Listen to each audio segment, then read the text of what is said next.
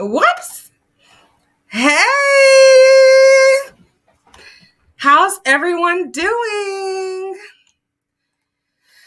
Ah, it's so good to be back before you today. We have a lot to discuss. A lot of people are going live tonight. How about it? It's a good thing, right? Let me see who's here. Hey, Kimiko. Hi, Jennifer. How are you? Please make sure you hit the like button. Please make sure you invite a guest to subscribe.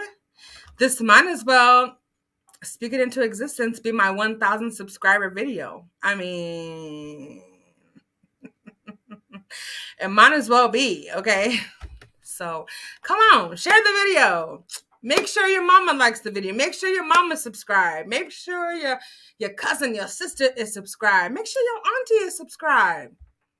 But anyway, enough of that. We have a special guest that is going to be joining us tonight. And we have some really, really deep things to get into. I mean, like, whoa! Did my eyes just cross? We got some stuff to get into. So I'm going to let people kind of come in. I'm going to drink me some damn water. Okay? And we're going to be right back.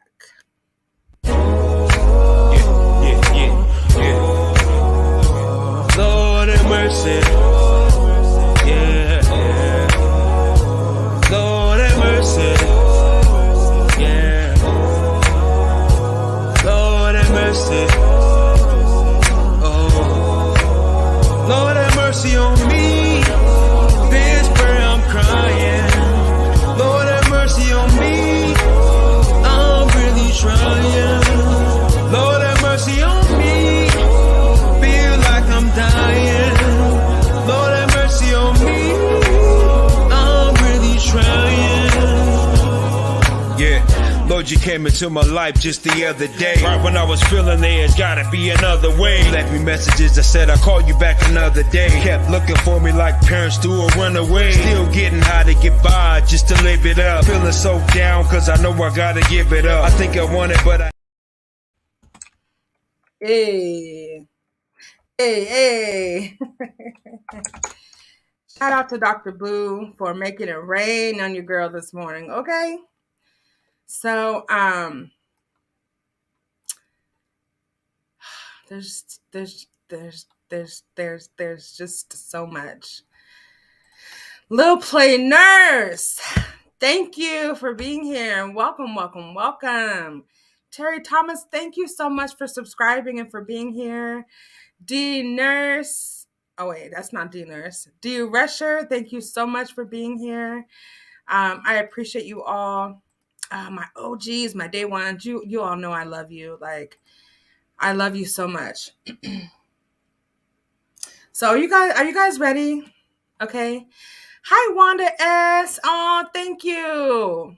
All right. I don't want to belabor the point, but as people come in, as I see new faces, I'm going to just greet you and welcome you all. Okay. So did you guys hear about this particular story? Now, I've been doing this. We're going to get into Legena Gold. Trust me. Hey, Judy. But did you guys hear of this particular story of this woman here that I'm about to show? She's from Pennsylvania. Shout out to Pennsylvania. She's a mother, but she's facing charges after her 6-year-old brought a handgun, a 9mm handgun to school, and 2 bullets. How in the hell? So, I'm really sick of these stories. Like, just, what was it? Maybe like 3 weeks ago in Newport News, Virginia, there was a young African-American king who brought a gun to school and actually shot his teacher in the chest. She's still recovering to this day. It's a miracle that no other kids got injured. It's a miracle that the teacher survived. this topic right here is very sickening to me. I don't understand the level of negligence and neglect that people have and how it pertains to their children. I don't understand. I don't understand that at all. If you have firearms in the house with children, they need to be in a safe, locked away, and inaccessible to kids at all times. The bullets should never be stored with the ammo should never be stored with the firearm. They should always be separate. And how in the hell do your kids know that you have a gun in the house anyway? You know what I'm saying? There's another story of a young little Caucasian king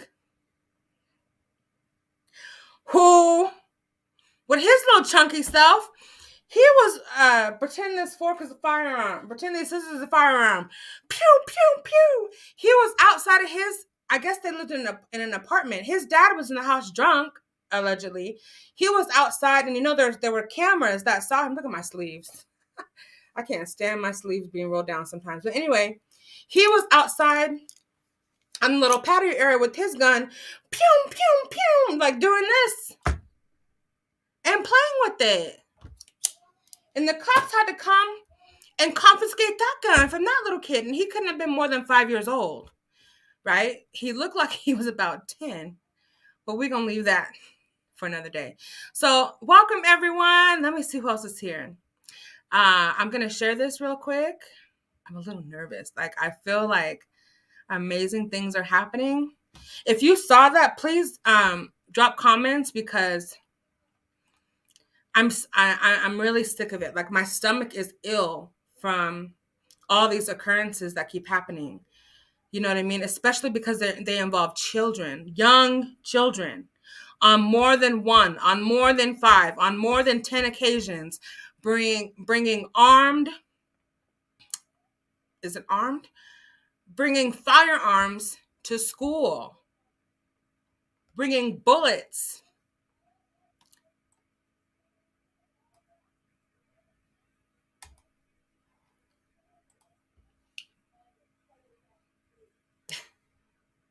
It really, like, it's making my eye twitch. It's like, it really pisses me off. Like, my eye, you know what I'm saying? It's just like, I don't understand it. So let's see what this has to say. Let me make sure everything is looking okay. Okay, welcome everybody.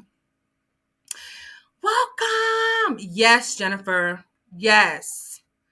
Yes. Welcome, Terry. Welcome, Nikki. Welcome, Unstoppable. Woo woo. Welcome, Keisha. Welcome, Makeda. Is it Makeda? Makeda Nutter. I like that. Welcome. All right. So this little thing says, and do we see? Yes, we see her picture right here. What do you all think about? Can I get rid of the ads, or will they go away? I don't like that. There's that big old block that's just like in the way, and I can't get rid of it. So this story came out a week ago, last week. For at least the third time this year, a 6-year-old has brought a gun, a pow, to school. 2 adults are now facing charges. I forgot we can't say GUN. We have to say pow, or bang, bang. This is her.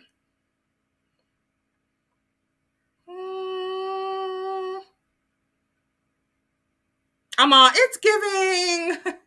I haven't slept in about 3 days. I'm stressed. I probably drank a little bit too much. I'm in shock. It wasn't me. I'm innocent.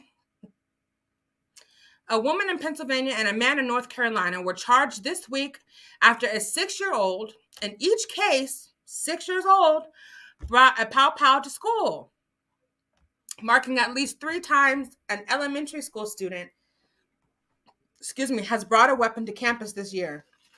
Shout out to Raising Cane's, who sponsored my lunch today.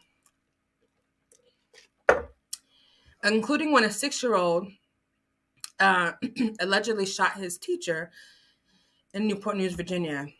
I still don't know what the fate of that young boy is to this day.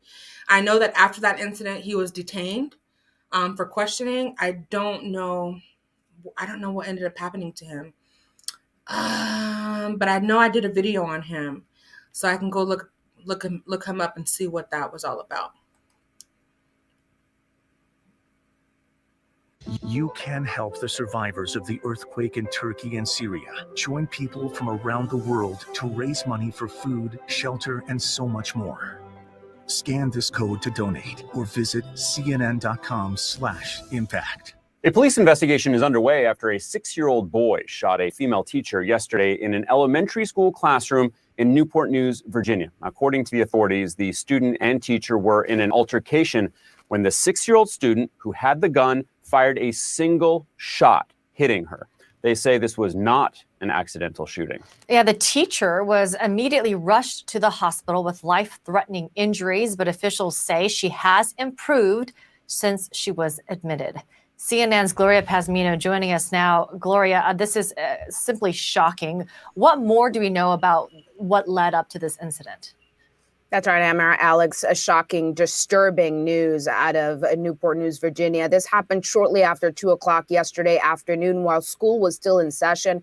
Police tell us, as you said, that this was during an altercation between this female teacher and her student, a 6-year-old. That means this was a class of first graders. That 6-year-old pulled out a gun and fired a shot into that teacher. The teacher immediately rushed to the hospital, as you said, with life-threatening injuries. And at that moment, the school also began lockdown procedures to make sure that no other students or staff was put in danger. Police also explaining yesterday that this shooting was contained to that one classroom and that at no moment were other students at risk after this shooting. I want you to just hear directly from law enforcement and school officials there in Newport News yesterday.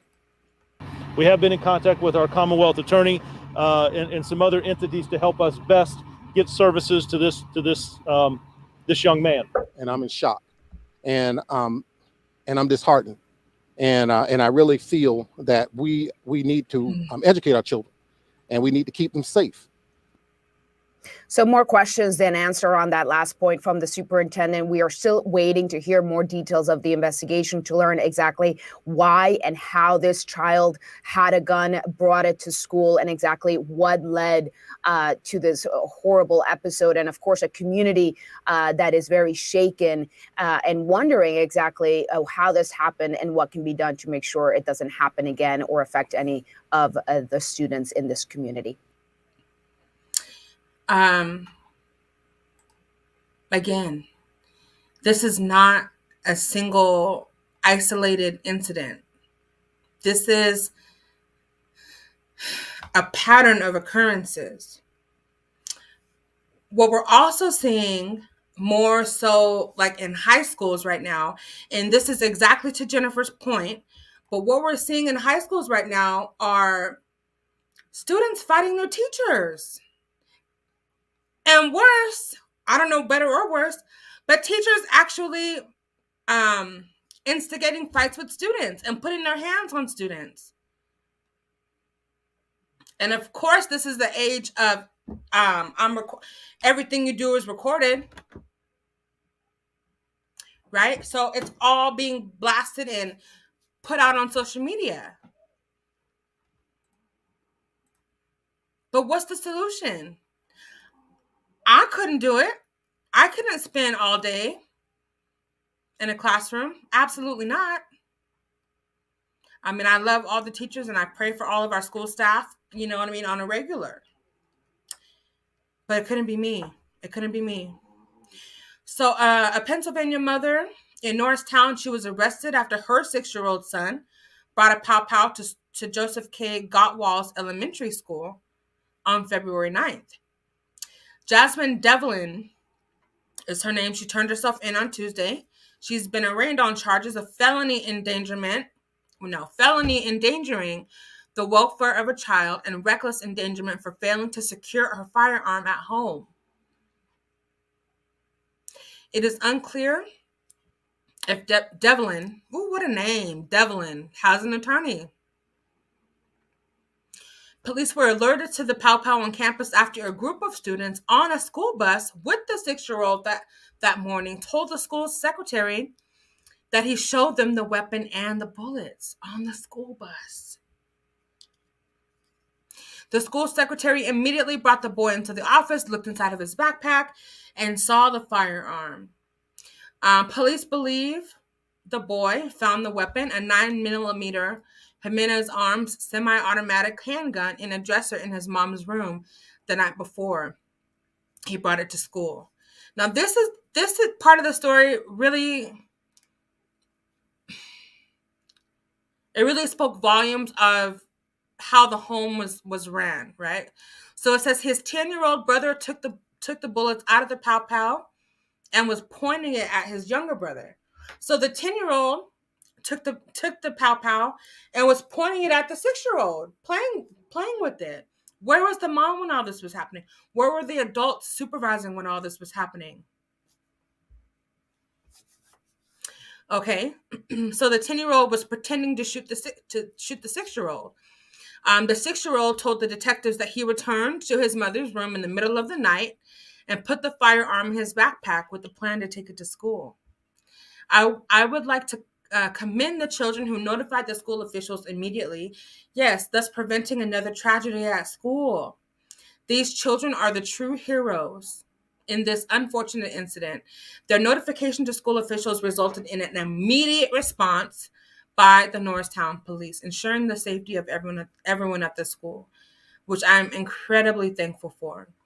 So Devlin obtained the gun through a straw purchase conducted by a Norristown man on March 4th, 2022. A straw purchase occurs when someone buys the pow pow for another person who is legally ineligible to buy one. So does that mean that she was ineligible to purchase one? I believe so. Her bond was set at $50,000, and she's been ordered not to have any contact with her children as part of her bond. That's so sad. It's so sad how the negligence now results in further traumatization of the children, with them being removed from her care. Very, very, very, very sad situation. In North Carolina, Marvin Ray, who is the other person, he is 58, and he was also charged with the misdemeanor count of inappropriate storage of a firearm to protect a minor after an unloaded 9mm handgun was discovered in his 6-year-old's backpack at Fairview Elementary on Tuesday. Unbelievable. Ooh, we don't want to show those. I will put this article in the description if you want to go back and read it. But I just wanted to bring kind of some light and awareness of this story, because I'm just seeing that this is happening way too often, like way too often. Who else is here? Hey, Maria P. I wouldn't either without the pow pow. A lot of children are not well behaved. It couldn't be the life for me. Yeah. I'm a retired teacher, and I'm so glad that I retired when I did. Right, Judy? I mean, I worked at an elementary school for a number of years, and haven't been back. I could tell you that. I have not been back. How did a 10-year-old even know how to take the bullets out? How did the 10-year-old and the 6-year-old have time to play with the gun for any amount of time? Why was the firearm placed in an unlocked drawer? This means the kids obviously, at some point probably saw their mom with the gun. I apologize. I'm talking with the lisp. It catches up with me. I used to tease people who talk with the lisp. And lo and behold, the karma has caught up with your girl. So now the lisp spirit is on me. Hey, allegedly Shady Shannon and Kimiko. Hey, Evan. So very, very sad situation. On to the next sad situation. Hello. Is it Pincy Lola? Y'all bless? Thank you for being here. Thank you for subscribing. I appreciate everyone. Hey, Miss Zam, you made it.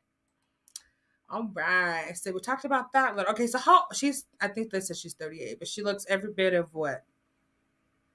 Like 49 in the face.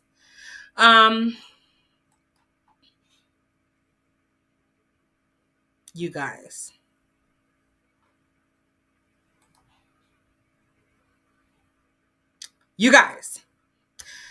First of all, I have a huge favor. I want to break this thing down in the way that makes sense and in a way that is cohesive and in a way that really sheds light on this situation, and of course in a way that offers some humor. I mean, I can't get away from the humor. Although this is not a laughing matter, I will say that.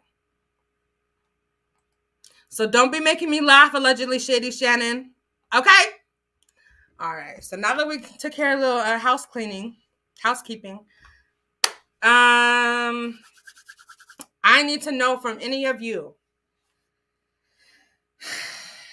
First of all, did any of you see the full? Okay. Oh, so many questions.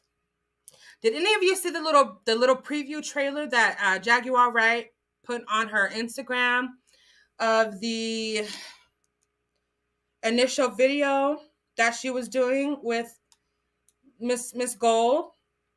I think I have it. And then my second question is, did anyone see the Real Life Productions interview that premiered today? If you saw the Real Life Productions interview that premiered today, can you please hit the link and give us a synopsis of that interview?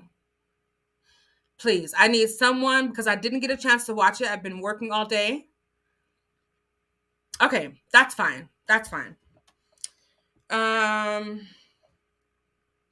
Someone said yes. I haven't seen anything today. Okay, Jennifer. So, I'm going to get tongue-tied. I already know. Pincy Lola, y'all bless. Oh, my dog just farted.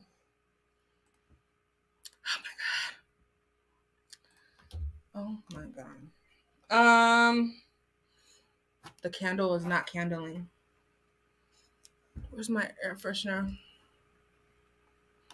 Oh, you don't know how to do the link. Okay. Jag blocked me. I've been blocked twice this week on 2 channels. She blocked you? Let's see if I can get to number 3 by Friday. She blocked you on different channels. I thought if she blocked you, then you're blocked everywhere. Okay, no problem. Only a little bit of it. Okay, so I looked at maybe like 1 minute of it.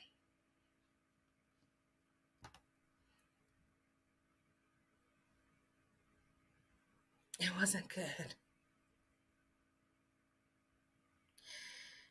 good. I want us to take, before we get into that interview, I want us to take a little stroll down memory lane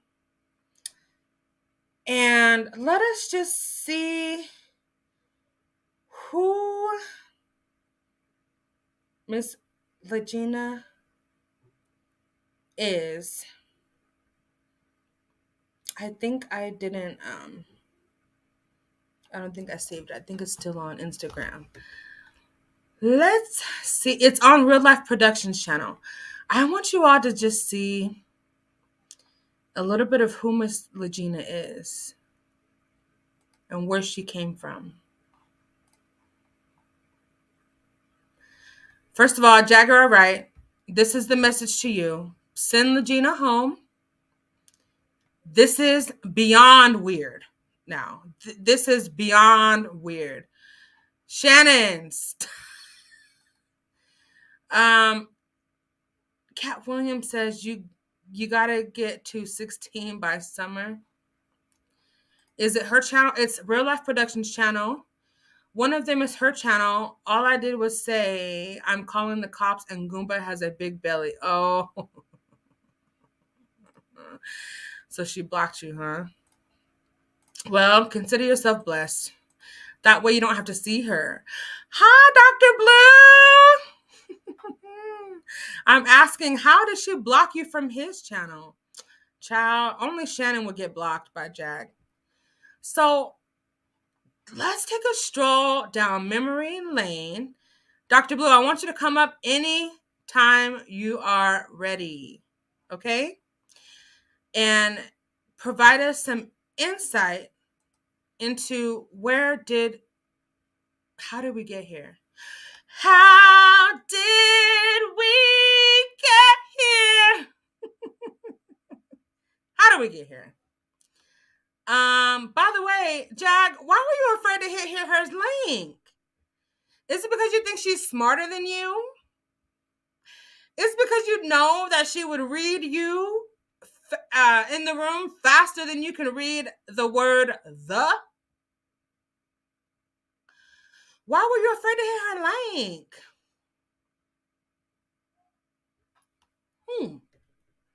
But you hit everybody else's link. I'm just asking. Okay. This is LEGENA way back when. And we're going to watch her little update. Let's see if I can find it.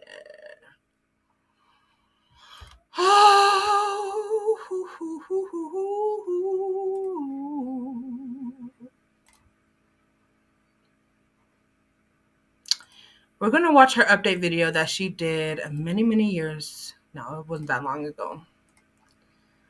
The world is kind of too dangerous, and Hey y'all, my name is LEGENA and welcome to my channel. And today I will just be posting an update because I have been MIA. I have been missing in action, and it's just I went through a lot of shit. I went through like trying to. All I could say is a bitch had a mental breakdown, and I thought I was going crazy. But it's just more of an energy tuning or an energy transfer. Did you hear? I'm going to pause it because there's several things that she says. Let me know if you can't hear it, by the way. There's several things that she says. What she said right here is, life has something been crazy. I thought I had a mental breakdown. Or I had a mental breakdown or something like that. And then notice at the bottom of her thing it says, save our children. Energy tuning or energy transform. Crazy, but it's just more of an energy tuning or an had a mental breakdown. All I could say is a bit. I went through like trying to. All I could say is a bitch had a mental breakdown, and I thought I was going crazy. But it's just more of an energy tuning or an energy transform that happened to me. So. Okay, now keep in mind, you all probably already know this, but I'm going to only break it down the way that I know how. Okay. Keep in mind, she says, I had a mental breakdown, but it was just the wrong energy or something like that. Angela is perfectly aware that she is involved in a scam and is a willing adult, whether she realizes she is being exploited or not. I don't think she understands the consequences. I don't think she understands a whole lot of things. Hi, Dr. Blue. You're live. Hey, how you doing? I'm doing wonderful. How are you? I'm well, thank you. I'm listening to you. Go ahead. Okay. So yeah, she don't. There's a lot of things that she does not know. But if we take a little stroll down Legena Gold Lane, she goes from being one way And then she starts dabbling in the arts, which I really want Dr. Blue to speak on because this is her expertise. She starts dabbling in the arts, in the spiritual realms, in astrology, and you can see many, many things about her demeanor and about her personality shifting. Okay. But this is an update that she did about a year ago. Like getting more psychic and more in tune, and also life lessons that needs to happen, and also more of things that I do stand for or stand against that personally affected people I cared about, what I care about now. So I will be discussing that later down my channel. It's just more of reevaluating what I want to do personally in this channel, and also I might be creating a second channel. So I hope you guys will stay tuned for that one. And I honestly feel like I might be like a Sade on this channel. And if you can hold on to it, for me being a Scorpio rising, this is kind of what it is. I just can, but I also can't just do one thing. I have to continue on transforming. And that's what I pretty much is doing. Okay, whoa. And I also got more added on to my plate. Somebody tell me something. Now, I've smoked many a blunt. I don't recall any of my blunts looking like that at the tip. Now, was that just the light? Or was there something else sparkling in that thing? Somebody who knows something better say something. Because that looked a little bit dusty to me. And I also got more added on to my plate too, because I kind of figure out what my purpose is, and I'm still figuring that out. Also, it's just more of, I know what the core value is. I want to help more people. I just want to help a lot of people in the world. That's what I want to do. And I also want to save our children. It's just a slogan that I personally always share on my social media platform. I do believe her when she's sharing this, that she had a heart at this time to want to help other people. I do believe that at this time. Unfortunately, on one of her other videos, when all of this psychic stuff, and I want to say psychic stuff, but when all of these spiritual journeys that she embarked on didn't really work out the way that she hoped, she started using other means to get attention. And in one of her former videos, she said, "I just want to be heard. Is that bad?" And I said, aha, that's it. It's for save our children. It's just for kids in a world that's getting affected by a lot of things, from adults being evil to them, for hunger, starving, or anything involving kids. So we need to save our children, because in the day, we are the adults that need to protect them. And no, I don't have any children. I don't know if I will ever. It's just more of, the world is kind of too dangerous, and I do want kids one day, but it's just more of, I don't know what do I really want it or not, but I just know I want to help the kids that is here, because all kids are geniuses. All kids deserve fairness, to be living in their truth and happiness, and we do need to make things right and make it safer for them. And for the plans I do have for this channel, I kind of want it to be more of learning, but also more of a Scorpio field, because my Mercury and my Sun is in Gemini, is also in the 8th house, so it's more of a Scorpionic Gemini field. So I want to talk about the deep things, anything revolving death, transformation, sex, spiritual things, anything involving that. Not just a learning channel for astrology and my story times. I'll be posting more stories on as I get more into and involved, and I hope you guys come tune in with this honest journey with me. So this is just a short update. I'll be posting more. I didn't forget about y'all. I just more of a lot of life and lessons that needs to happen, and will open my eyes to make me even a better person in life. And I experienced a lot of hidden enemies, or enemies that should have been my enemy anyway. I have people have an impression that I hate a lot of people, and it's just, no, I don't. I don't think about certain things. For anybody that do watch my channel that do think I'm an enemy to you, it's no, I'm not. It's just more better things for me to focus on versus me hating. Because the only thing that will make me hate anybody is when people touch kids, and that will make me hate you, no matter who you are. And if that's not what you're falling line in or core line to, then I won't hate you, because. I know the volume is really low, but the volume in all of her videos is really, really, really bad.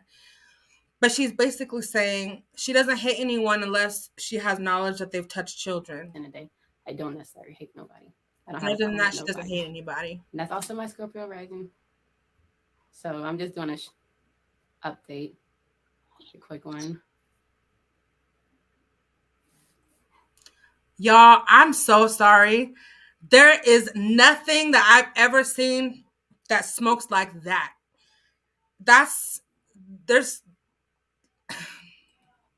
I've never seen anything smoke like that. And like I said before, I've smoked many a blunt in my day. None of them have lit like that with that bluish stuff on it, like angel dust or something. I don't know. And just learning word shit for the past. I will go explain along further to understand. I just want to be real as deep as possible and just real truth. And I did miss y'all, and I do miss posting, and I do have old videos that I'll probably just like post or also let y'all see in certain clips if I add it onto other videos. But I'm just doing a quick update, and you'll see my face again on here. And thank you for the new subscribers and the new commenters. I appreciate y'all, and I love y'all already. And thank you guys for tuning into my channel. Don't forget to like, comment, and subscribe. Bye.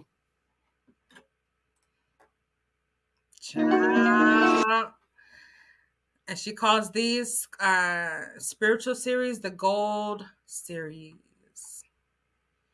Now let's go back to her. The world is kind of Dr. Blue, please feel free to chime in at any time. But I want you all to see what her page looks like. She calls herself a spiritual teacher, right? A psychic, creative intellect, which I don't doubt. Okay, if you go all the way back to the very beginning, from this video right here to the beginning. Hi, my name is Legena Gold, and welcome to.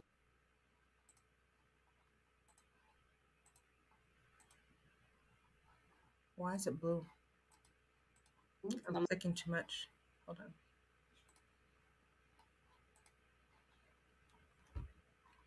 If we go all the way down to the very beginning, and I just want you to see how her demeanor changes. This is the level 1 spiritual journey. I watched this one yesterday. And this is the one that she says, I'm stepping into Legena. I just want to be heard. I'm stepping out of my fear and into this, and I always use air quotes, but into this journey. Now look at how her demeanor changes through all of these videos. If you're a behaviorist, you can see some of the things that I'm looking at. But there's something definitely changing in her. Look at this expression, okay? Versus this expression, versus this, and all the way up. Versus this, and even in one of her videos, she says something about a witch was on my back. What I've seen in my dream, it's the end of the world. She gives a little update. I think that's the one we just watched. But a lot of transformations have happened. Okay. Now, Dr. Blue, I'm so honored to have you. Yes, ma'am. Thank you for having me. Dr. Blue. So did you get a chance to see that premiere? I looked at bits and pieces of it, but I had to go to the studio and go get my baby. So I really didn't look at a whole lot of it. But one thing that I did notice, I noticed her posture. I noticed her hand positioning on that table. She was doing she was doing the diamond the entire time. Yes, she was. And that was very intentional. Yes. Very intentional. And also I noticed how she was dressed, having on red and green. All of that was intentional. Everything about that was intentional. And she's definitely, it appears that she's experiencing a certain kind of grooming, a certain kind of grooming. And the other thing that I found problematic is that the interviewer was enabling and promoting and encouraging her delusion, which I found very problematic. He was reinforcing it. Mhm. And I was trolling him in the comments because of it. But that was just wrong on so many levels, because everybody knows Yes. that this is just completely untrue, and there's no possibility whatsoever. There is no chance and no snowball's chance in hell At that all. this could be the damn truth whatsoever. And it just sends me how these people are enabling it. And the other thing too is, with Jaguar, it's clear that Jaguar has an issue. But my problem is, if you're going to be problematic and have issues and promote, BS, do it as an independent free agent. But when you're soliciting, and building a squad and building a team, can you imagine how left this thing could go quickly? There's so many pieces of this entire thing that are beyond problematic, weird, just what is the word? Dangerous? Uh-huh. Yeah, it's inevitably gonna go left. Mm-hmm. There's just no doubt about it, and I really believe that. And okay, there's two sides of this that I've heard. Some people are saying that Jag is really the one in trouble because she invited someone with an entity into her space, right? Mm-hmm. Someone who has an indwelling entity and who is demonically possessed into her life, and she doesn't know what she's gotten herself into. That's one thing. My take on that is that, okay, she involved someone in her life, regardless of the demonic possession. If your spirit is well, and your I don't know, that's just beyond. But the thing is when someone has a mental breakdown in an episode, and you're not professionally trained to deal with that, that's when things can get really, really sticky and dangerous. What's going to happen when she flips out on Guma? What's going to happen if she has a paranoid delusion and thinks that Jag is someone that she's not and tries to hold a knife to her or something like that, right? Mm-hmm. The other side of it is that LEGENA is the one that's vulnerable. LEGENA is the one that's being groomed and taken advantage of, and definitely for a fact being exploited. Mm-hmm. Definitely. And then also too, this whole episode, because it's production as well. It's a production too. And this whole episode is playing out on YouTube, and what it's doing is it's feeding other delusional up and coming individuals who are going to launch their own stunt. So this is just the first. We're going to see some other crazy mint like this coming out too later. Absolutely. Yeah, by somebody else. Somebody else is going to come out with something crazy, because this is not the first time that somebody has come out of West Hill and East St. Louis and claimed to be the love child of some star. I mean, the same thing happened with Janet Jackson and El DeBarge. The only thing about it was that DeBarge's mother said that she believes it's true. She embraced it publicly. But there's been so many other stories, I mean, of these alleged love children, even with this girl that called herself extorting $40 million out of Bill Cosby that time. And Bill Cosby actually slept with her mama. You remember that? Wow. You remember that story?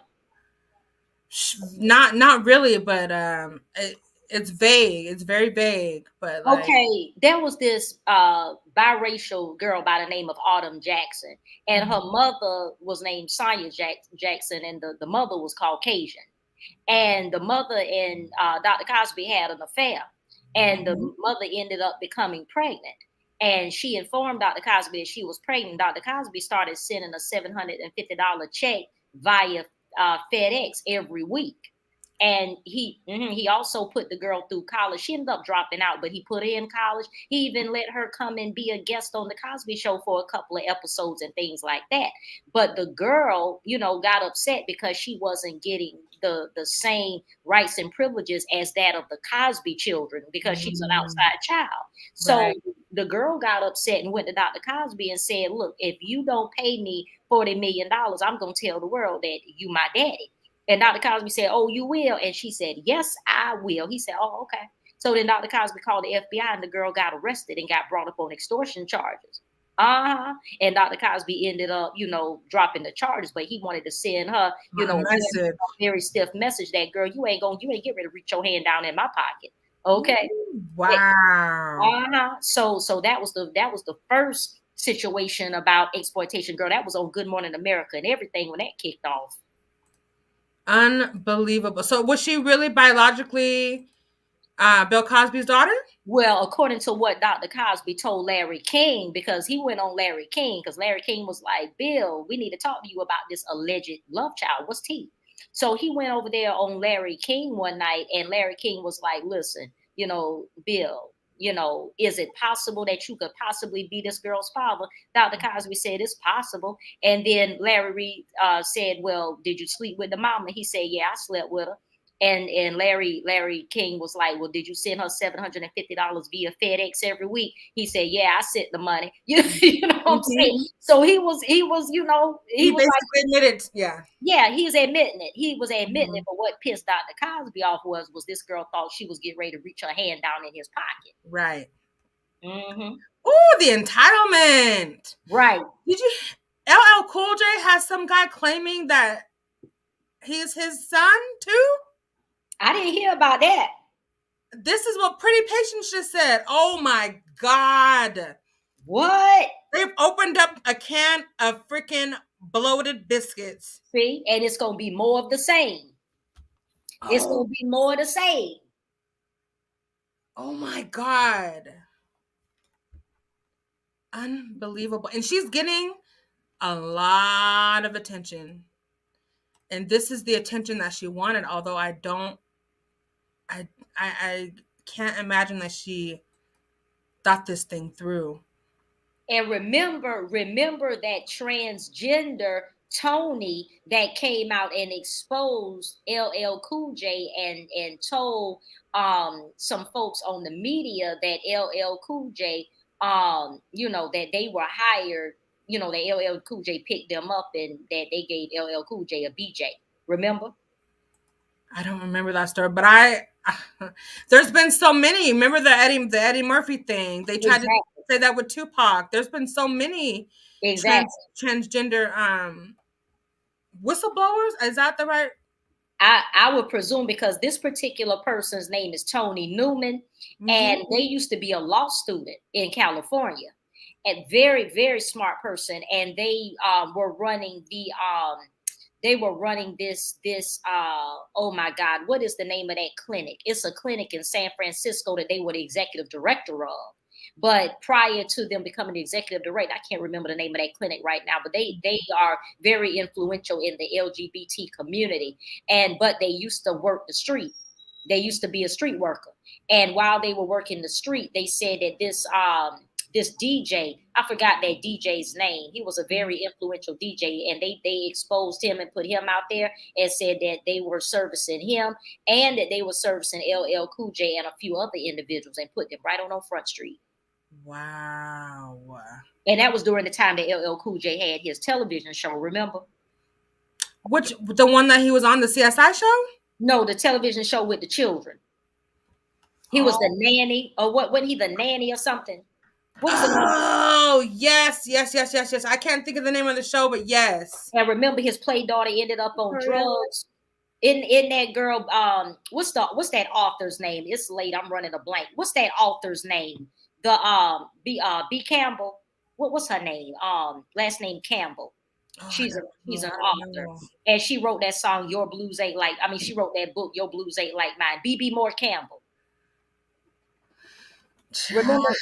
Remember B.B. Moore's can't remember now. B.B. Moore can't see. This is all connected to some mental illness, because B.B. Moore Campbell's daughter was mentally ill and went on a 5150 hold, and she wrote that book "Your Blues Ain't Like My Blues" about her daughter's mental illness challenges. Oh, okay. And her name, Maya Campbell, exactly. Maya Campbell was in that television show with LL Cool J. And now she's out there. Her mind is completely gone. She bad off now. She used to be gorgeous, a beautiful girl. But after her mother died of cancer and stuff, I guess she, in the house. Exactly, in the house. So all of this stuff, it seems to be connected to some form of mental illness. My Lord, my Lord. Now, I did listen to, now I learned some things about JAG this week that I wasn't aware of. And one of the things that you said, Dr. Blue, today that was like such an eye-opener for me is that you said, Jag, why don't you come out and tell your own story? Right. Instead of telling all these other people, telling all these felonious and just completely grandiose stories about all these celebrities, why don't you come out and tell your own history? Exactly. That would be more entertaining. I would pay money to go watch that carrying on. I would too, actually. Because she's so diabolical. It's like just to get a glimpse, because I don't know anything about her upbringing except for what I learned today. And what I learned today is that apparently her father was abusive to her. Her father was in the armed forces, and Jaguar. yes. Okay. Yeah, because she said, well, she alluded as much. She alluded that he was at minimum neglectful, because remember she said that before her sister got married, that her sister's fiance R''d her, and that her father forced her to still sing at the wedding. Yes. Okay, so that gave me a pause right there. Me too. Uh-huh. First of all, if you were R''d by someone, you distance yourself from them, period. Right. I don't care if your sister's marrying them, your mom is marrying them. That doesn't mean that you need to be around them. Right. Like, that was your own. I mean, I don't know. I said that was her own choice, and maybe it was stupid, not a good choice. But I don't think anyone forced her to do that.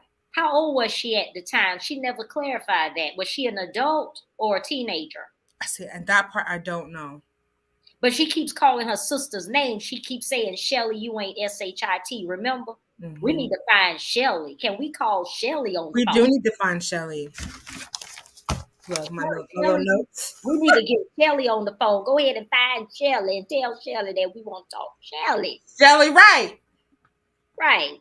Come on, Shelly. Come on here. Right. Give us some insight. But yeah, and I learned that her Jaguar's father, notorious as all of these, people just want to get money. This has become the latest way to try to grab money. Yeah, playing on people's sympathy, it's a shame. A new scam comes out every day. Exactly. But her father allegedly was a perfectionist of sorts. And this is the story that I heard from Tasha K or somewhere. No, I think it was her husband. It was Jaguar's ex-husband who shared this on an interview with Tasha K.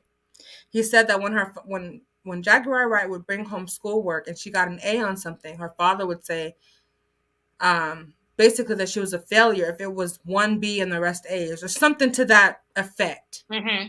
So she could never please her father. And with this grew, as a result, a hatred for men. Mm. What do you think about that? Well, pathology. Well, I know that in a normal, healthy family unit where there is a father and a mom present, mm-hmm. or two-parent household, that's a mom and a dad. Typically, girls the father is the first girl that the daughter learns to love. Like, you learn how to love a man by how well your dad loved you.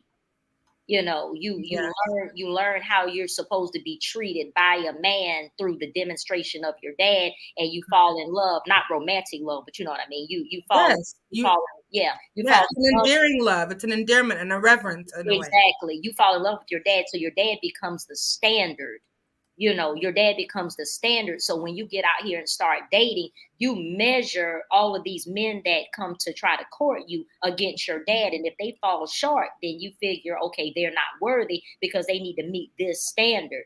But if you have an unhealthy standard or unhealthy example or a broken relationship, then that impedes your ability to be able to healthily choose. And I think that may be, you know, kind of what's going on. But I would like to know what the real story is with her dad, because interestingly enough, I've never heard her reference her dad in any kind of endearing way. I mean, even with her mom, she mentions her mom in a matter-of-fact manner, but I haven't heard her vilify her mom, but I've heard her say made negative references towards her dad. So what you think? I think she's not able to, I think because of her damaged and dysfunctional relationship with her father. Mm-hmm. And maybe she does have resentment towards her mother for whatever reason. I don't know about that relationship, besides her just saying that her mom is mentally ill and apparently that not being true. Mm-hmm. I think that she doesn't have an ability to form healthy attachments. I think that this was demonstrated with the relationship with her son who died. This is demonstrated with the son that she has that's alive. This is evidenced by the testimony of her ex-husband and how their relationship ended up just completely breaking down. And most importantly is evidenced by the way her and Goomba get along. Mm-hmm. Mm-hmm. And what I find interesting too, and I did not hear Sam Sr., the first husband, Sam Odom, I did not hear him state how long he and Jaguar dated prior to them getting married, or how well he and she, discovered one another in their background prior to getting married. Because, I'm just trying to understand it, because clearly if they took time to really get to know one another, I believe that Jaguar's pathology should have reared its head prior to them saying I do. So it makes me wonder whether or not they really did the necessary, due diligence and discovery of one another before they got married, or, was their relationship just physical and, just a roll in the head, her talking fast and, exciting him about the industry life. And he thought they was about to be rich and blah, blah, blah. Right. I think it's the latter. I think that they did not spend enough time courting each other and getting to know one another. I think they got married too fast. But I also think that, Jag, in her underlying personality, she can be a real charmer.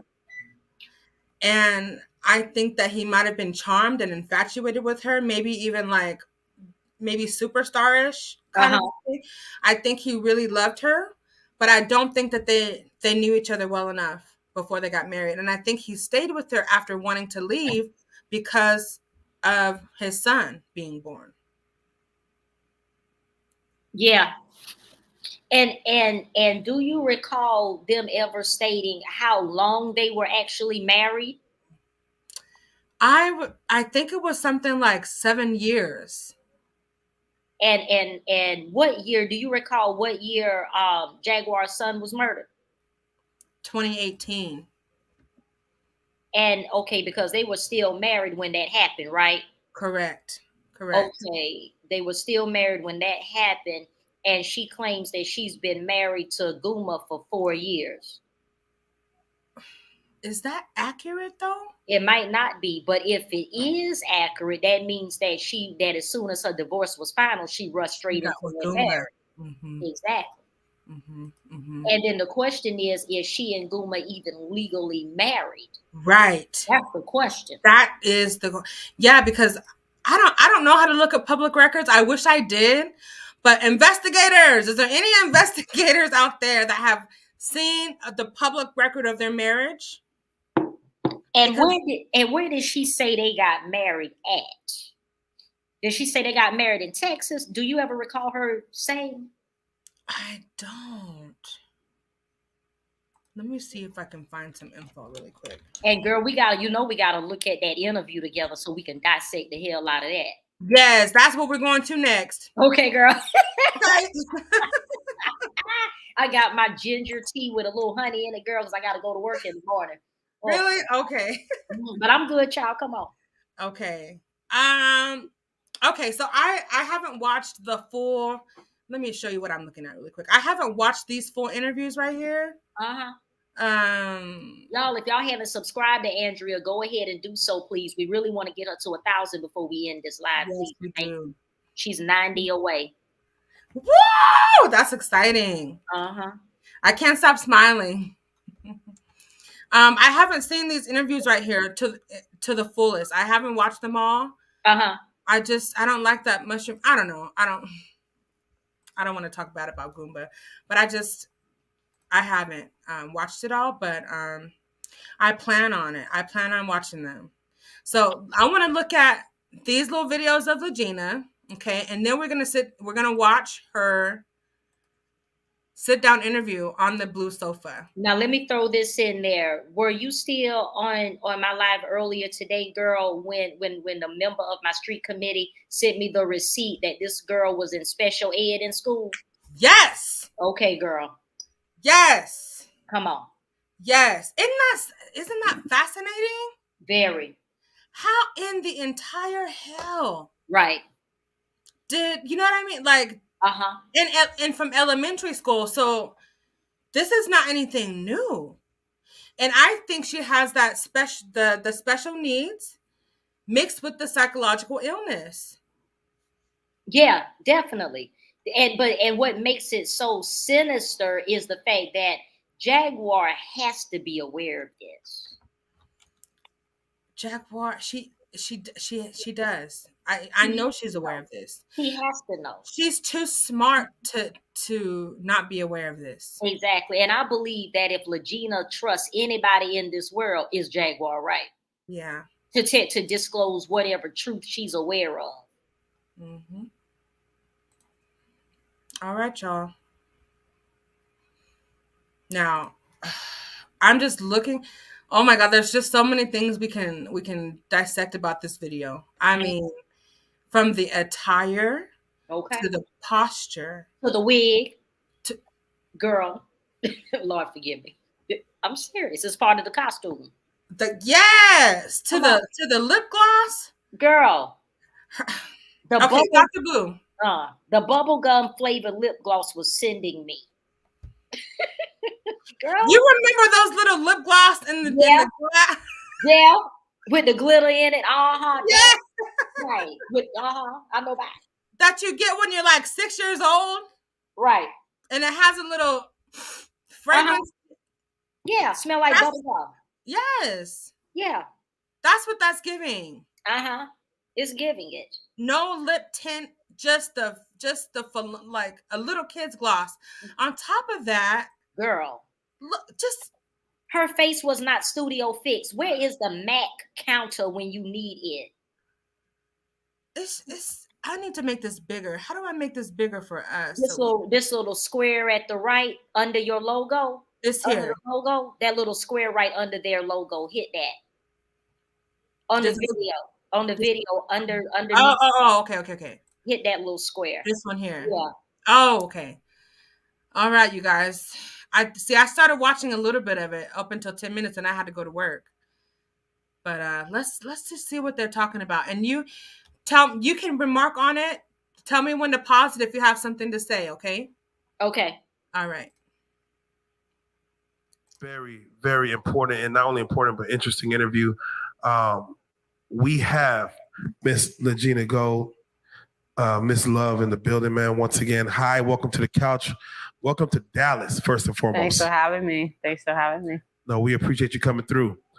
Now, for those that may be deaf, dumb, stupid, living on the rock, not seeing what's going on, you have...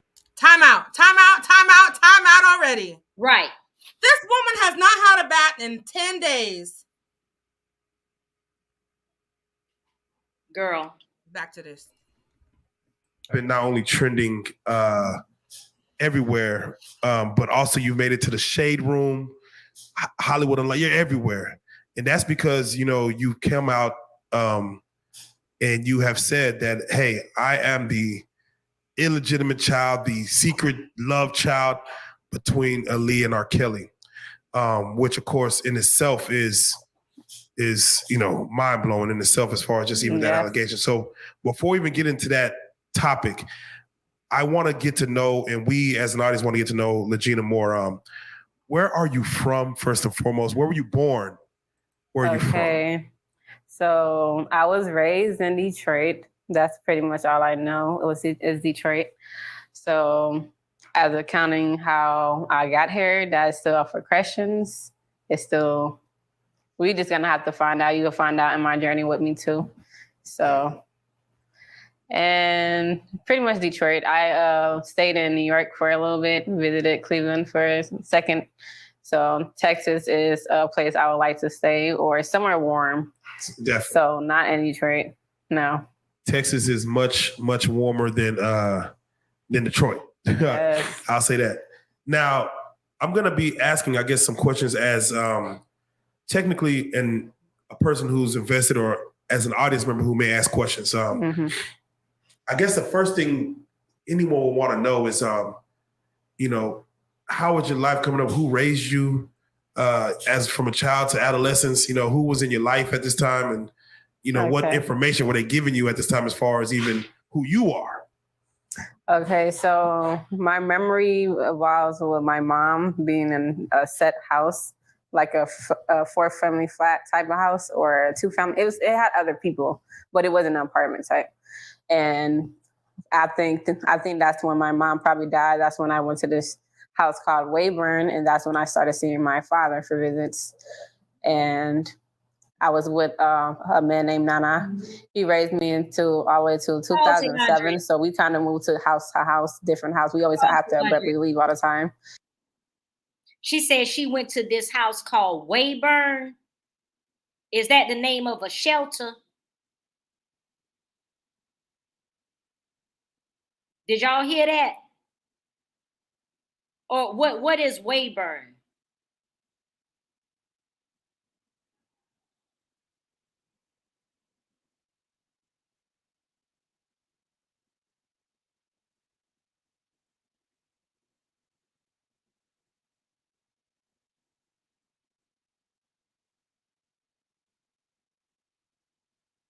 Oops, I was muted. This was in Detroit, right? Yeah, but she said this house in Wayburn, is Wayburn a street or is Wayburn the name of a shelter or something? Wayburn House. It's a street. It's a street? Okay. It's a street. Okay, go ahead. I just wanted to see about that. Go ahead. Okay. I think that's when my mom probably died. That's when I went to this house called Wayburn, and that's when I started seeing my father for visits. Well, she said it's a house called Wayburn. Right, a house called Wayburn. She said a house. It sounds like a group home to me. Exactly. It might be a shelter and the name of a group home. Yes. I'm going to look into it. Yeah, look it up while she's doing this. Go ahead. I was with a man named Nana. He raised me all the way to 2007. So we kind of moved to house, different house. We always have to abruptly leave all the time. And then when he left in 2007 to be on Home Health Aid in New York, then that's when I was shipped around with my grandfather's baby mother's family. And that's when I was everywhere in that house. So I didn't really have like a set house that I lived for more than 2 years. And it just been shipped all over. Man. My Lord, my Lord. I just had an epiphany. So with that being said. Okay. Red Label Confessions and Reactions. Shout out to you. He posted a screenshot of this house right here that is supposedly on Wayburn. Okay. He posted, I think it was a house that looked like this. Oh, yeah, I remember seeing that house. Yeah. But more broke down, right? Yeah. So I'm thinking that, let me just go to his page. I'm thinking that might have been what she's talking about. Yeah. It could have very well been a group because she didn't say the house on Wayburn, like, you know, the house on a street. It was almost like an organization. Correct. Mm-hmm. It was probably an organization that housed, you know, like homeless families or families that, didn't she say her mom, someone died and that's why they had to? She said her mother died. She said this man named Nana raised her. Yes. And then in 2008, he left to become a CNA in New York. However, in 2008, she was in the 8th grade receiving special services and taking pictures with her special education teacher and her class at Special Olympics. So where was she staying? Who was she staying with in 2008 if Nana left to go to New York to work as a CNA? See, and that's what, when I did a video before, I said it sounds to me like she's been in at least 3 different foster homes. Mm-hmm. This is the Wayburn house, I believe. It's another house he had posted too. I haven't seen this one, but it's a red brick house that he posted as well. Is it this one? Right there. Yeah, that's the one I saw. Yeah. So this is probably one of the group homes. Yeah. Because that's what a lot of the people that run these group homes as for-profit businesses, they go and rent a regular standard house, they bring it up to code, and then they bring these kids in. Yep. And it's just a regular house. It's nothing fancy schmancy or anything. Wow. So that was probably a group home. Yep. Stay right there for a second. How was life for you growing up as a child, kind of coming into womanhood and things like that? How was life for you? I'm sorry. Did they not have any bras? Girl, that what is that? A bustier? What is that contraction she got on? Is it a? What it is looks like a lace camisole or a Spanx? It ain't no Spanx because it ain't holding her titties up and it ain't stuck in her stomach in, so it ain't no damn Spanx. What is it? It's like a fuller version of a bralette is what it looks like. Like one of those bralettes that come down on your stomach to give you some kind of hold. Yeah. But this is not boosting or holding anything. It's not securing. It's not boosting. It's not holding it. I mean, Victoria is telling every damn secret she got. Yeah, exactly. And look, let's look at the hands. Exactly how you said. Exactly. The triangle. Exactly. And that's by design. Somebody told her to do that. Mm-hmm. Now, when you're interviewing, who sits like that where you're straight, your shoulders are not moving, you don't don't people normally like talk with their hands, like you have some kind of expression, you have some kind of body language? She's dead stiff. She's giving me Manchurian Candidate under program tease. Correct. And the other thing too that I'm concerned about is if they really are going to try to hypnotize her, every person is not a candidate for hypnosis, and she's not a candidate. Now, why? Now, I agree with you, but I want to hear, why do you say that? Well, from a with hypnosis, in order for you to be able to successfully induce a client into trance, you have to relax their mind into a space of passivity. And her mind is already so passive and she's so easily influenced. She's already induced. She's already in a trance. And to further induce her will turn her into a zombie. My Lord. It'll be very dangerous. Any trained hypnotherapist would not touch her with somebody else's hands. My God. And see, all I keep hearing, and when I first initially started to do this, I kept hearing, this girl is in danger. Mm-hmm. And that feeling still hasn't shaken me. I mean, it's still very, very present. Like she's literally in danger. I don't think Jag is as much danger as she is, because right now she seems like the one willing to do anything and everything that Jag, her new mammy, is telling her. All the mirroring. If you notice how, there's just too much. She mirrors Jag's every movement, things that she says. She doesn't speak now unless Jag instructs her to speak. Completely. And the other thing, you made a good point earlier when you were going through her, how she changed over the course of her YouTube video, YouTube channel life, how she had, kind of changed her appearance over time. And I've seen a couple of videos and a couple of pictures where she honestly looked nice. Like there was one particular video, I can't remember where I saw this particular picture, but she looked really nice. She had her hair braided and she didn't have on a weave or anything, but she had her natural hair in two really neat little cornrows, one on each side. She had these long little chandelier earrings. She had on a cute little sweater. I mean, she looked nice. Her face was young and fresh and vibrant. She really looked nice. In this picture right here, her skin is bad. Yeah. She looks like she's eating bad. She looks like, You know, she's not taking care of herself at all. I mean, did you see the side profile of her face when they did her the close up? I sure did. I mean, really? I sure did. Her hair underneath that wig has not been combed, has not been moisturized, has definitely not been washed. Exactly. Or conditioned. Exactly. You can tell the behind her ears stank. Between her boobs stank. Them clothes looked like they were picked through from a trash bag of clothes that nobody wants.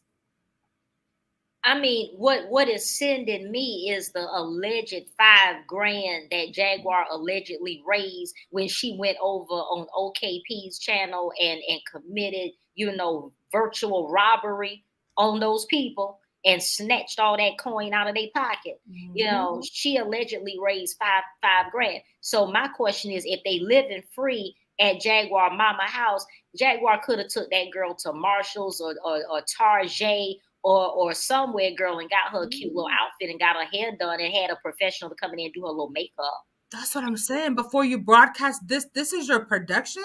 Exactly. This is your production? This here? This is what you've been doing all that piping about? This? Thank you. Yeah, this right here, girl, is it.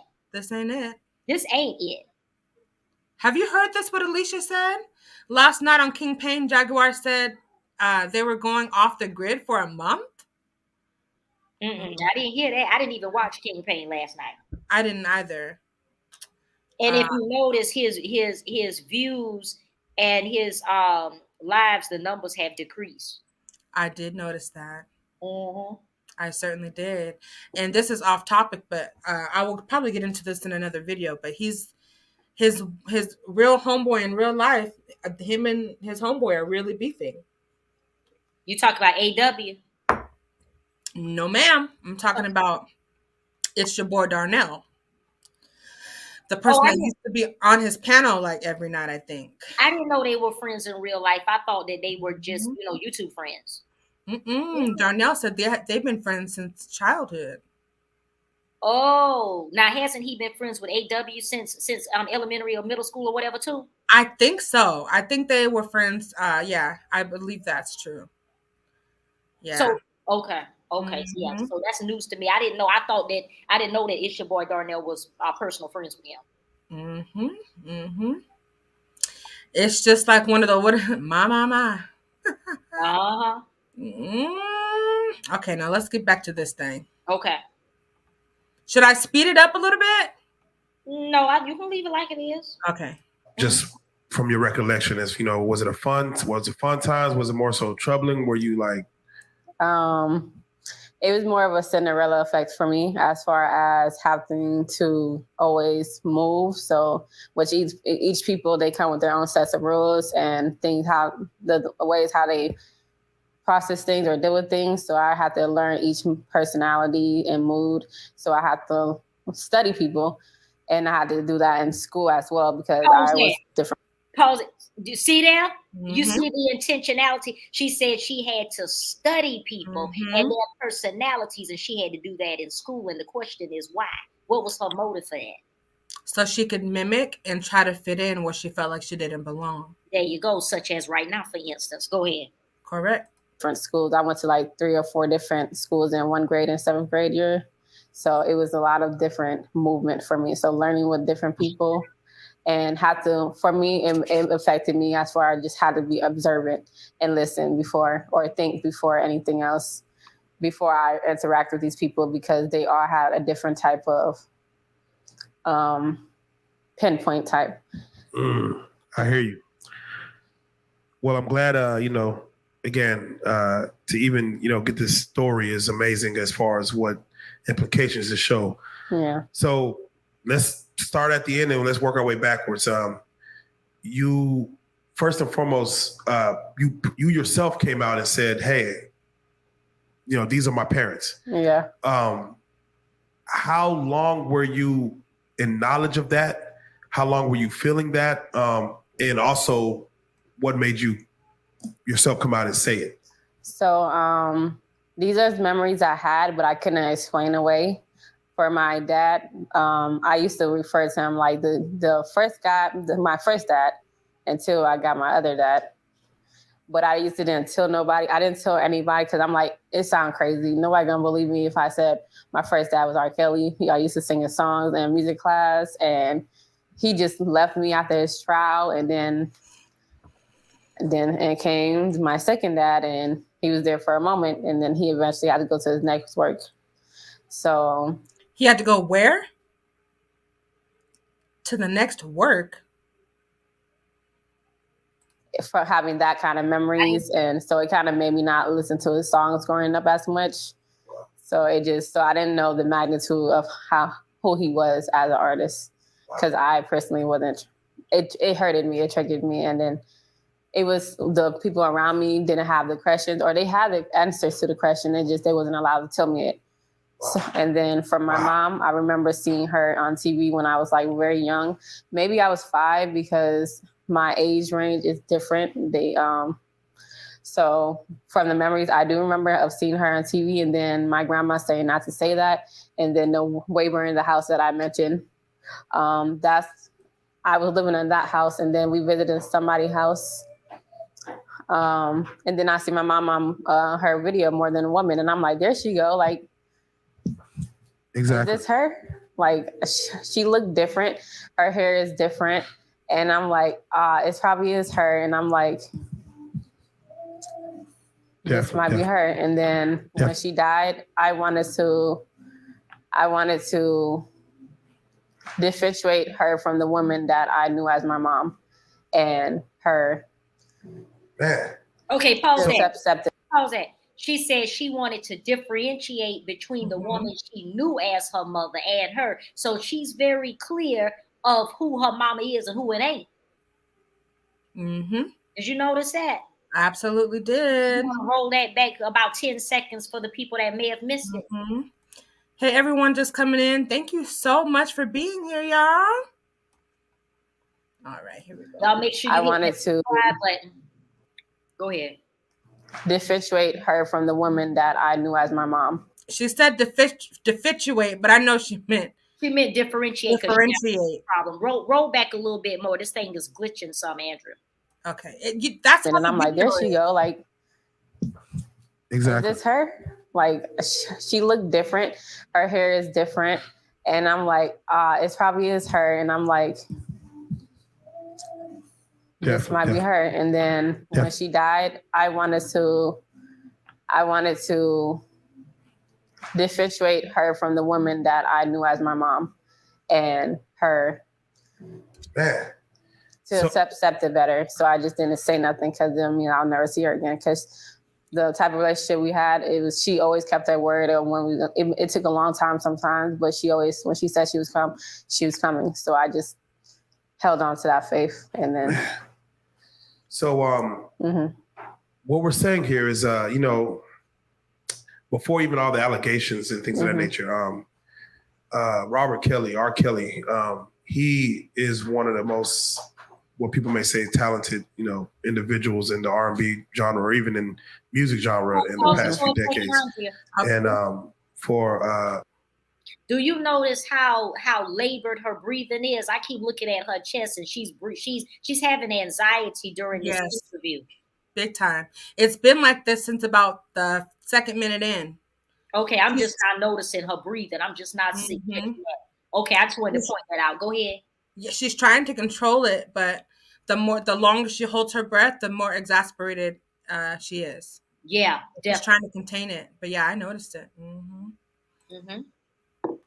Aaliyah, for what she was going to be and what she was going to do in her life. She was one of the greats. Yeah. It has been confirmed that there was a relationship there. Yeah. They did, from what we've seen in like Surviving R. Kelly. I don't know if have you watched Surviving R. Kelly or anything like that? No. Don't even worry about watching it. But it was shown that yes, they were in a relationship. Leah's parents knew about it. There was possible unborn child. There was, they had romance. At their age, it was confirmed, at least through what we've seen in court documents as far as a marriage annulled. Yep. But what we know is that no child was ever born of them. R. Kelly went off and, you know, after he wrote her out. So he says, you know, there's no child ever born of them. And she goes, mm-hmm. Exactly. So what you doing? Okay. Mm-hmm. Went off and, you know, did his thing. And just so you know, it seems like the video is glitchy, but that's how it was produced. That's not anything that I'm doing. That's the video. I think the editing of it. Went off and did her thing. Okay. But what we also know back in the 90s, you're able to hide a lot of things. You could stay gone for 6 to 7 to 8, 9 months and not be seen by the public, or you only show them what you want them to see. Yeah. Back then, this is before social media. So it does make your story even more incredible because it's like the possibility of it being there. So what I would ask you is, have you ever thought to verify the truth? Have anybody stopped you from trying to verify the truth? Have you attempted to verify the truth based on the memories that you've had? Yes, I talked to my second family about my memories, and then they was all trying to say, maybe it's the past life. It wasn't like a thing for me thinking I'm mentally crazy. So it was just more of, that's interesting. And they kind of brushed it off a lot. They wasn't saying nothing. They didn't say, oh, it's not true. Oh, you're lying. They just said, interesting, or let me post something about my mom online. Then they look at it and then they just hand me back my phone or something. Like, it's not like, oh, do you believe me or believe that? It was nothing like that. So for people saying that, the media is saying that now, I didn't get that same energy. They made us, because they didn't try so hard to say, oh, it's not true, made me believe myself even more, because I'm like, this is the emotion. And then the emotion I have personally for my parents, it brings me to tears. It makes me feel away. And I'm not the type to move out of emotions as much or trying to actions. I'm more of a thinker. So me coming out is because I have some answers that I found myself, and I believe in myself, my heart. So I have to ask you then, what made you want to share this information with the world? Because sometimes some people will know these things and they'll take it to their grave. Tell us what made you, and what did you expect after you brought it out to the world? From the messages my mom left me in her songs, as far as 1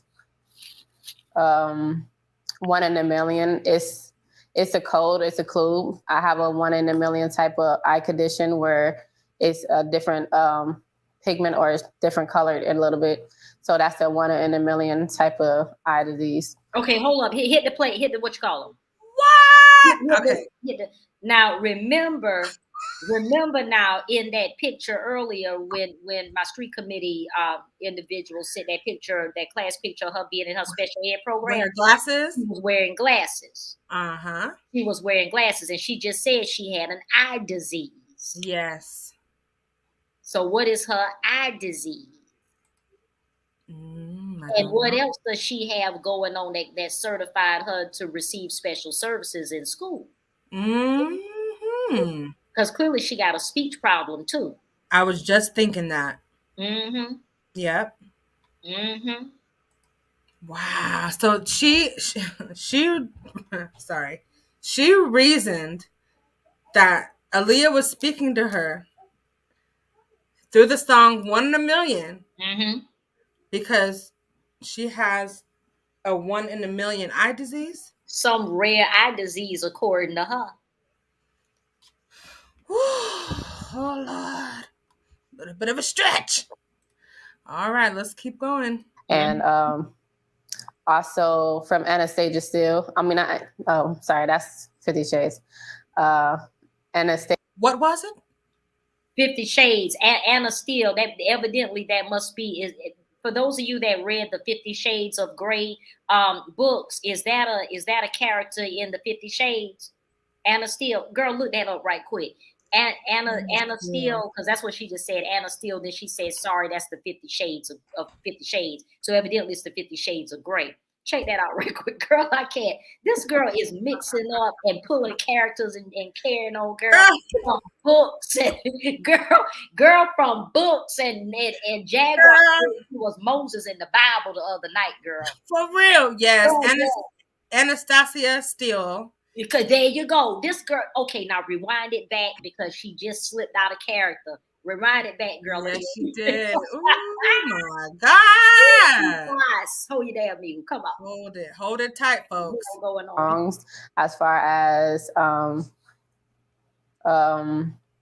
in a million, it's a code, it's a clue. I have a 1 in a million type of eye condition where it's a different pigment or it's different colored a little bit. So that's a 1 in a million. Okay. Million type of eye disease.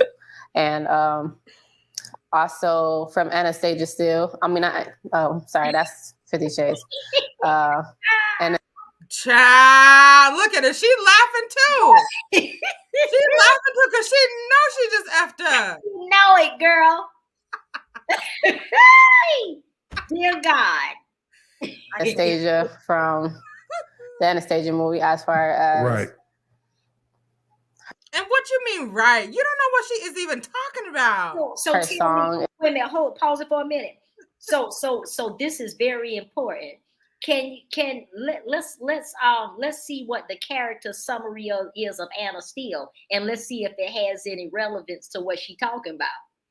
Anastasia Steele is the female protagonist in 50 Shades of Grey. She's the primary love interest of Christian Grey, with whom she finds true love. So and this goes on, girl. I'm not trying to read all this, but let's see. She is something about her real father. Let's see. Her biological father, Franklin Lambert, died from an accident during a Marine combat training after her birth. Her mom's second husband, Ray Steele, is the man who registered her and raised her as a daughter.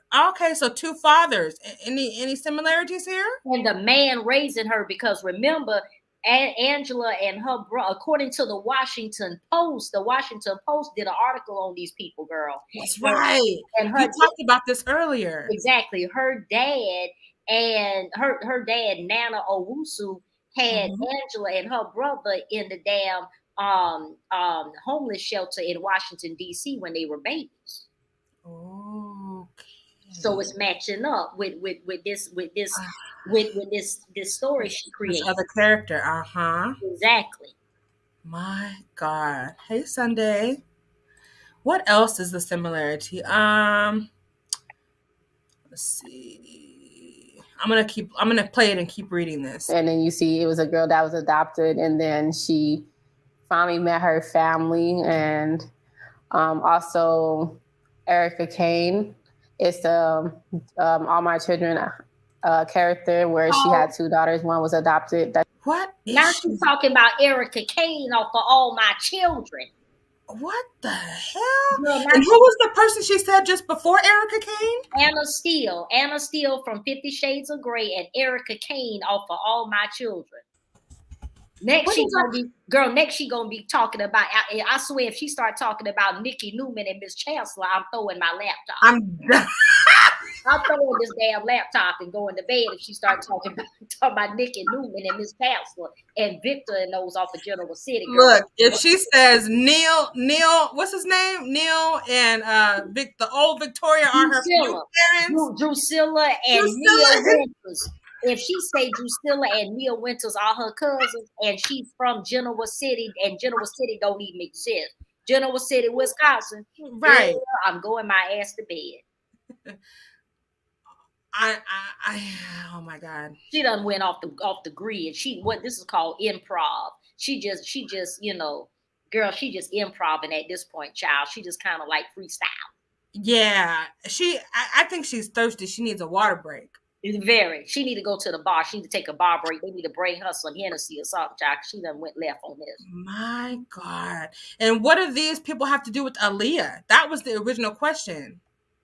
Girl, what is the question that man asked her? Because I don't even remember what it was. The question was something like, oh God, how did Aaliyah speak? Because she started saying, my mom, Aaliyah, would speak to me. And he asked her, how would she speak to me? And her first response was through that song One in a Million because of her eye condition. Then she started talking about Anastasia Steele and Erica Kane. That don't have nothing to do with Aaliyah speaking to you. Girl. I can't. If she start talking about Touched by an Angel and Della Reese, I'm going to New York. If she start talking about Della Reese and Touched by an Angel, when you walk down the road. Okay. I used to love that show, by the way. Oh, that was one of the best shows. Girl, I used to love myself some damn Della Reese. Girl, she was my aunt in my head, but I knew that shit wasn't reality. Yeah, exactly. Exactly. Just like Maya Angelou is my aunt, okay? Can't nobody tell me nothing different. Right. Come on. I know the truth. Hello. Girl. Child. This casting couch need to be burned. Okay. Burned up. Because this is a fail all day. And why is the interviewer agreeing with her? Like, yeah, right. Oh, okay. Exactly. Yeah. Exactly what? Exactly. No. Like he should have had some questions lined up to make this interview spicy and to make it, to make it spicy, to give some kind of resistance to her story. Her storytelling. Yeah, because this is I'm trying my hardest to follow along. It's tough. Right. It's tough. I mean, girl, they should have reached out to the Bell Dramatic series and CBS producers for Young and the Restless, girl, and hired them, one of them little, junior screenwriters to come in here and write this mess for them. Yeah, I agree. Because this didn't work. This was clearly a fail. I'm upset with her costume. The wardrobe department need to be fired, and hair, makeup, and wardrobe, all of them need to be fired. Everything. They didn't spend not 5 minutes making her look presentable. They didn't she didn't spend 5 minutes making herself look presentable. They didn't spend $5. Where is the MAC counter when you need them? Her face need to be studio fixed, and it ain't. Where's her earrings, girl? Nothing in the back. I mean, no accents anywhere. No green. I mean, not even a fake plant. Nothing. I mean, if Jaguar was worth a damn, she should have at least invested a good $600 in giving this girl a makeover to make her look the part on camera. I'm saying, if she really believed this girl's story like she says she does, she would have made sure that this interview was pristine to give nobody any room to talk shit like what we're doing. Even if she felt like the girl was lying, at least on the legacy and on the strength of your own non-existent Dallas Scamia network, at least, like you said, put forth some kind of effort, put a good product out there, even if your person is lying. Yes. I mean, this is after all, this is your reputation. Exactly. My God. At the bell, she was raped by, sorry to say that word, but the R word from a famous person when she was 14 years old, and her mother, they gave the baby away for adoption and made sure not to bring it up. So eventually the girl will forget it. Wow. So with that being said, with you coming out and, kind of letting the world know, you ruffled a lot of feathers where people were like, what? And like you said, normally people will shut down rumors immediately. These rumors haven't been shut down as even I would expect for them to be shut down, with proof showing that, anything is of the contrary of what you're saying. So what did you expect even with coming out and saying this or having these thoughts and having these feelings and, letting your memories out and kind of saying this? What did you expect how did you expect the world to receive you? The same way they're receiving it now. The same way. I thought about it. I'm like, I sound like I'm crazy. It's going to be hard to prove, but I know from my heart and know what the world is capable of. And the fact that they went so hard to try to dispel what I've been saying, I felt like I needed people to see me because they were doing that to me privately, and nobody knew who I was. And I was kept trying to reach out and try to reach out. So that's why I wanted to contact Jaguar WRIGHT as far as help, asking her to help me, because she knows the how extreme this can get, this kind of world can get, and she survived it. And I view her as like how my mother would have probably ended up, or to speak her truth, or who knows. She survived the industry, so. And it's crazy because, you know, we actually have Jaguar right here behind the camera. And I actually want to ask Jaguar right to you know, as far as advice, you know, what did you feel when she reached out to you, when she told her truth? Because you come from a lot of people who have had lies and are now, not saying I don't want to say to use the word exposed, but let's say some things are coming to light. And now you're seeing this another situation where things are coming to light. What were your thoughts when she reached out to you, if you don't mind to speak? By the way, I just want to shout out your edit in dialect, because the word exposed it's played out. It's old, it's whack like a Jerry curl waiting to die. We're going to change it to illuminate. Oh. There are things that are being illuminated. You know. Mm-hmm. So she reaches out to you. Yeah. She has this story, and therefore it piques your interest, I'm assuming, at least a little bit. And therefore we have her here in Dallas. Yeah. We have her here by own accord to even want to speak on this scenario, and she was able to do the Philadelphia podcast. Do you feel like her story is one of many based Absolutely. On. I do not believe that she is special. I do not believe that she is a rare case. What I do believe is that she is the most important story, because she is one of the shunned children of the entertainment industry. These niggas, they do all kinds of wild shit. And then they fuck up, and then they want to erase reality like it never happened. Yeah. And there are so many of these children, like LEGENA Gold, who are victims and casualty of their brazen, narcissistic, sociopathic ways. Her. Now you got the little LL Cool J baby. The, what's his name? The Love Benji. Ain't your name Love too? Yes. Did she say another lie? It's like a, now. Did she say another lie? I didn't hear her say lie. Roll that back. She may have. Name Love too? Yes. Before it's like a, now Diddy got the new baby Love. Like, what is this? Some kind of underground sex trafficking railroad? Something going on. Hold on. Erase reality like it never happened. Yeah. And there are so many of these children, like LEGENA Gold, who are victims and casualty of their brazen, narcissistic, sociopathic ways. You're talking Her. about stuff, Jack. Now you got the little LL Cool J baby. The, what's his name? The Love Benji. Ain't your name Love too? Oh, yes. Another Love. It's like a, now Diddy got the new baby Love. Like, what is this? Some kind of underground sex trafficking railroad? Something going on. Let me ask. When you saw a situation like where the Love Benji guy comes out saying, "Hey, LL fathered me," and you see there's a resemblance there. What are your thoughts when you see something like that? Because this happened after you came out publicly. And I'm like, his name Love too? Like, that's the first thing.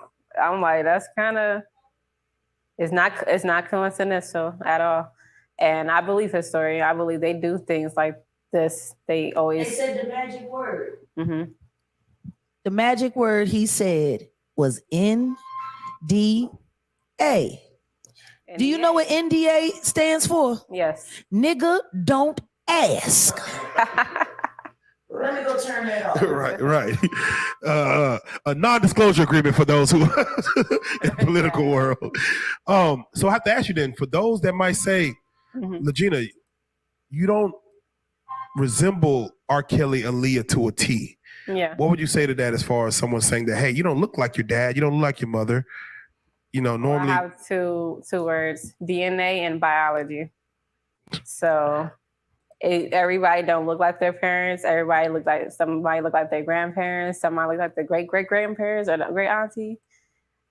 That's how life is, and especially if you're in a Black community, you have different shades, different variety of Blackness. So. Oh yeah, no, I have 3 sisters. Yeah, all by the same mother and father. Yeah. If you saw us all together, you'd be like, "There's no way." One is light as hell, others dark. I mean, it's crazy. So trust me, I know exactly where you're coming from. I know exactly what you mean.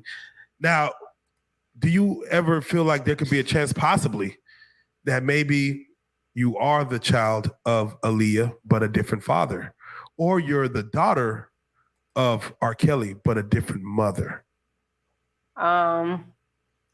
I thought of it, but I believe I'm my mom's child. So if she has a different dad somewhere, another guy that's willing to, engage with a teenager, then. But I also remember him visiting me. So when he kind of figured like he was in her life, he was in my life. So he would have done a DNA test about me too. So yeah, I personally feel like R. Kelly had a different kind of for him to even have been intimate with Aaliyah. What are your thoughts on that scenario as far as just the age difference of what that mother and fatherhood could be for you? It's horrible. To know that like somebody I once loved and like very appreciated, I feel like he couldn't do no wrong in my eyes, just to find out in school like he did. And it's like, now as a adult, it explains certain things, questions I had as a kid. Why can't I have been with my parents the same way? But now I know why, and I know why my grandma reacted that way. Right. So I must ask you then, and again, this could be emotional as far as just even speaking on the topic. It was August of 2001 in which we lost Aaliyah to a plane crash. Yes. Was not supposed to happen. Plane was overweight, leaving a video shoot for Rock the Boat, and these things happened. So me, I'm a little older, so I was kind of like aware. Like I think I was at IHOP when I found that out, and it was just so unbelievable. But the problem was the world was shut down by that news. But then 9/11 happened literally a couple of weeks later, where New York was attacked, which maybe took a little bit of what was going on with Aaliyah away from that. And therefore now we're focused on this war in Iraq and things. Again, I know you're a child at this time, but for this stuff to be happening, you're young, to see the passing of Aaliyah, but then also, America getting attacked. And I don't know how much you know at this time, but even retrospectively looking back, what are your thoughts as far as just losing the world, losing Aaliyah, you losing Aaliyah, just everything that happened with that, and then of course us having to respond to the New York attacks right after? The thing about it is, when I found out my mom died, it was through her Rock the Boat video, so that was already happened, and I didn't know until probably a year later. And for the Twin Towers, I kind of don't remember it actually either. So it was just a foggy history. I might be able to remember it through the hypnosis I'm going to be doing in Philadelphia. But so I'm going to touch right back to that. Well, actually, let's talk about it now. So Philadelphia TV Network, and I want to definitely shout out Jaguar, right? Shout out Goomba. For what they're doing and the stories they're bringing to light, because again, a lot of people are able to speak up now on things that they wouldn't speak up on before. Jaguar kind of opened up somewhat the floodgates of being able to tell your truth, and that's all it is. Can no one tell you what your truth is, except for you? I mean, whole lie, whole fabrication. My truth is my truth, and can't nobody tell me different because this is the way I see it. You are willing and said openly that you're willing to go through a hypnosis process. Yes. Basically, a hypnosis process can not only unlock memories, but also, have you be able to speak on those memories while you're in the process. Have you ever been through a hypnosis process ever? I remember a guy that I worked with as an online casino dealer. He was hypnotizing people, and so that was my first time seeing anything being hypnotized. Or I wasn't the one that been hypnotized, but maybe because I didn't trust him in that situation. But I've seen somebody literally been hypnotized, and he told her to do a lot of things, and I've seen it. So I'm like, that's kind of scary. Yeah. And that same person is actually in trouble by being intimate with certain people he hypnotized. And the casino world is small too. So I heard different stories from that same guy, or different people talking about the same guy. So, oh, wow. Yeah. So, there was also, I want to speak to R. Kelly. Again, I know you haven't watched Surviving R. Kelly, but he is currently locked up for 30 years for trafficking underage girls. Yep. He, of course, had 3 different cases. One dropped, one convicted him of 30 years, the other's looking for 25 years. He's still here. What are your thoughts, as far as when you're going through that scenario? My thoughts is for the the victims that he hurted. And as a human being, I'm on their side, because if somebody was to do that for somebody he cared about, then he should understand other people care about other people too. And wrong is wrong, regardless. And it hurts me as the young me, and to know, but not really the adult me. And I understand. I still need to overwork my own trauma with that situation. Yeah. So it's kind of hard to really say on that matter as much. I have to ask you then, I think you were able to speak with Azriel Clary's father. Yeah. Just yesterday. Yeah. How was that coming? Do you know the story of Azriel Clary? She was one of the 2 who actually, even during his trial, was basically live-in. They were there still up until a certain point, but they were actually there fighting for him. They were on Gayle King, trying to defend his name, defend his honor. How was it talking to her father, and what are your thoughts of her? Because I believe she's way younger than you. Yeah. And she, of course, was, in a relationship with R. Kelly. What are your thoughts as far as talking to her father, and also what the situation she went through and it probably is still going through? For talking with him, I felt remorseful on behalf of my father, as far as father and daughter love. And I still feel that way, that remorse for his victims, like I done it myself, even though I didn't. And also I stand out. My mom was a victim of him too. So I just see my mom and these many females, or many people that he hurted. And far as seeing that I had to Google her, so to know that she still had his side, but it's a thing called the Stockholm syndrome. So I'm pretty sure that's where she probably got that admiration for him, from that Stockholm syndrome. Right. What do you feel? Aaliyah's not here to speak for herself as far as what she was going through at that time. But what are your thoughts as far as people in the music industry taking advantage of either people that's younger or less fortunate, with less money, with less power? What are your thoughts on that type of mechanism going on in the music industry, or just in the entertainment industry in general? Weak people target weak people or strong people, and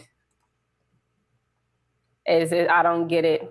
From a human standpoint, I don't get it, and I see the wrong in it. And people like my father deserve to be locked up or punished for their crimes. It's certain things you don't do.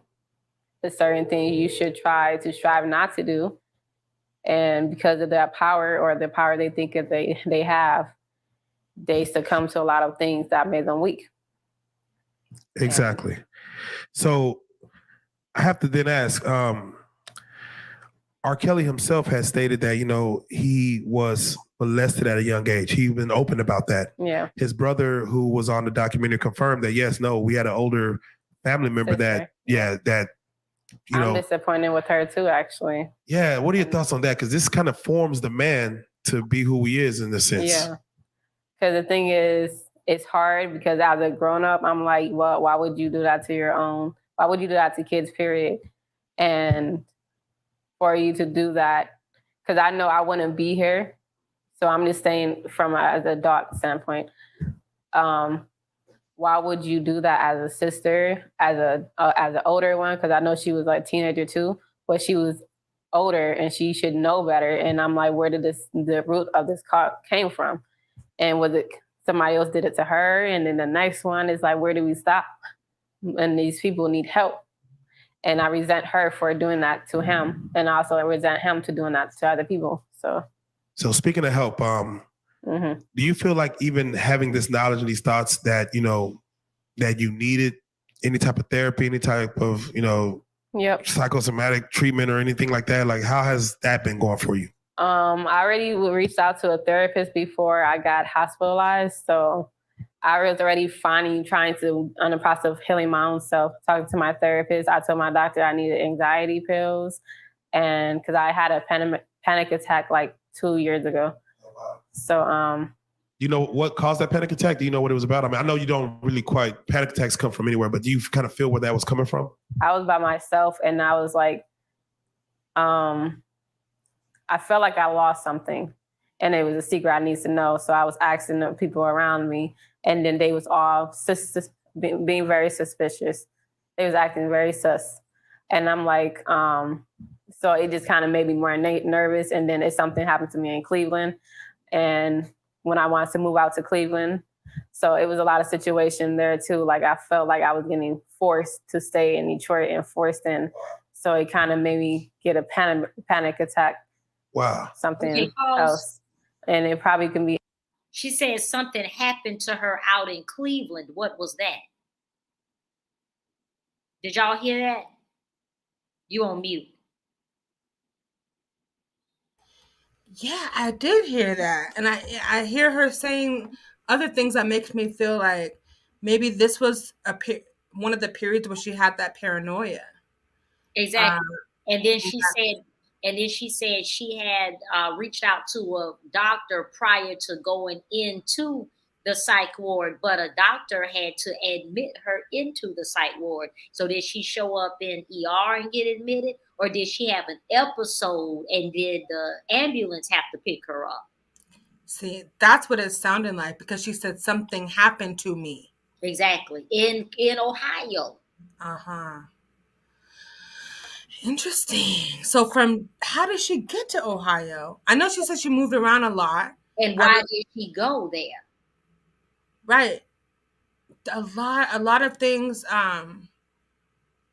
they don't really make sense because it's not in a straight chronological timeline that we can follow. Well, let me ask you this. Do you think that it's possible that she went to Ohio chasing a waterfall just like she's in Texas chasing Jag? I do think that's very possible because it would seem to me like she is very capable of just taking off and going off on her own adventures, off to her own wilds, maybe. And to her, it could have been a part of her spiritual journey, right? Mm-hmm. Of the things that she was seeking out spiritually during this time. Could have been. And I'm glad that she said this here because there is a period on her YouTube stream where she's absent for like several months. I don't know exactly. I have to look at it again, but she's absent. She goes through a mental breakdown. She said, what was it that she said? It was an episode, but she said something like she had a mental breakdown and then she stopped making videos and then she came back to give an update. So I wonder if this is the stuff that was happening around that time a year ago or 2 years ago. Did she just indicate when she was in Ohio? Did she say that and did I just miss it or did she not mention it? I don't think she mentioned it, but let me go back just to make sure. Okay. Yeah. To other people. So speaking of help, do you feel like even having this knowledge and these thoughts that, you know, that you needed any type of therapy, any type of, you know, psychosomatic treatment or anything like that? Like, how has that been going for you? I already reached out to a therapist before I got hospitalized. So I was already on the process of healing my own self. Talking to my therapist, I told my doctor I needed anxiety pills, and because I had a panic attack like 2 years ago. So you know what caused that panic attack? Do you know what it was about? I mean, I know you don't really quite, panic attacks come from anywhere, but do you kind of feel where that was coming from? I was by myself, and I was like, I felt like I lost something, and it was a secret I needed to know. So I was asking the people around me, and then they was all being very suspicious. They was acting very sus. And I'm like, so it just kind of made me more nervous. And then something happened to me in Cleveland. And when I wanted to move out to Cleveland, so it was a lot of situation there too. Like I felt like I was getting forced to stay in Detroit and forced in. So it kind of made me get a panic attack. Who was forcing her to stay anywhere? By this age, she was already quote unquote independent and living on her own, I thought. Right. And what was in Cleveland? What was she trying to pursue in Cleveland?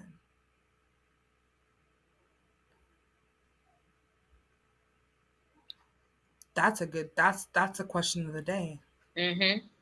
Who was in Cleveland? What was in Cleveland?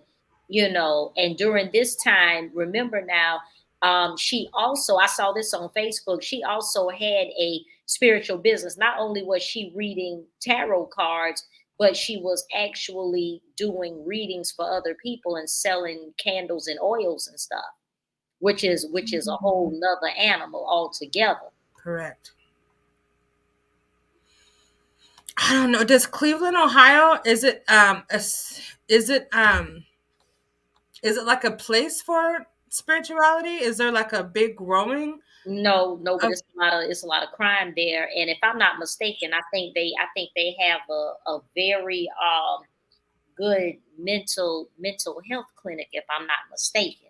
I gotta look it up, but I thought they had a good mental health clinic. So I heard something about Cleveland. Is it the Mayo Clinic? What's in Cleveland? I thought it was some kind of medical. Let me see what's going on in Cleveland. What's the name of the hospital? Isn't there a hospital in Cleveland? Yes. The Cleveland Clinic. The Cleveland Clinic. What was that right here? The Cleveland Clinic. Center for Behavioral Health Cleveland Clinic. Adult and Child and Adolescent Psychiatry. Yeah. See, that sounds more like it right there. Mm-hmm. Because she was already aware that she was in the process of having some kind of break. She already felt it coming. Yep. Because she had reached out to her therapist and she felt something kind of off with her family. And she felt like she had to go and find herself some kind of, and she said something happened. So I'm trying to figure out what all that was about. But it sounded to me like it could have been the Cleveland Clinic. Okay, so with that, remember how Jag was saying, now I don't really believe everything Jag says at all, but remember how Jag was saying it was her family who put her in the psychiatric hospital? Yes. Do you think that her going to Cleveland was a part of that scenario with her family sending her there?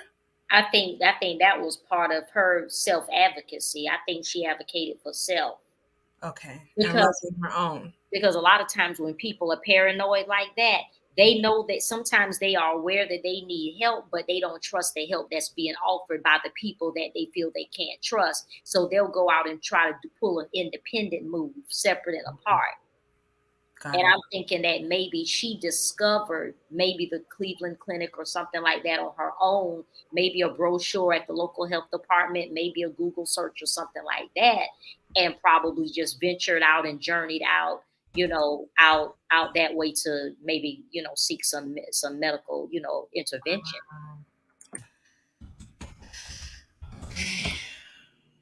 She traveled how far? Depending on where she's at. Okay, so it looks like it might have been maybe like a 5-hour drive at the most. She probably was on the mega bus. How long is Right.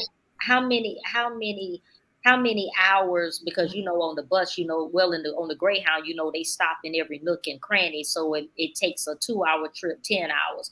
But how far is Cleveland from Detroit? I'm looking at the distance from Cleveland and Detroit. It's 169.6 miles. So about 2 hours and 45 minutes in a regular car. On a bus, obviously longer. Yeah, so that's really right down the street, really. Right. So that's like from, I almost gave my location. Yeah. So okay, so not too terribly far to travel. Exactly. And on top of that, remember she said that she was an online car dealer in an online casino. And those professional gamblers that go to online casinos, they got them a old sickening coin, and they're knowledgeable. And anybody that gamble profession, they know some of everything. Oh wow! So one of those men probably could have, gave her that little piece of information. Ms. Zam, I'm not playing with you with Dave Chappelle. Okay, that makes sense. Okay, woo! I'm not good at putting puzzles together, but I'm telling you, this one right here has got me peaked. Exactly. And I'm also wondering, because nobody is really unpacking why she stopped working as an online car dealer for the online casino. Right. To my guesstimations, it seems like this whole ordeal with her having this onset of psychiatric conditions, is probably associated with her losing her job. And and that's the other thing too, is that if she had a 504 plan, then she could have gotten workplace accommodations that would have protected her employment. Yeah. But maybe she didn't know that. Yeah, or maybe that company didn't offer that. Every company has to. That's civil rights law. You are for 401k. Say what now? Or they have to offer 401k. No, 504. Okay. I thought you said 401k. No, a 504 plan. Yeah, that provides for the protection of disabled people. Got it. Because if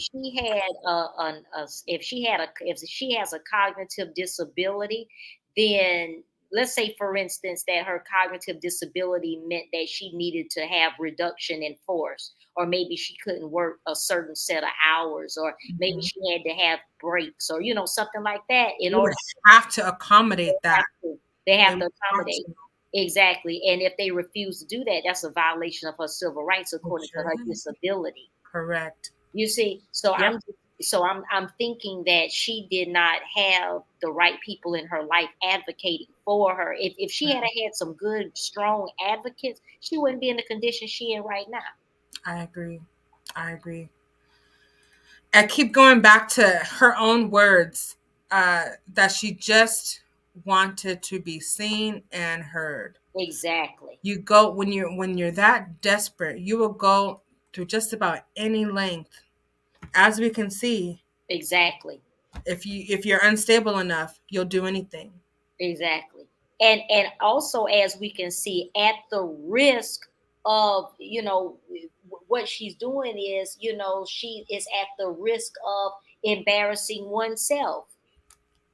I don't even think she's aware of how she's looking to the general public. Do you think she is aware of how she's making herself look? I don't think she's aware of the extent of how she looks. I think she's aware that she looks embarrassing. I think she's aware to a certain degree of how this whole story looks. But in the full scope of it, from a bird's eye view, she has no idea. And that's a good point. So I guess the question would be, if she ever does come to terms with that reality, how will it affect her evaluation and concept of self? Once she does realize all of this, if she ever realizes it. I don't know, Dr. Blue, because right now it's like she's appearing to have lost every sense of her own identity. She's dismissed her birthright. She's dismissed where she comes from, even though it's plain as day, you know what I mean, to us on the outside looking in. She's escaped from the realness of who she really is. She has no sense of identity outside of being Aaliyah's daughter. Yeah. And Jaguar's new protege. This is where she finds her value. Yeah. In these two things right now. Exactly. And see, my question is, okay, she's done the interview on the casting couch, but there's nowhere else for her to go. I mean, where else? Who else is going to?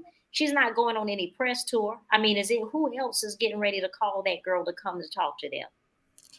That's a good question. Okay, because in her mind, like, what's the difference between what she's doing right now, and Philadelphia production? What's the difference? Is it that this real life is on YouTube and not streaming anywhere else, and Philadelphia is on its own site? Well, what's the difference between? According to what Cocaine was explaining yesterday when she was on my panel, and it made a lot of sense because I had to go back and look at it further. Evidently, Jaguar and Real Life Productions have a partnership because, you know, Jaguar, or Jackass Wrong, I call her, she doesn't have any equipment. She doesn't have a studio. She doesn't have the ability to edit. She doesn't have any sound technician. She doesn't have anything that they have. So I'm thinking that she's bringing the talent there, and they're going to film it and produce it for her, and they'll be able to split the benefit. Like, she's going to bring some interviews and let them stream them on their YouTube channel. And then she'll be able to take other footage that they don't, you know, like B-roll footage that they don't put on Real Life. She can take the B-roll footage and upload that on Philadelphia. Okay. Because did you see the 2 minute little episode, well, not really episode, a little 2 minute commercial that Jaguar uploaded on her channel yesterday? Is it the one from her Instagram?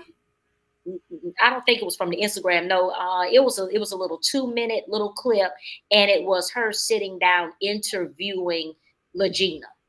I saw that. I saw it on. If it's the same one that I'm thinking, I saw it on her Instagram. Okay. She had on the army fatigues with that same shirt that she had on when she was fooling around with Solar. And that red and green, you know, Pan-Africanism, you know, headband. Yes. Yeah. Yes, with the visor on. Did she have on a visor? I can't remember if she had on a visor or not. But yeah. And so, but if you notice, did you see how horrific the sound was in that clip? Everything about that clip looked so unprofessional. But I don't remember what the sound was like on that clip. The sound was horrific because although she was in Real Life Television studio, even though she was in their studio and using their space and in front of their brick wall, she was filming using her own phone and her own camera. That's why the sound was so shitty. Okay. Because if it was their equipment, you know, it would sound good. It would sound like this right here. And it would look at least a little bit clear, like how this is looking. Exactly. Not when it looked a little bit foggy and hazy. And then because she was shooting it on her Obama phone. Yeah. On her track phone from Radio Shack. Right. Mm-hmm. Oh Lord. See what I'm saying? Yes. Please, I couldn't. Oh my gosh. I don't understand how far they really expect this to go. This thing with LEGENA can't go nowhere else. I think it's hit the ceiling. There's no, because, and one of the reasons why I feel like LEGENA's story can't go any further is because LEGENA, and this is no shade to LEGENA, but LEGENA just is not good for TV. Like, she doesn't have good communication. She's not a good talker. Ain't nobody getting ready to sit down and listen to her talk about really nothing. Now, if if she had the gift of gab, and if she was bringing it and she knew how to engage an audience, girl, she could go on a tour with this story. Exactly. You know how some people just, not to be mean, just like what you said, but some people have that it factor where they can get in front of a camera and like lights on, shows on, and they can turn themselves, you know what I'm saying, into something that is at least a little bit entertaining and fun to engage with and look at. Exactly. And it's nothing against her look, but she's just monotone.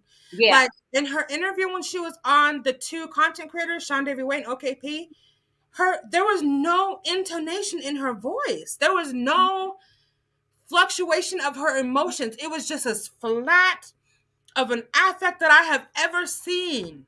Right. And the other thing too is a skilled interviewer could have made this interview off the chain, even with her lackluster interviewee skills. Yes.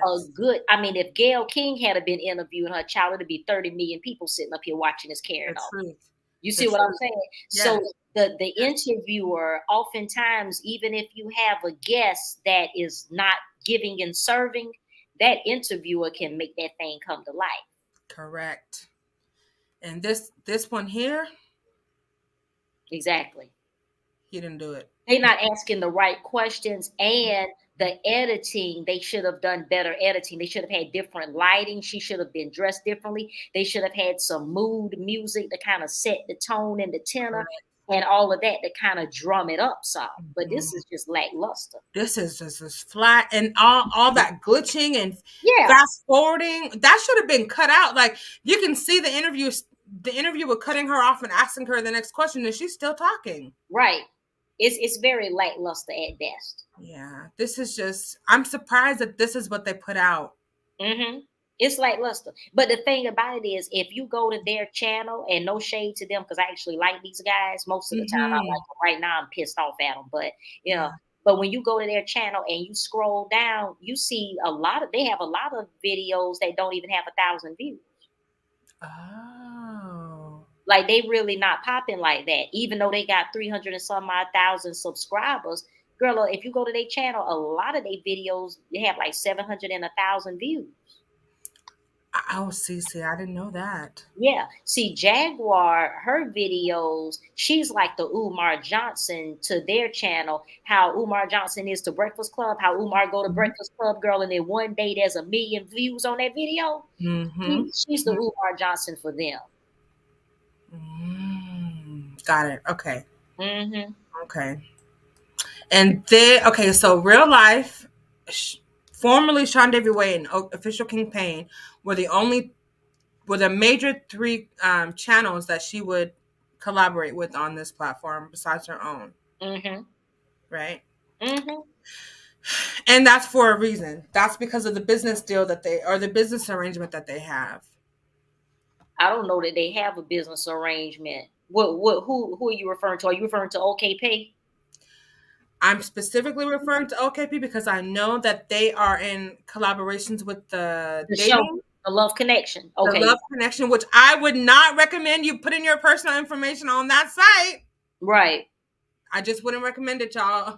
But you know what sends me, and I've said this previously on another video before OKP started letting Jaguar just tank his channel completely. Mm-hmm. And I basically said this about 2 weeks ago, was that, you know, given that OKP is on that reality show Chasing Los Angeles. I have not seen that, but go ahead. It's a good show. Okay. The whole Chasing franchise is pretty good. Okay. They have a franchise. They have Chasing Dallas. They have Chasing Atlanta. They have Chasing Los Angeles. And it's pretty decent. It's pretty decent. I've watched a few episodes. Now, the Los Angeles cast, OKP is on that. Okay. And they have a lot of, they have a lot of views and they have a lot of engagement, and it's a pretty decent show. So what I'm thinking is, given the fact that OKP already had a pretty solid following prior to him getting hooked up with Jag, he had a solid following. His people really rocked with him for real. Yeah. You know, then he had this, he was participating in this, pretty successful reality show on on YouTube. My Mhm. thing is, you already have visibility. You don't need somebody like Jaguar to make you pop. All he had to do was link up with some of the videographers that already produced the television show that he's already on, and hire them and let them and just get him like a little Airbnb and set up some lights and do his show at a real nice Airbnb in LA. And all he had to do was get a membership with Uscreen. Uscreen is the app platform that Tasha K uses. Uscreen. Ah, okay. Yeah, Okay. like that's not an app that she paid thousands of dollars for to have somebody to set up. That is A a streaming service. yeah, that's a streaming service, and that is a template that she adjusts to upload her material. and, and Ah, you just pay a monthly fee. So got that's it. that's all he had to do was just contact those people, because they will give you a demo. You reach out to those folks, you set up a demo time, you meet them online, stream online. They take you through the platform. They show you what the monthly fees are, and then you sign up, and then you just upload your material and whatnot. And then he could have sold not prescriptions. he could have sold subscriptions and Mhm. and distributed his own show. Like, why would you have to go through Jaguar when you can do it yourself? That, to me, that doesn't make sense. Yeah, that was that, for me, and looking at all the things that he's done, that was not a wise move for him at all. That put him in a really bad place. Very much so. So, and see, and the other thing that I had stated prior to is the fact that at the time he had like 19,000. You might as well say roughly 20,000 subscribers, right? Mhm. Now, more than likely, just when you look at basic mathematics and basic statistics, um, during the time when he had a healthy, relationship with his subscribers, and people were really rocking with him, and they liked him and they respected him and stuff like that, for real. Mhm. Had he gone over there and launched that show with Jaguar, a minimum of 20% of his subscribers would have bought a subscription just out of support for him.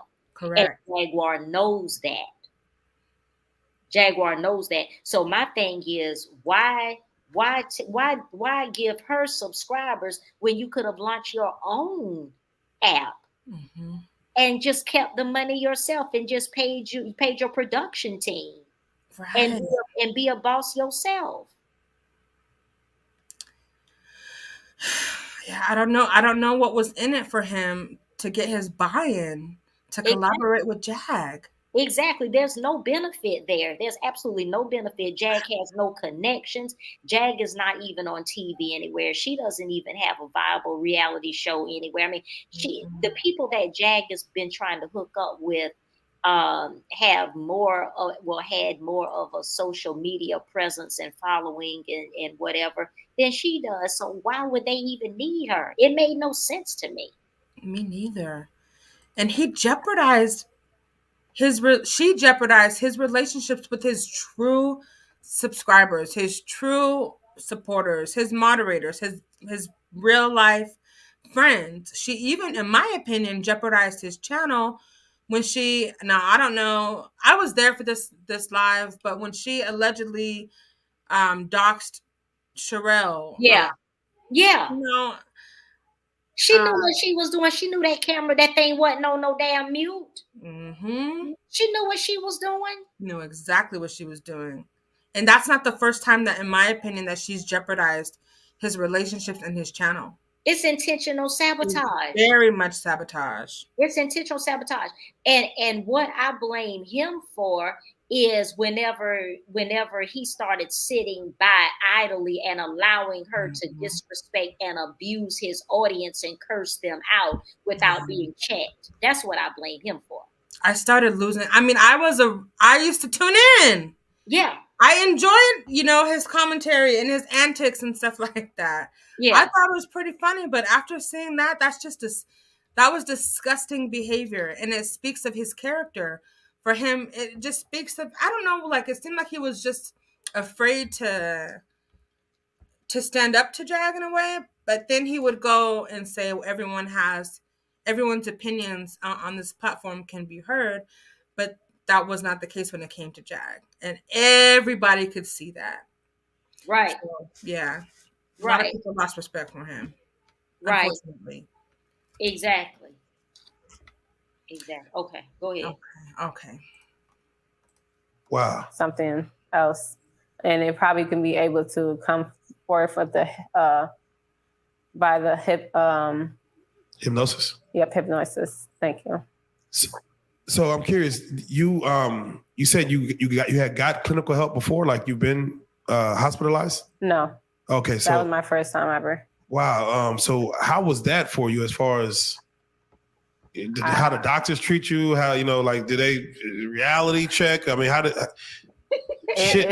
it brought me to a point where I felt like people was questioning my words a lot, questioning my mentality, because the nurses deal with every kind of people, and the doctors and psychiatrists, they deal with a lot of people. And I'm like, I know I'm not supposed to be here. I'm not crazy. The only way you go there is if you're harming others or yourself. And I didn't do anything. I was just in my own house, expressing myself online, my truth. And I was in there, and the nurses, they strapped me up. Well, the police came to my house. It was like 8 officers all together, 2 to 3 EMS people, workers. So they all came for me, and then they strapped me up. And I'm like, I'm not even harmed. People looking at me like I'm dangerous. Yeah, like, what are you doing? That doesn't add up, Dr. Blue. Right, because the strapping up part, rewind that part. It sounds like she's trying to blend some of Jag's story over into hers. Rewind that a little bit. Okay. In there, and the nurses, she said she was just sitting in her own house, and 8 officers showed up and strapped her down. And I'm like, I know I'm not supposed to be here. I'm not crazy. The only way you go there is if you're harming others or yourself. And I didn't do anything. I was just in my own house, expressing myself online, my truth. And I was in there, and the nurses, they strapped me up. Well, the police came to my house. It was like 8 officers all together, 2 to 3 EMS people, workers.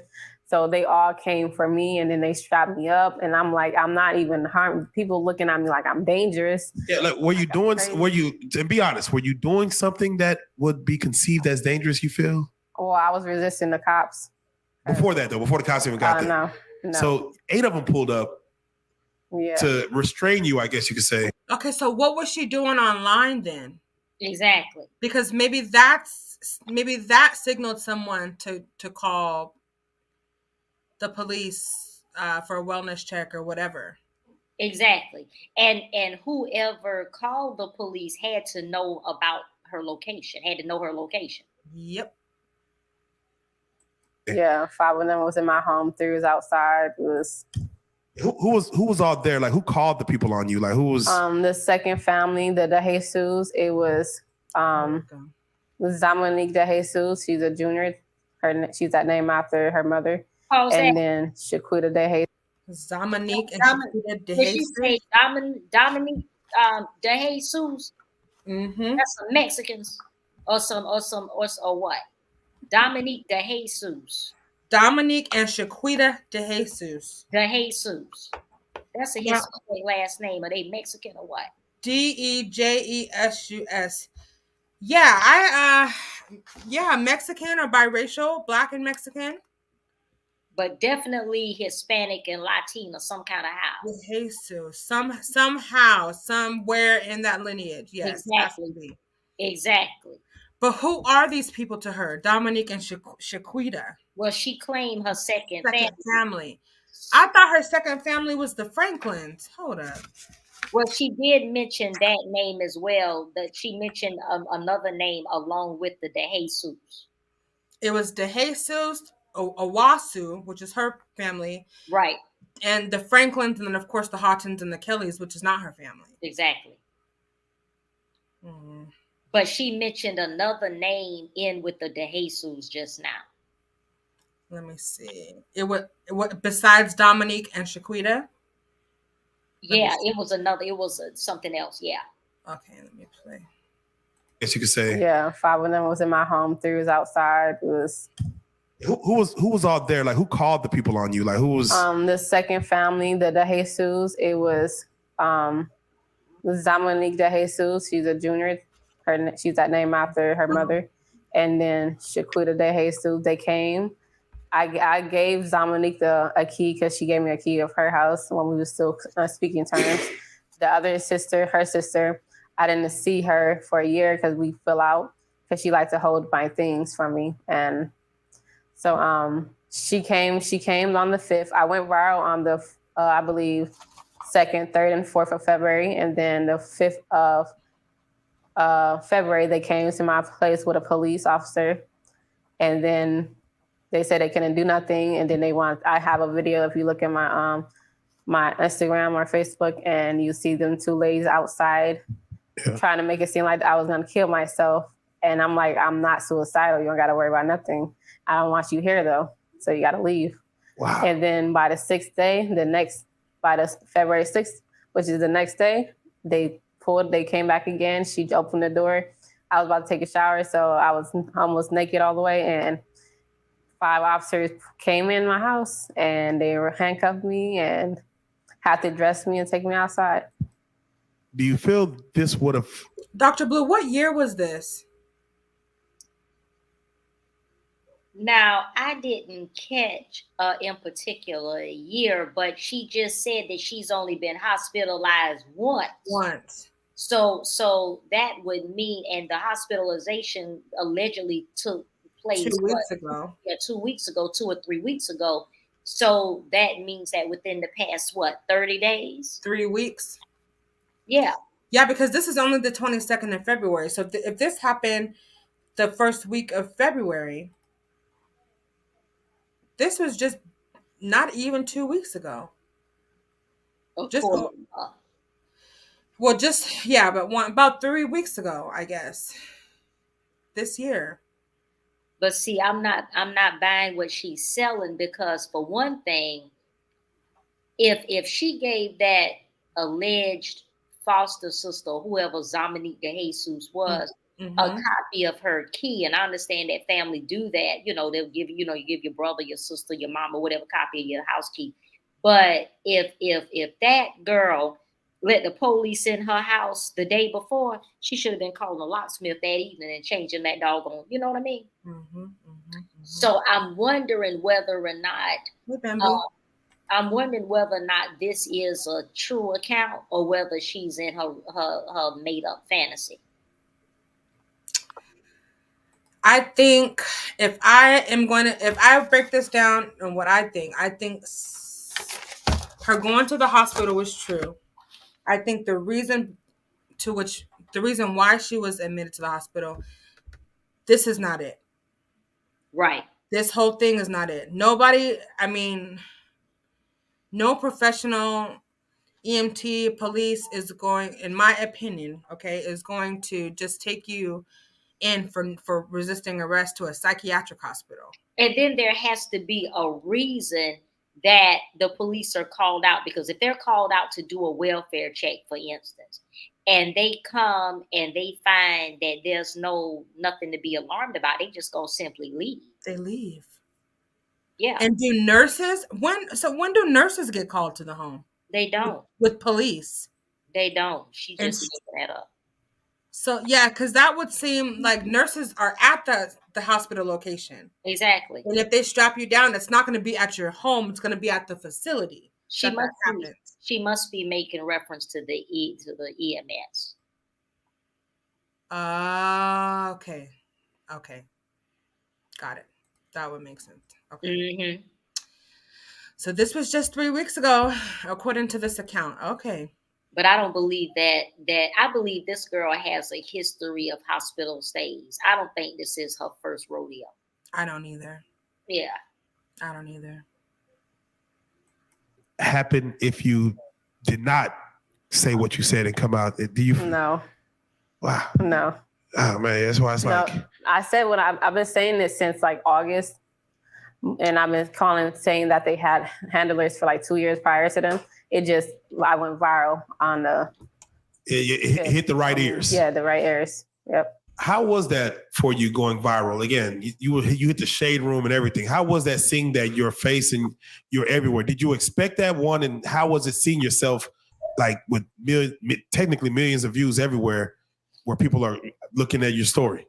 So I went to the hospital. So they I seen that I was getting traction, and I'm like, good. As long as whether it was negative comments, I need people to see me just because in fact I feel like they was gonna hurry up and. So she's in the psychiatric hospital looking at her views?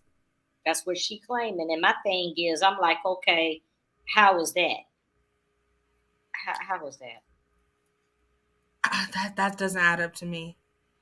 That doesn't add up because now I've never been hospitalized, but to my knowledge, when you get admitted to a psychiatric hospital, first of all, they have to do a comprehensive psychiatric evaluation. Absolutely. Whatever that looks like, however long that takes.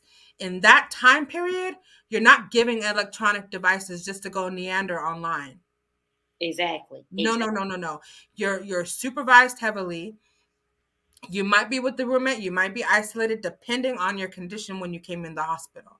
But you don't automatically become a resident. You know how you don't get those residential privileges right away. You know what I'm saying? Right. They have to evaluate you. Because when you come in there, they take everything from you, your belt, your shoelaces, your phone and all of that. And then there's a certain time, where you can use your phone, but it has to be at the nurse's station and you have to give it back. And it's monitored. Exactly. And you have to give it back. Yes. Exactly. So that part to me is completely erroneous. And also, she started evidently making these claims, as far back as November of 2022, because she had a podcast on Apple Podcasts where she was talking about narcissism, gaslighting, why people lie, competing with Black women, and all of this type of stuff.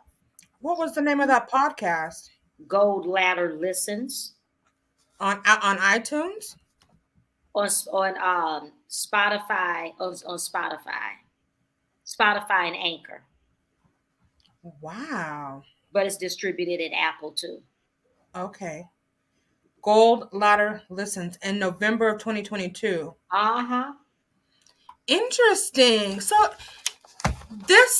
she is really a intellectually creative person. Yeah, and her podcast, if you didn't know that something was going on with her, I mean, it was decently produced. I mean, I definitely, if I had to give it a grade, I would give it an 86 at least, a strong B.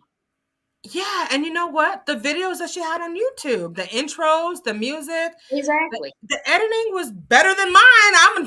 Let's just keep it real. Remember on one of her other videos, I can't remember which one this was, but on one of her other videos, I don't know whether she was having an episode, but she said that all of her podcast material, all of her podcast equipment and her camera stuff was stolen. She did say that. Exactly. Is that the time when she was saying that she was burglarized? Yes. Now, when she mentioned the burglary, that's when it clicked for me. Like, next it's going to be asking for money to recoup whatever she lost in that burglary. And sure enough, not even before the interview ended, the Cash App begging was on fleek. Okay. I said, my God, it's about to go down with the Cash App begging. Completely. Now, my question before you hit the play button, my question also is, because the jig is up, everybody knows damn well this girl ain't no damn Aaliyah and Robert Child, okay? So, so my question is, since the jig is up, what could potentially possibly be next? She's not going on no press tour, so what's next? That's what I want to know. I mean, I feel like part of the reason she's coming out is because she wants to, she wanted to go viral. She wants this attention. I think she wants fame. I think she wants, I don't know. What am I trying to say? I think to her, she wants, I don't know, she wants to be put out there. And I'm concerned because I don't know how far she'll go to get to where she's trying to go. Wherever that is. Do you think that she will end up being exploited into, or maybe criminal activity, or maybe, being trafficked, or maybe going out there and entering into prostitution willfully or something like that? We hope not, but I'm saying. I hope not, but I think for her, it will take... it's going to take like you said, a different kind of grooming. I don't think for her, she's going to be able to just be turned out like that quick. I think it's going to be like we see how she's dressed now, how she went from being very, very cute, very, very cute, very eclectic, very, you know what I mean? Yeah. Even very natural, right? Even the quality of some of her clothes that I've seen her in on her YouTube channel, she was wearing quality stuff. Correct. Nice stuff, cute little sweaters, just cute little stuff. Mm-hmm. And now she looks like she went dumpster diving at the damn Goodwill, and I'm trying to understand why. Right. So to me, I think it's gonna take her. I don't know if I need to eat or what, but I'm getting tongue-tied. But I think it's going to be a slow process. So this right here, the way that she looks right now, it's completely her devaluing herself, right? She's got to be belittled. And then once her mind is no longer alert, that's when I think she'll be more vulnerable and basically susceptible to what you just said. The maybe not trafficking, but definitely maybe self-exploitation in some degree or some way.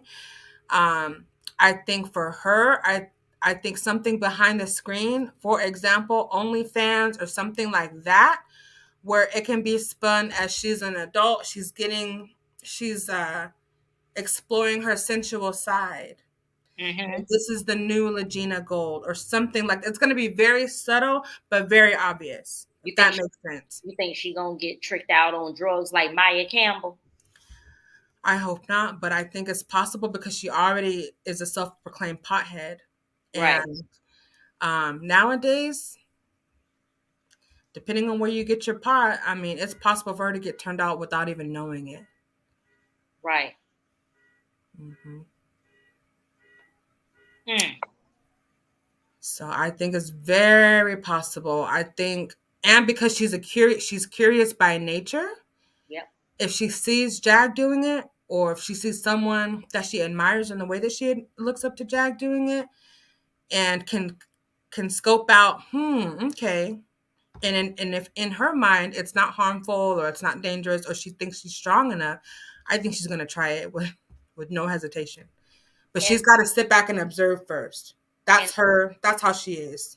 And also what I've noticed about her physical presentation, she's gained a considerable amount of weight over the past 9 to 12 months. Mm-hmm. She's bigger than she was on her videos. You can look at her face, but we can see her thighs and her legs now sitting on this couch. Mm-hmm. But even her upper torso was not this big when you look at her videos. Mm-mm. Her arms, her shoulders, her face, her neck, everything was slimmer and a lot more petite. Exactly. But she's gained a considerable amount of weight. I'm wondering whether that's due to medication, because sometimes medication can blow you up. It can. Yeah. Or she could be, or I'm wondering if the girl is pregnant. Huh. Is she pregnant? Because when I'm looking at her face, she's giving me pregnancy tease and pregnancy vibes. Oh my God. I never thought about that. I'm wondering if she's pregnant because she looked pregnant to me. The hips, huh? Well, not just the hips, but the face. You know how when women first get pregnant, they nose spread a little bit and sometimes their skin get bad. Mm-hmm. You know, and whatnot, especially if they got a bad diet and especially if they're not drinking water and pushing those toxins out of their system. Mm-hmm. and their hormones are probably already off the chain and all in left field, and you mix that with some psychotropic drugs, medication. Yeah. She looked pregnant. She giving me pregnancy tease. My God, I didn't even think about that. What would she do with the baby? And her thighs and stuff, she looking pregnant. If she ain't pregnant, girl, then hold my damn mule, because she sure look like it to me. Somebody give me a mule to hold. EBB, shut them up. What you say? Oh, jeez. Oh, God. Help! I need somebody to sing the first stanza of Guide Me, O Thou Great Jehovah, Pilgrim through this Jehovah. barren land. Okay. What would she do with the baby? Oh, I don't even want to think about it.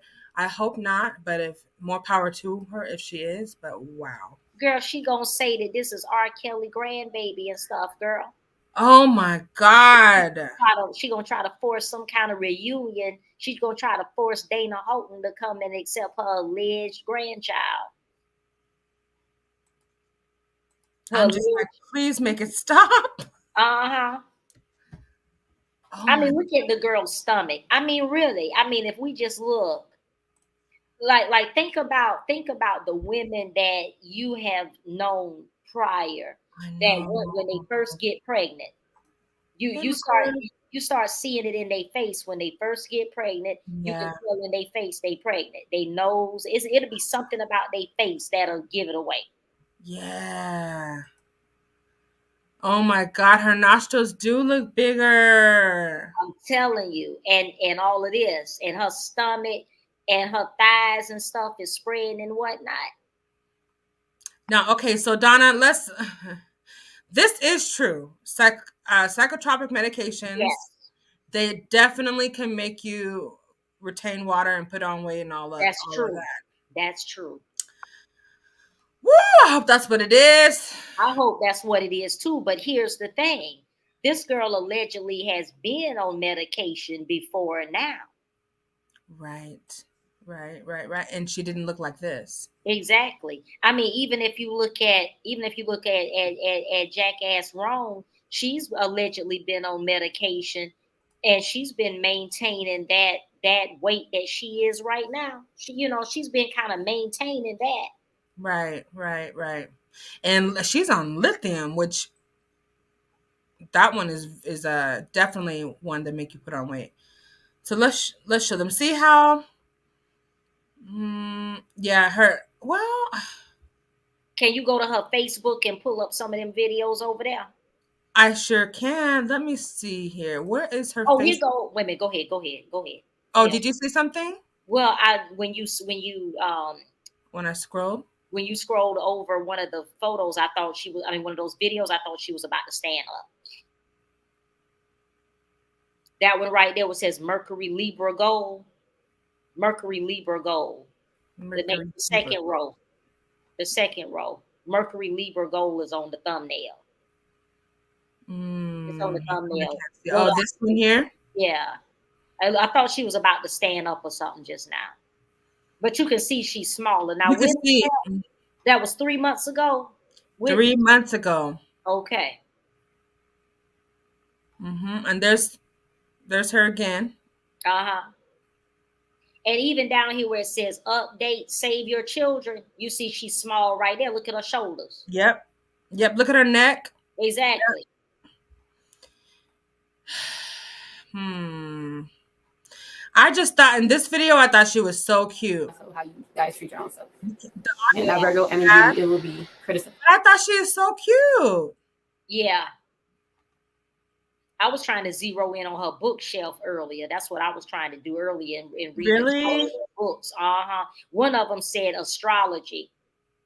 One of them said astrology, and then I can't make out the names of the rest of them. I can't either. Okay, so an avid reader, which again speaks to her very, very imaginative mind. But I'm surprised. Are you surprised she doesn't have more subscribers? No, because not trying to be funny, but I watched a couple of her videos, and her videos really weren't giving. I know. So ain't nobody really trying to fool up with that. You know what I mean? I do. I watched because I was interested and I wanted to have something to say for this show, but yeah, the audio is really, really bad. But let's get back to that. I don't know how to pull her up on Facebook. Let's see. Yeah, you just go, you log in, and then you type in Angela Owusu. She may have deactivated that particular profile because I couldn't find that one, but I had seen it prior because she had her daddy tag. She had Nana Owusu tag.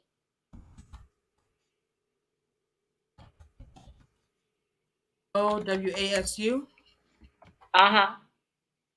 But also too, a lot of times those Africans, you can have 100 people with the same name. Oh my God. It's gonna take me a while to find her. Do you have a link to her page that you've already been scrolling through? I had scrolled through. Just type in LEGENA Gold, and then the two profiles that are readily available and accessible will pop up. Oh, here they are. I see. One is digital creator something. That one. That has a black circle, right, for the profile, and then another one has another picture. Yep. Yeah. Let me see if I can share this really quick. And then we can scroll through. Okay. Let's see. Bear with me, you guys. And thank you all so much for being here. Shout out to you. Shout out.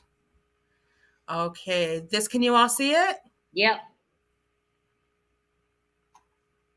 Now, when did she do this one right here? I'm trying to see. This one looks like 18 yesterday. Yesterday. About me. You can't hardly hear her. Jaguar.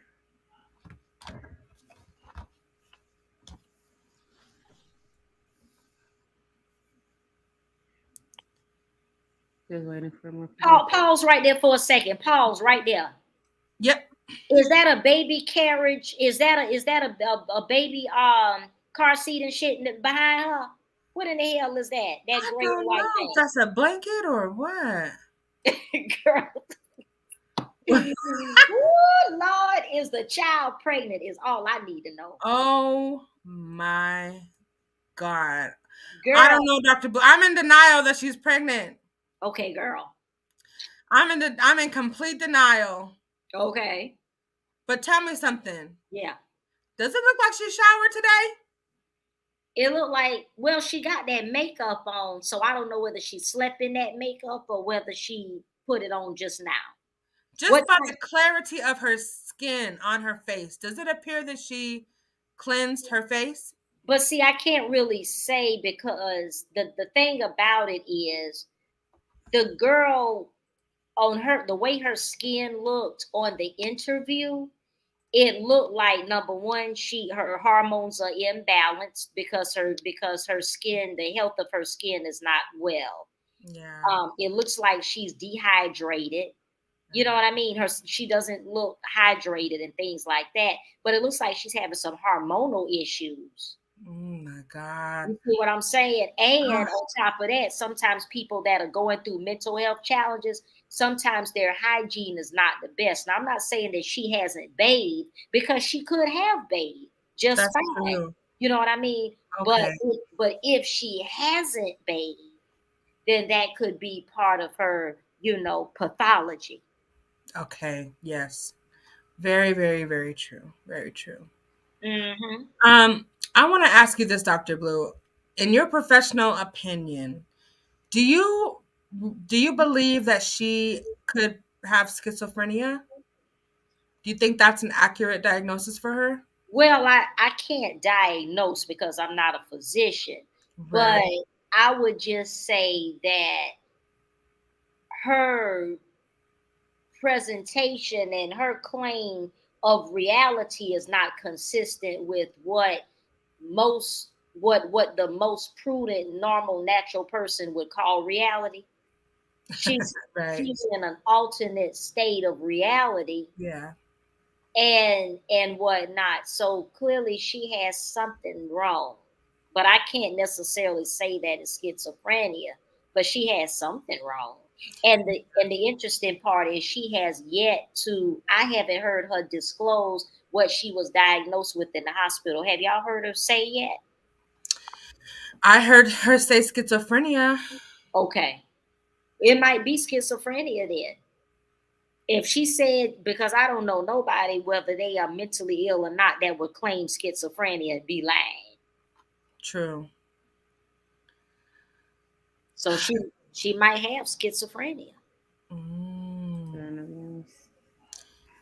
Or people comment. Now, is she sitting on a couch or a bed? About me. It's hard to say. She might be sitting in a chair.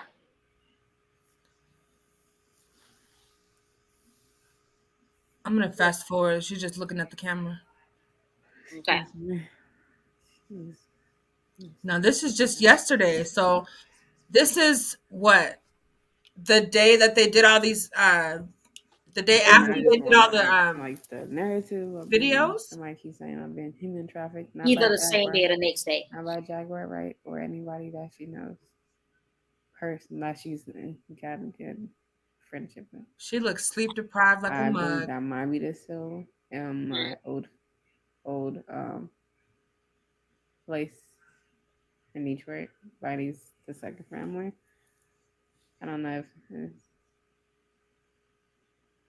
but I believe I've been brainwashed to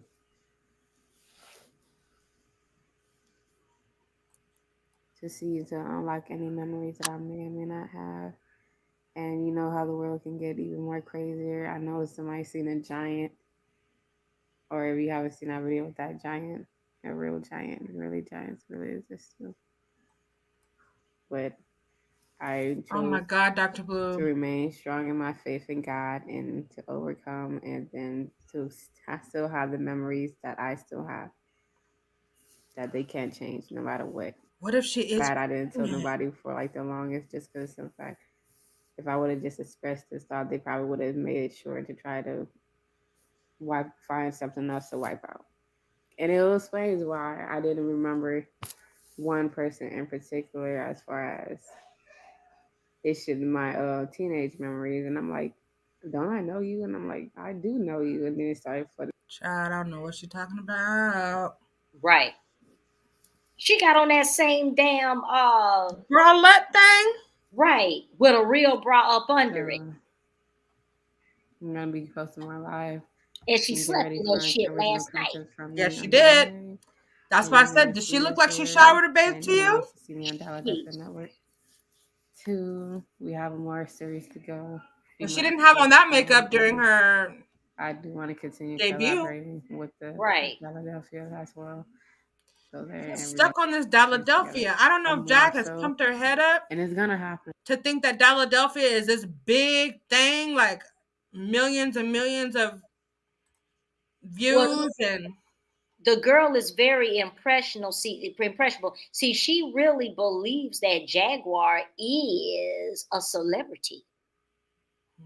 Like, she really believes that carrying on. And all of these names that Jaguar is always dropping, you know, Whitney Houston and this one and that one and Jill Scott and Erica, because you know Erica Badu is her darn third cousin.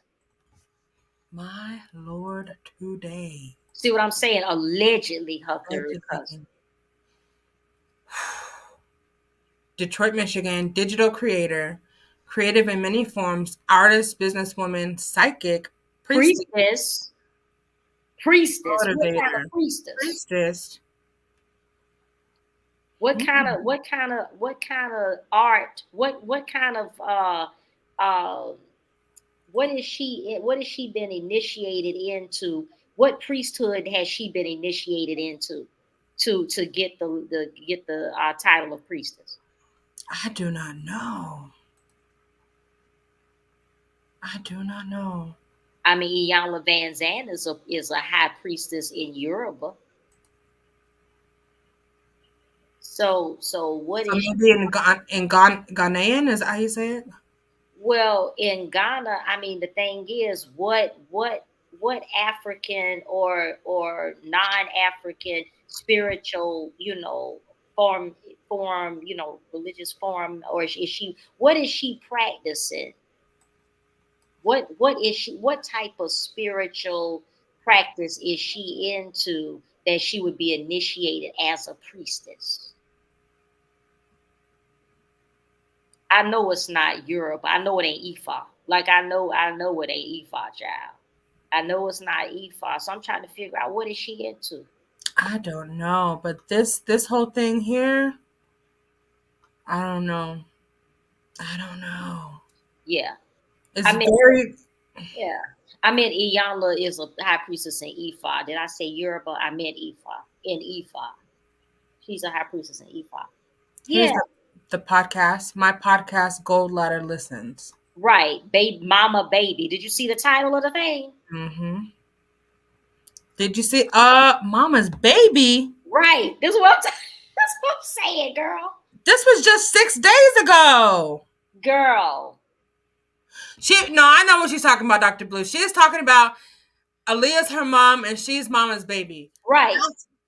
Yeah, not her own baby. Oh. Not her own baby. Yeah, she talking about Aaliyah. I'm not about to listen to this, but for those of you who want to listen to her podcast, I'm going to copy it and paste it in the chat. And you all feel free to dibble and dabble in that good stuff. Okay. Mm-hmm. My Lord, today. This is interesting. And I'm going to tell you now. Yes. If that girl, I just hope to God that she's not practicing any kind of spell work. You know what I mean? Because if she is practicing spell work, when you got a passive mind like that and you're not active and you're not dominating the forces that you're dealing with, they're going to dominate you. They overtake you. And see, this is exactly what Red Label Confessions and Reactions was saying in his video, I think was yesterday. Mm-hmm. This was his major concern because according to him, I guess he's got a spiritual gifting, right? And according to him, he could see that she's been taken over by an entity, a demonic possession. And he did say something about he became aware that she was into witchery practices, for lack of better terms. And she admitted it herself that she's into the dark arts. So I think something is going on there that is also another factor in this whole shebang. Yeah. And it's very dangerous for somebody who already has a passive mind and a history of mental illness. Mm-hmm. She's not able to. I'm telling you, ain't no telling what kind of entity gonna end up taking her over before it's over with. What are some of the more dangerous things that, in your experience, can happen or could potentially happen with her having involvement in that? There's different kind of entities that can come into her. I'll give you an example. This is an example of something with somebody who don't have their mind off the chain. Do you remember the movie Malcolm X? Oh God, yes, I remember that movie. It's been a long time, but yes. Okay, yes. I'm gonna give y'all an example. Do you remember watching that movie? And did you recognize that there were times in that movie when Denzel was up there giving his speeches or whatever, when you couldn't differ whether or not that was Malcolm or whether that was Denzel talking? Yes. Okay. The reason why, and Denzel actually did an interview on the Ebony Jet Showcase. Do you remember this show called Ebony Jet Showcase used to come on a long time ago? No, but I don't remember that name, but I remember him doing an interview and basically, right, is this where you're going? He admitted that he tapped into the spirit of Malcolm X to make that movie, right? Yes. He did an interview on Ebony Jet Showcase. It was him and Spike Lee was interviewed also. Yes. And Spike Lee said that Denzel would be going, even after Spike Lee said, even after he yelled cut, Denzel could not disconnect and disengage out of character. That Denzel was still going and still preaching and still delivering, girl, just still putting the message out there. And Denzel said himself that what he did was when he accepted that role, he said he got on his knees and he prayed and he asked for the spirit of Malcolm X to enter him so that he could be prepared and give a stellar performance. And Denzel said he felt Malcolm X's spirit come in and consume him for that role. Oh my God. And he was possessed. Yeah, Denzel was possessed in that movie. And Denzel, his mind is completely on point and together. I'll give you another example. Remember the movie The Joker? Yes, the actor died afterwards, right? Yeah, Heath Ledger. Yes. Now, I never saw that movie because I could already tell on its face that it was something wicked that I did not want to witness. Now, Jack Nicholson, Jack Nicholson is the original Joker. Jack Nicholson had a conversation with Heath Ledger before he filmed that movie. And Jack Nicholson told him, "You're not built for this. Don't take the role. You can't handle the Joker energy. You ain't built for this crazy energy." Oh my God. The original Joker told him, "You ain't built for this." See, Jack Nicholson, he built for that crazy energy. He is. He built for that crazy. He played that role. There's nobody who could ever play that role like him. Yeah, he built for it. Just like that movie, The Shining. Remember he did The Shining? I never saw that. And One Flew Over the Cuckoo's Nest. I think I did. Yes, I did see that. That's old. That's one of the old movies, right? But Jack Nicholson is built for that type of rodeo. Correct. And Jack Nicholson told Heath Ledger that he wasn't built for it and to turn down the role. Heath Ledger didn't listen, and he is dead today. He couldn't shake it. Right. He wasn't built for it. And that's the point I'm making now is LEGENA ain't built for it because she don't know what's out there. And she's invited. She's opened herself to any spiritual entity. Remember on E.T. back in the 80s when that little boy said, "What's out there? What's out there?" Talking about the aliens. See, LEGENA don't know what's out there because she's into aliens too. I heard that. Now I haven't dabbled into that part of it yet, but trust me, it's piqued my interest. But yes, I've heard that about her. Right. And just like what Zam mentioned in the chat, also with Aaliyah's last movie, Queen of the Damned, with them damn snakes coming out of her damn mouth. And see that right there was a lot of Medusa energy. There was a lot of Medusa energy. Yeah. In that movie. I don't think I watched that movie all the way through, but because I hated to see her in that role. Yeah. Oh, it was very demonic, child. Very dark. Oh, it was demonic, child. Oh, with her teeth, sorry. Exactly. It was demonic, child, the whole thing. When them snakes started coming out of her mouth, I still ain't looked at the movie. I'm aware of it, but I ain't sat down and watched it. And I won't. There's certain things I will not. Yeah, that movie, that's not it. That ain't it. And then I'm gonna tell you something else too. Do you remember that movie, Hide and Seek, with Dakota Fanning and Robert De Niro? No, I don't. Okay, Robert De Niro was a psychiatrist in the movie, and his wife had died, and he was raising his daughter, Dakota. Well, Dakota Fanning is a real name, but he was raising his daughter as a single parent, and they moved to a new house, and people just started coming up dead and missing. And the daddy was like, "Well, where is so and so? What happened to so and so?" And the little girl kept saying, "Charlie did it, Daddy. Charlie did it. Charlie did it." Dr. Blah! the daddy was he was like, "Charlie did it, Daddy. Charlie did it. Charlie did it." And so and girl, and Robert De Niro, he was a psychiatrist. He told her, he said, "There is no Charlie." And she was like, "Oh, there is a damn Charlie, because Charlie killed these people, and I know about it."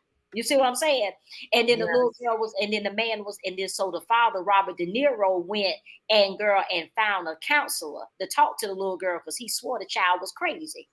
And then the little girl talked to the counselor, came to the house, the damn counselor turned up dead in the closet. And then the damn daddy was like, who in the hell killed her? She said, I told you, Charlie is the fool around here killing everybody. Girl, come to find out the little girl was not having no split personality. It was her damn pappy killing everybody. The psychiatrist was crazy. He was the schizophrenic.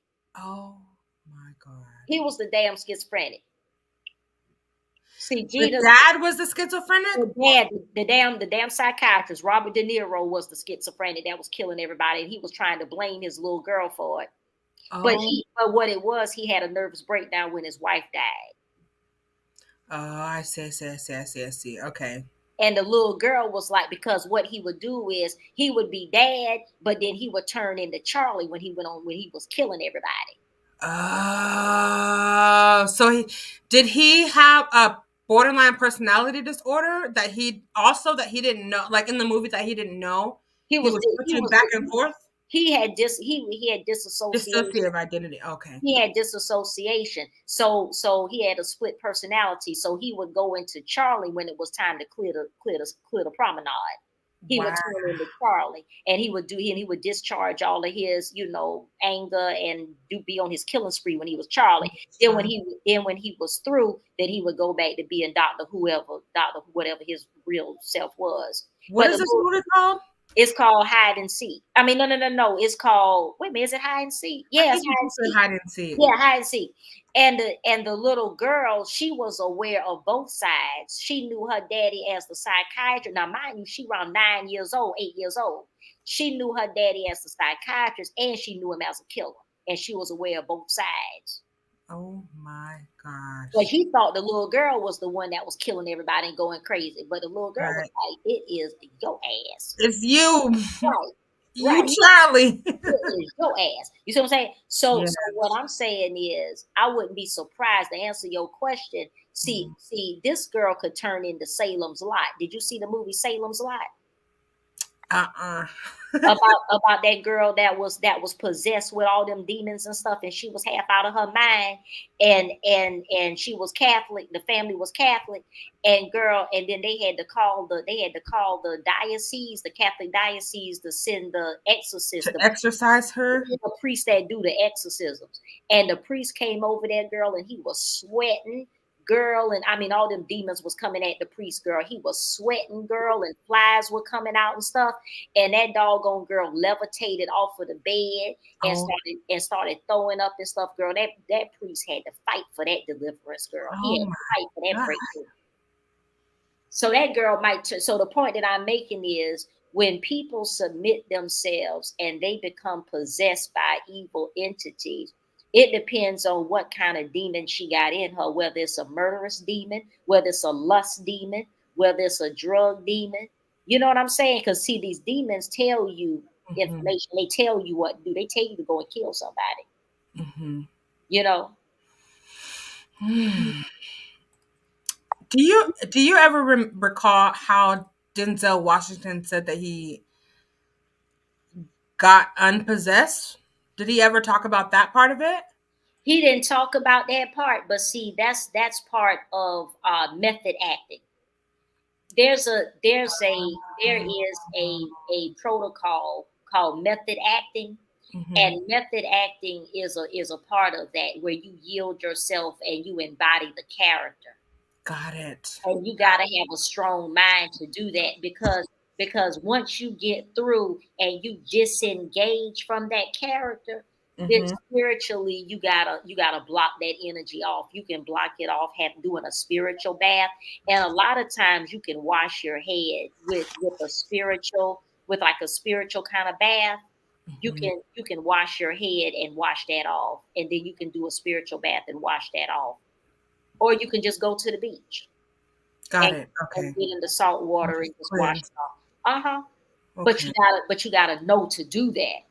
Right. You know what I'm saying? And you got to be fully aware of what you fooling up with. Right. See, Denzel is aware. That's how he was able to do that. But yeah. That's basically what happened with that movie. Oh my gosh. This one girl, I remember back in the early 2000s, she was a student at Spelman College, and she was a drama student. Mhm. And she and her professor, they were studying a particular um, piece, and the Mhm. professor made it very clear. The instructions were, do not do these activities of method acting and trying to get into character uh, without supervision. Okay. The teacher gave that instruction. Well, this one in particular student didn't listen. And she went back to her apartment and started practicing and getting into character and stuff. And that girl lost her mind in that damn apartment, and Grady Hospital had to come get her. Oh my God. Grady Hospital had to come get her. She lost her damn mind in that damn apartment.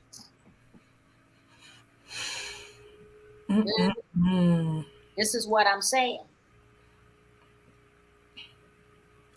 This has got me thinking, like, what was LEGENA doing in her apartment when this happened? Calling on Aaliyah. That's like something, right? She had to have been doing something. She was calling on that energy, because remember now, the girl said that she was trying to astrally project. Hey, Did you hear her? Did you hear her say that? Mm-mm. You didn't? No. She actually stated in that video, there's a witch on her back. Did you watch that one? When I started seeing that one, the image of that thumbnail, I could only watch it for a minute. I just wanted to see what she was talking about. But yes, it was the story time. Yes, but Well, the volume. in that particular video, she explains that she has been trying to astrally project. But it failed. Yeah. But what happened was, she was trying to astrally project, but the spiritual entities subdued her, but she didn't know that she didn't understand what happened.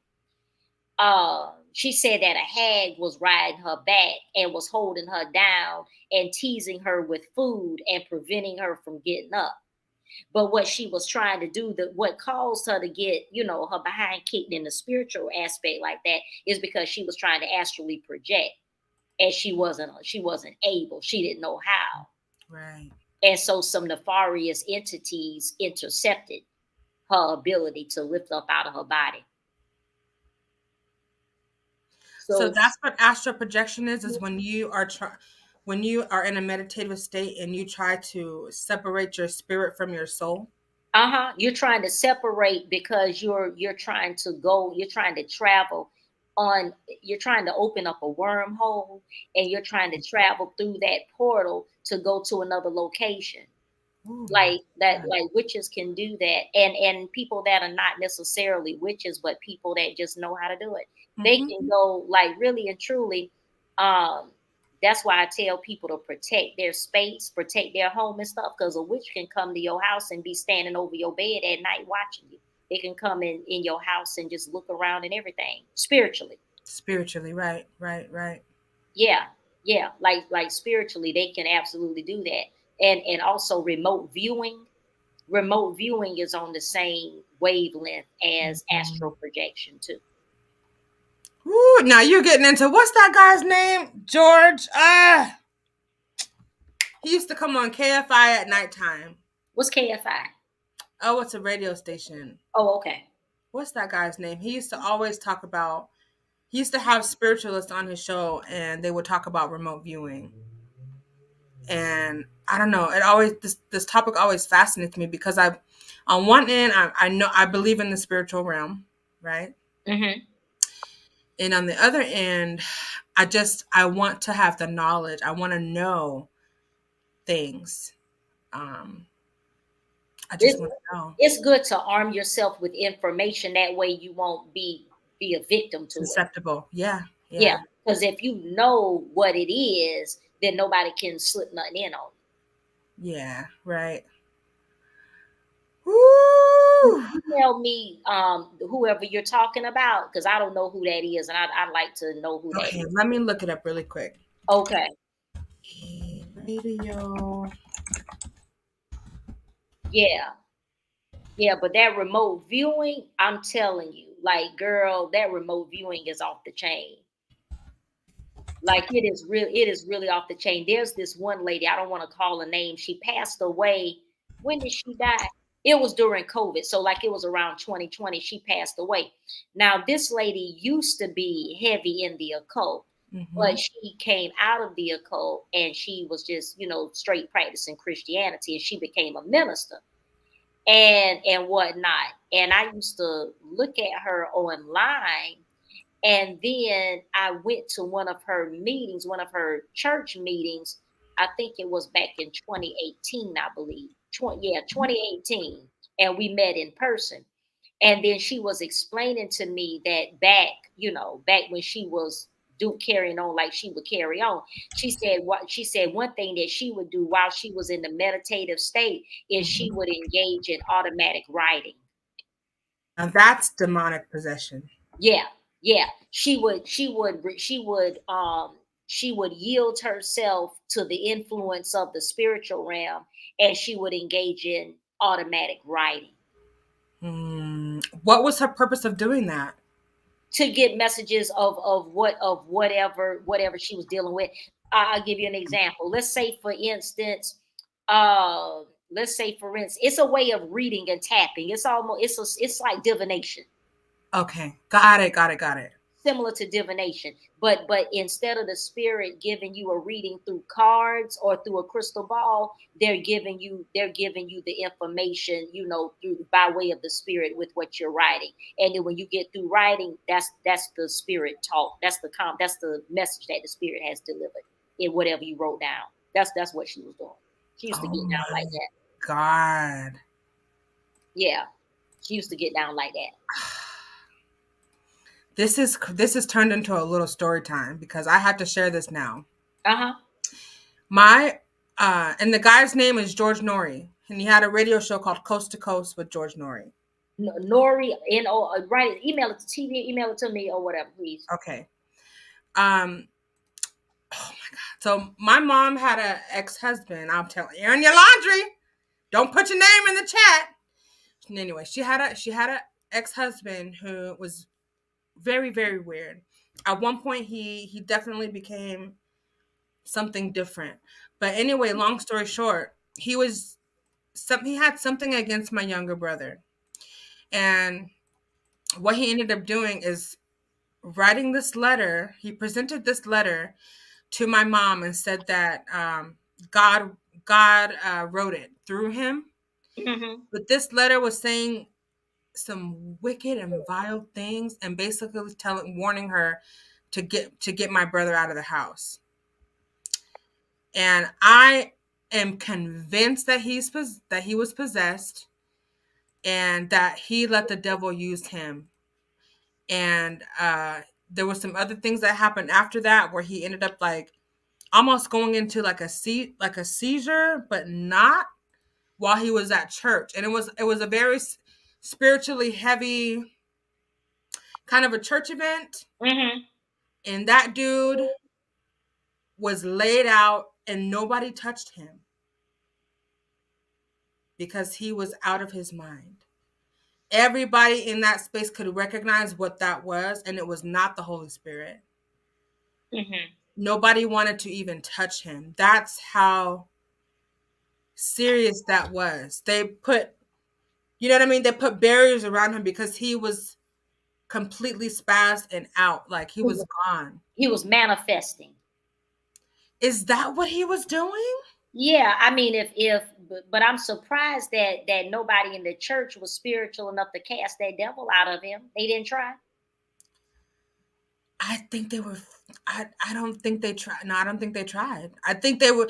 No one wanted to touch, like lay hands on him. I think they were praying around him, but no one wanted to touch him. But they didn't even have to touch him because remember, even in the Bible when the naked man was sitting in the graveyard and he was crazy. Do you remember that story? And and Jesus was walking by, and he saw that crazy naked man cutting himself with rocks. And then that naked man asked Jesus, have you come to torment us? Not have you come to torment me, but us. As in legions. Right, us. And then Jesus was like, what is your name? He was like, my name is Legion, for I am many, and whatnot. And Jesus was like, and then the demons were like, well, if you gonna cast us out, please don't send us to the dry place. Please send us into the pig. Yeah. So my whole thing is, you know, when Jesus casted those demons out, and then the Bible says that shortly thereafter, when Jesus encountered that man again, he had on clothes and he was talking good sense. Correct. So sometimes you just have to, I'm just surprised. But a lot of times in a lot of churches don't know how to encounter and deal with that kind of energy. I don't think they did. I think that they were very ill-equipped because he, like I said, he presented himself one way. That night, he was not that same person. And I think they didn't want to rattle the other church members because it was a spiritually heavy session. But I think because that happened like at the end, like when everyone, you know how like you're heavy in the spirit, but then you come back. Yeah. And you can, you know, you're yourself. He never came back. It was like everyone had moved on past that, and he was still laid out, but it wasn't the Holy Spirit. It was something else. I don't know how. And that was following the automatic writing of the letter. Mm-hmm. He had yielded himself. He had yielded himself to be able to produce that, whatever that spirit was that wrote that letter. Yeah. That was in him to cause the manifestation of that letter. That was the spirit. He had yielded himself. That's what the problem was. Mm-hmm. Mm-hmm. Yeah. Yeah. I think that was why they were like, at the end, they were like, just leave him be. Because after praying, and you know what I mean, praying in the spirit over someone, and then there's no change. Yeah. They just left him. Yeah. And the thing about it is, demons can smell fear, and they ain't gonna respond. If you gotta have the power. You gotta have the power over the enemy, because if you not on par, because the devil ain't gonna respond to you if you one of them. You see what I'm saying? Mm-hmm. They ain't gonna yield and respond. The devil gotta understand that you know that they are subservient.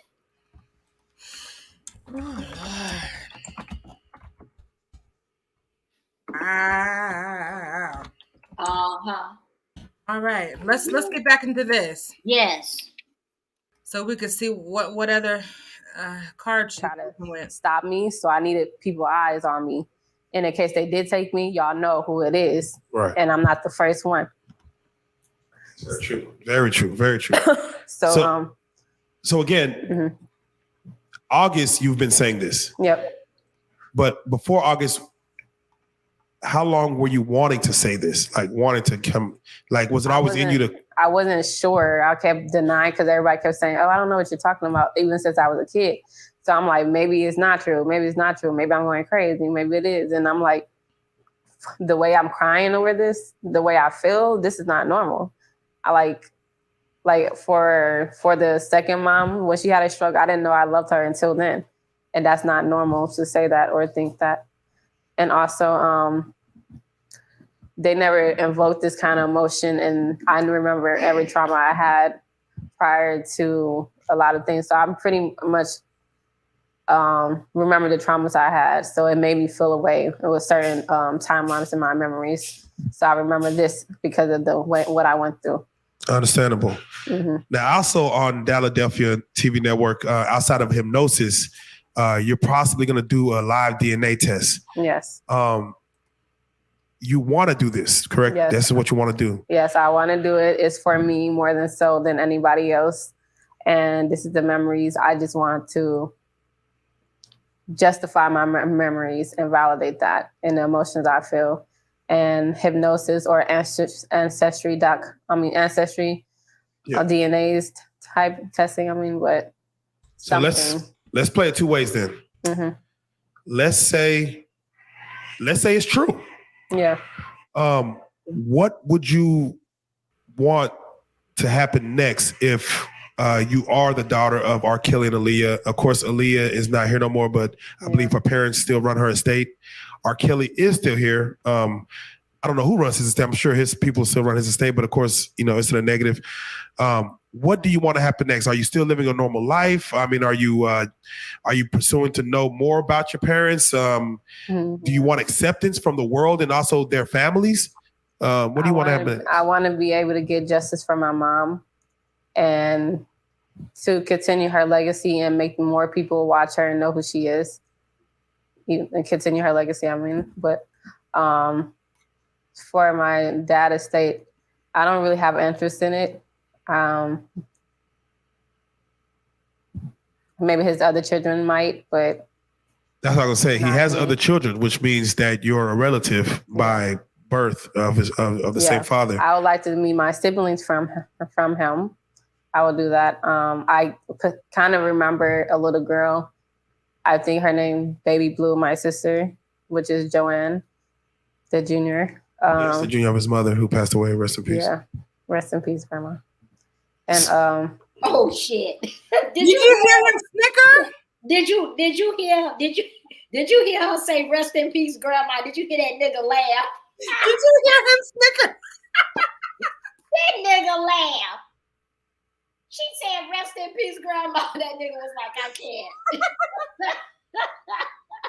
I sure heard it. It was loud. Ooh, Lord. And she just stood up there like.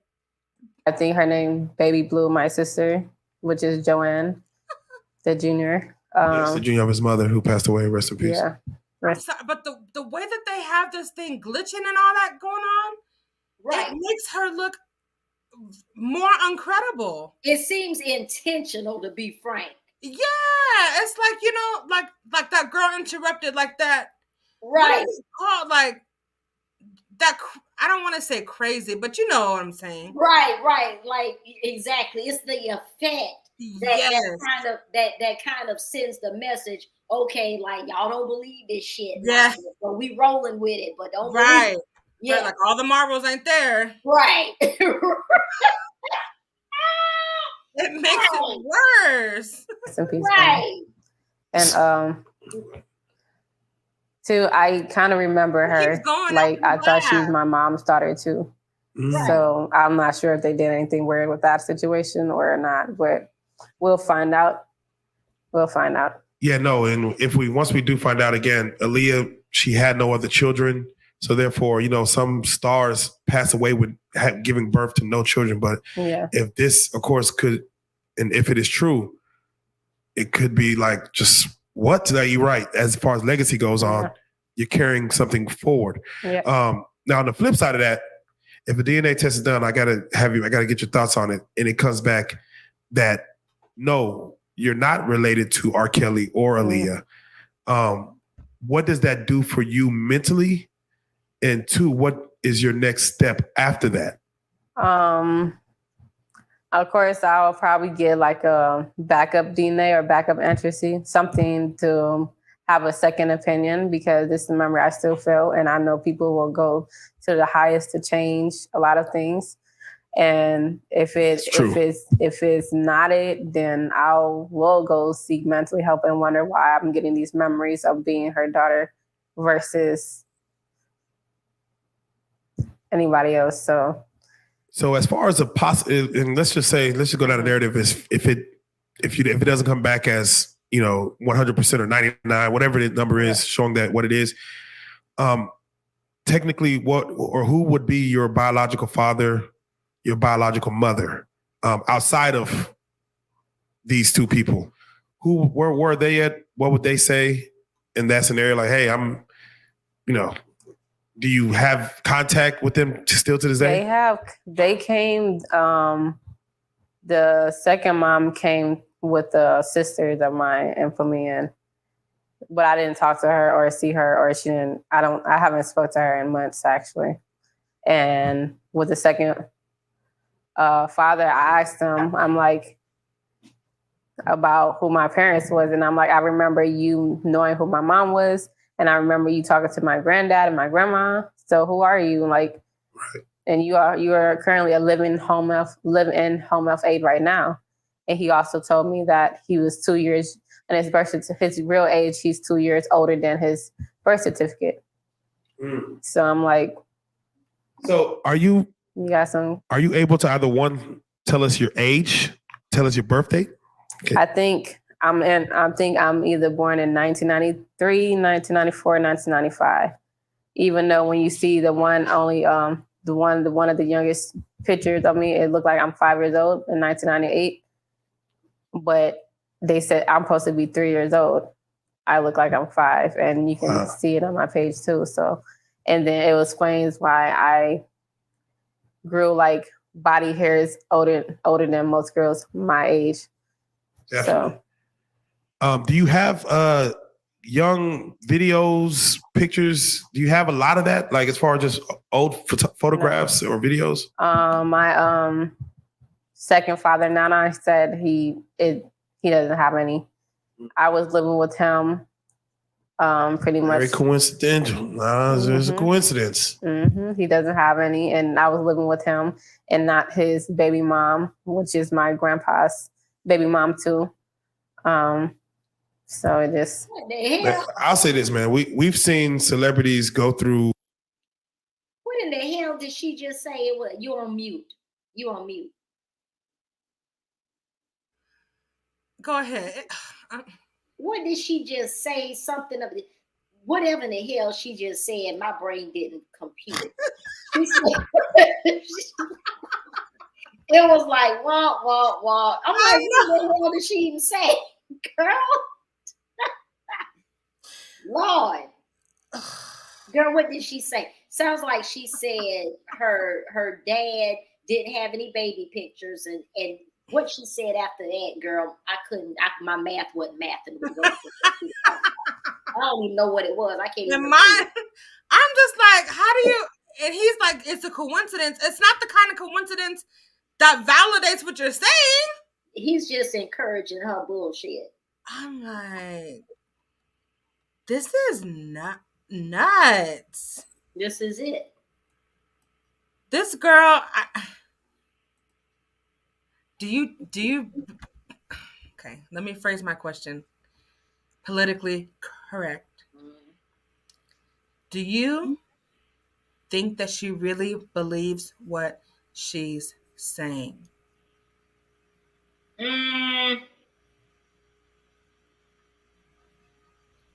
I think that she has more.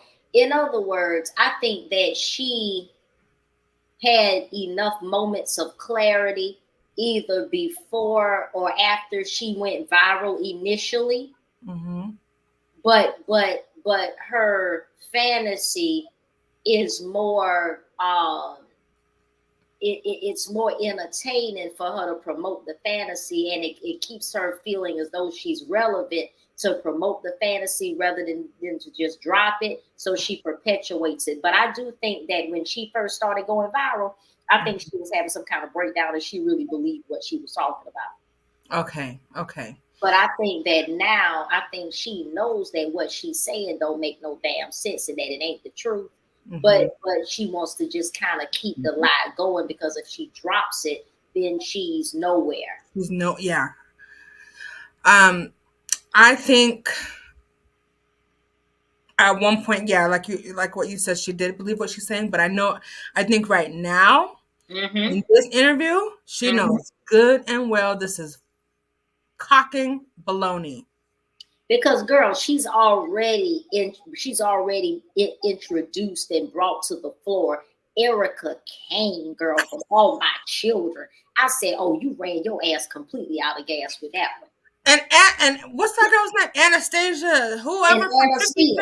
Anna Steele from 50 Shades of Grey. So what I'm saying is this whole story is sounding very, very rehearsed and memorized. Exactly. But what made her leave the R. Kelly Aaliyah script and go to the Shades of Grey book and then bring us back to, All My Children with Erica Kane? And then she said, oops, my bad. Exactly.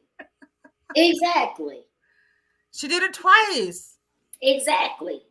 Like, why in the world, if she's trying to present this story as factual and credible, why would she start making a reference to the 50 Shades of Grey and to a damn soap opera and calling these people by their character names? She didn't say Susan Lucci. She Right. said that damn Erica Kane. And Anastasia Steele, the characters. Character names. So here we go. LEGENA Gold is a character. A character. Just like Erica Kane is a character. Yep. Okay. All right. Exactly. Extensive measures to hide their children. I think Karl Malone was just exposed for having a child with a 13-year-old, denied the child forever. And then finally, when they did a DNA test and it was his, the child support was too much for him, even though he was an NBA player. And he finally met him at 17 years old and said, hey, I got, you're already grown. I can't do nothing for you. So we have seen people of stature go through extreme lengths to continue their careers without much of a hiccup. But I have to ask then, do you have any talents? Like, you're singing. Yeah. I sing. I dance. I used to dance in high school. And also I want to pursue acting as well. And I also do art, like painting, do little crafts here and there. And I film video. Okay, I wanted to point out Misty's comment. She says, I hear her. At this stage, if we're playing replays of these interviews, then we can't criticize them for interviewing her because we too are exposing the same thing that they are. I disagree with that because the purpose of us playing this interview is this is not our production that we have done and put out. This replay is to understand her mind, try to understand why she's doing what she's doing, and to see if there's any discrepancies that we can for surely identify that would lead us in to the direction of the truth. Exactly. And also what we're doing is if we just allow this blue couch interview to stand on its own without any critique, then what we would be doing is passively supporting the bullshit.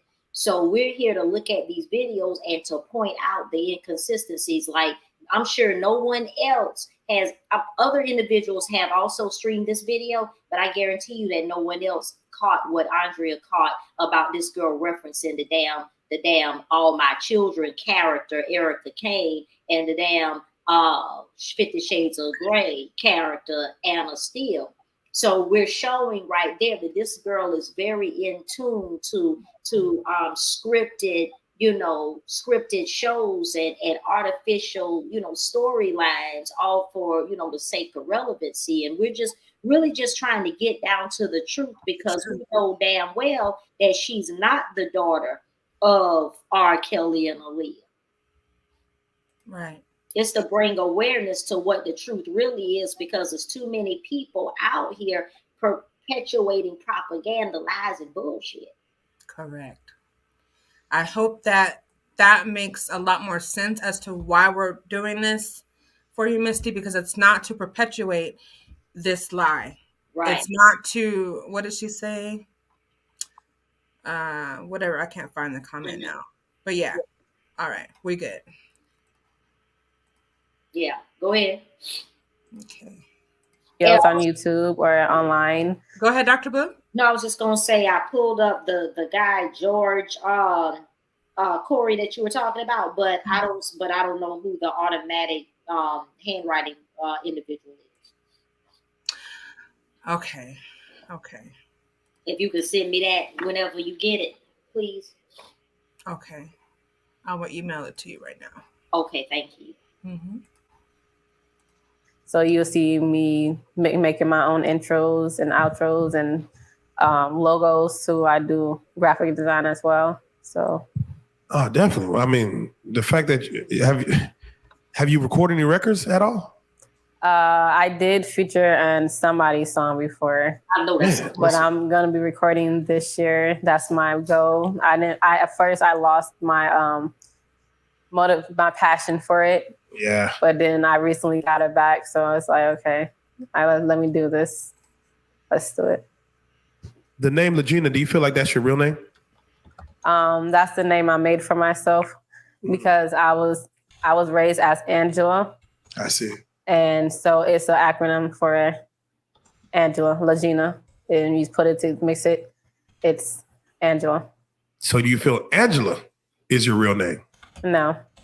My real name I feel is Love. Definitely. Love, Lila Halton. Definitely. So Love Lila Halton. You're in Dallas now. Love Lila Halton. That's her. That's what she's saying her name is today. That's what she's saying her legal name is. Okay. Again, you were able to come out to Dallas to an episode on the Dallas Network with Jaguar WRIGHT. Very courageous of you to leave Detroit. How has things been for you since telling your truth? We're going on we're in mid-February. Well, I mean, we're going on March now. How have things been for you outside of the February 5th getting caught? It sounds like it's been a roller coaster. How are things for you now? How have the past few weeks been? How have you been dealing with it all? So when I learned some things being hospitalized, more self-care, more my anxiety did calm. Even though I was wrongly diagnosed, but my anxiety did calm. He's fixed something. And I came and met beautiful people because Jaguar WRIGHT and Sean or King Payne, they reached out to me. Shout out Sean David and King Payne. Yep, they reached out to me and helped me. We had an interview already, so it brought good people that I need to be around in my life. And I'm learning new things. I just started eating back meat again after not eating it for 5 years. So I'm like, what made you stop?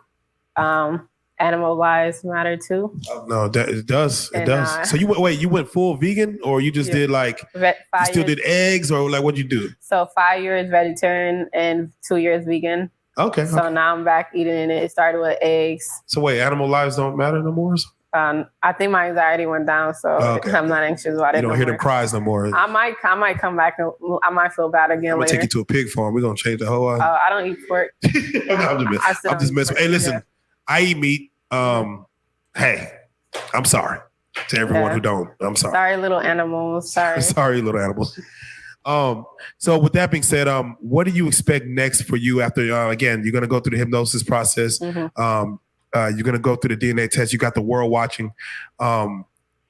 Whether right or wrong, or whether fact or fiction, what's next for you in your life? What do you plan for you? Because now you're in Dallas, you're traveling, your face card, you're on the Real Life Street Stars now. What's next for you as far as for what you want in your life? Again, whether outside of who your parents are, what do you want to do next for yourself? I think this is a great question. Yes, the only one I asked. Yep.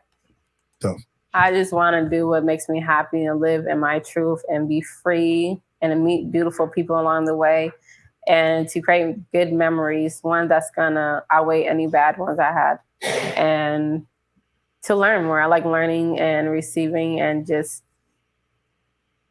I'm just up.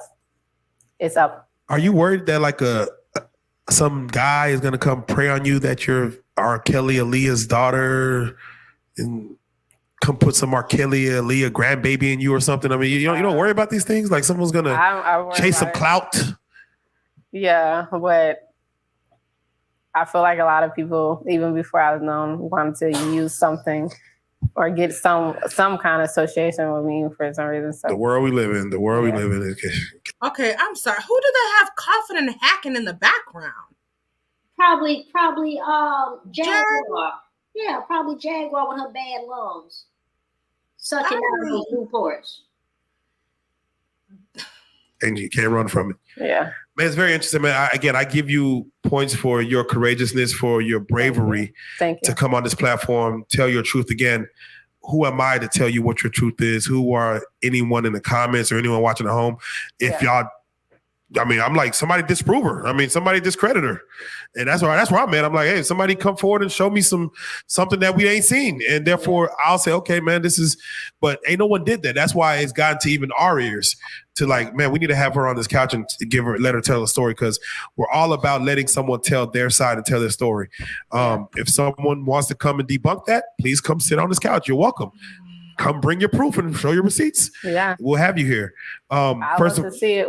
Yeah. There you go. No damn receipt. For those that do want to follow you, follow your movement. I believe I see you on TikTok Live. I think you're on Instagram Live. I see you on a few things. So if you don't mind, tell us all the platforms that you're on. What's all your platforms that you're missing? So on my Instagram and Facebook as Legena Gold, and also on YouTube is Legena Gold as well. Spell it for them in case they don't. So, LAGENA, and Gold is GOLD, and it's on my YouTube, Facebook, and Instagram. And on my TikTok, I'm Legena Love Gold. So it's LAGENA LOVEGOLD. And if you right now could speak to, let's just say first and foremost, R. Kelly, what would you tell him if, let's say, he's right here in your face and it is proven that you are his child? What would you like to tell him?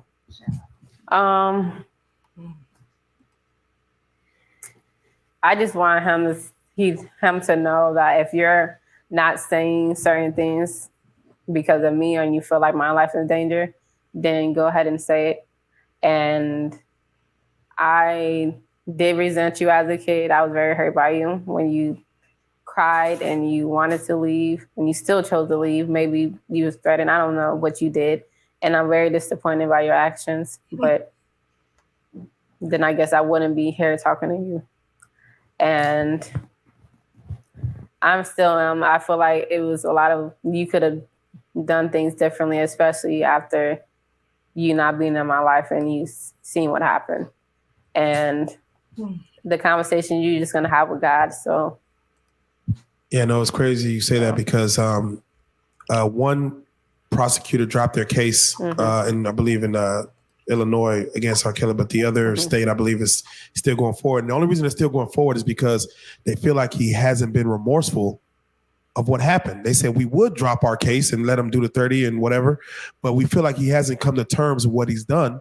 He hasn't seen any remorse. He hasn't said sorry. He's, of course he pled not guilty and he could fight that, but they haven't seen any remorse. So even for what you're saying, if he does ever look at you face to face and say, child of mine or not, I apologize for whatever you went through. That's a strong ask.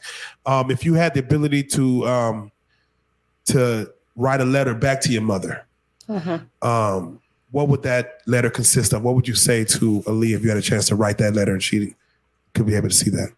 Mom, your fans getting on my nerves. Getting on my nerves, Mom. And what I'm gonna tell your truth, and I'm strong because of you, and I'm gonna keep fighting, and I'm gonna make sure we get justice, and I'm not stopping until then, and nobody can make that stop. So. There you have it, man. But they're loyal. I would have asked her, well, what does justice look like for you? You go. Well, I got to thank you again, man, for, again, having the courage and the bravery to come on this couch and speak your truth. I can't say it enough, man. This is the best part. We have to say it, man. Legena Gold on the couch, man. I have to say you are a real life street star. We salute you for even coming in and speaking to us and having us given some of your time. Thank you so much. We appreciate it, man. Thank you. Thank you. We salute. Hey.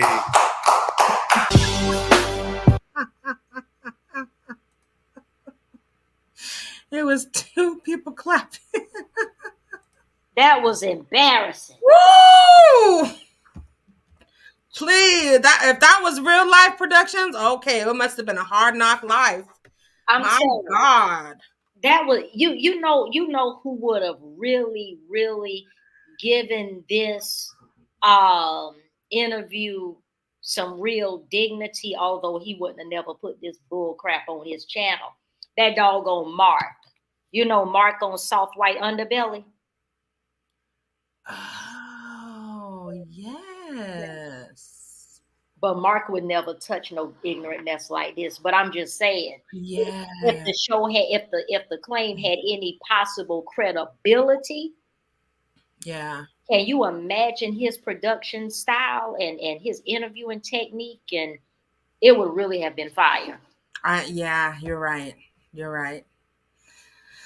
Yeah. That interviewer. This was embarrassing.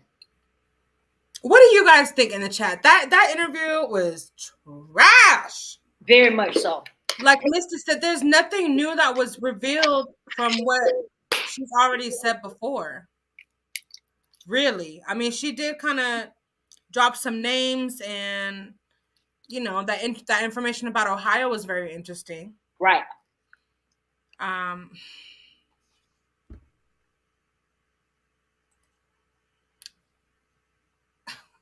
It's embarrassing. Okay, so Jag apparently is going on a hiatus. She's going off the grid. I didn't hear that. Where did she? I'm eating a Milky Way. Forgive me. I didn't hear her say that. Where did she say that at? So Alicia, who was in the chat earlier, said that she heard. I don't know if she heard her say that on Official Campaign, or she heard it from that channel. And then her just said she's going to be leaving for a month. She's going away for a month. Now, this to me is concerning because where is she going? Is she going to Carbon Island? Well, let's look at the context of where that of what was said. Can you find, where that clip exactly where that was said at, and then we can dissect it and pull the truth out of it. I don't know where it is. But also, but let me go ahead and throw this in there. Also, Miss Dean told Jaguar in her warning on Sunday that if she did not return LEGENA, that she was gonna go missing again. Wait, who said that? Miss Dean. Who's Miss Dean? Katina Dean. A Walk with the Ancestors. Is that a channel? Yeah, you don't know Katina Dean? No. She's a spiritual worker. And she cussed Jaguar ass out and Tokyo Tony, called them trash, told them they would say they was nothing ass mammies and everything, girl. Went in their ass. Well, what did she say to them? She said it's Sunday, girl. She called them nothing ass mammies, girl. She went in their ass and beat their ass on the YouTube, girl. I was here for it, girl. Oh, she's on YouTube? Yeah, girl. Pull it up, girl. Pull it up and play it, girl. What's her name real quick? Katina. Well, her real name is Katina Dean, girl, but she goes by A Walk with the Ancestors. That's her channel, girl. Girl, okay. You gotta play it, girl. She got in Tokyo and Jaguar ass and told them not to call her damn phone no more and not to bring LEGENA ass over there no damn more. And that Jaguar better send LEGENA ass home. And if she don't send her home in 3 days, she gonna come up missing again like last time. Okay, who's gonna come up missing? Jag is gonna come up missing? Or Jaguar. That Jaguar was coming up missing. Oh. Which kind of feeds into this idea about Jaguar going off the grid for a month. So you gotta play that. You gotta go pull up Miss Dean's video and play. I'm gonna find it right now. Then you gotta go to Official Campaign when she said that she was going off the grid for a month, because all that shit works together. Okay. Well, okay, now which video is it? The one from the 19th. The one from Sunday. Click on live. A Walk with the Crime Celebrity Edition. Right here. Yeah. That one.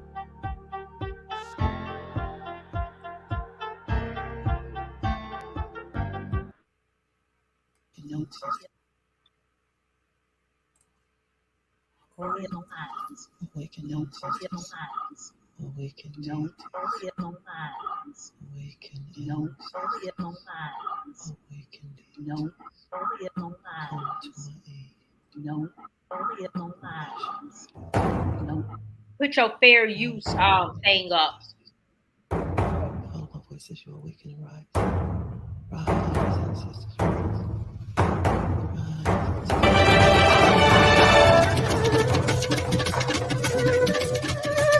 That's how we do it here.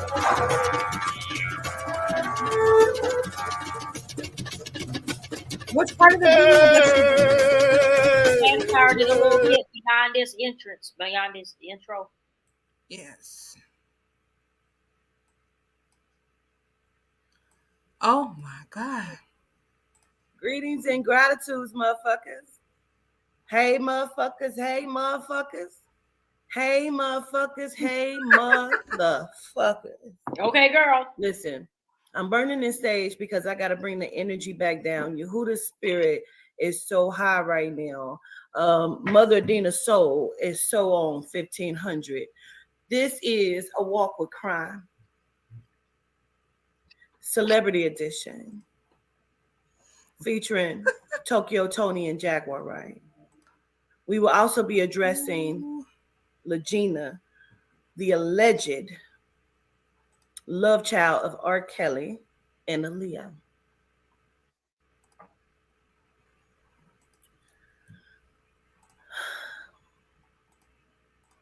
This is death of a mother's love. We're going to begin tonight's episode. First, let me get my banners up.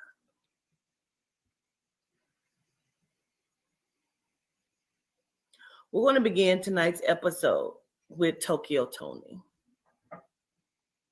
And I only I'm only throwing Tokyo in for a good measure. Okay.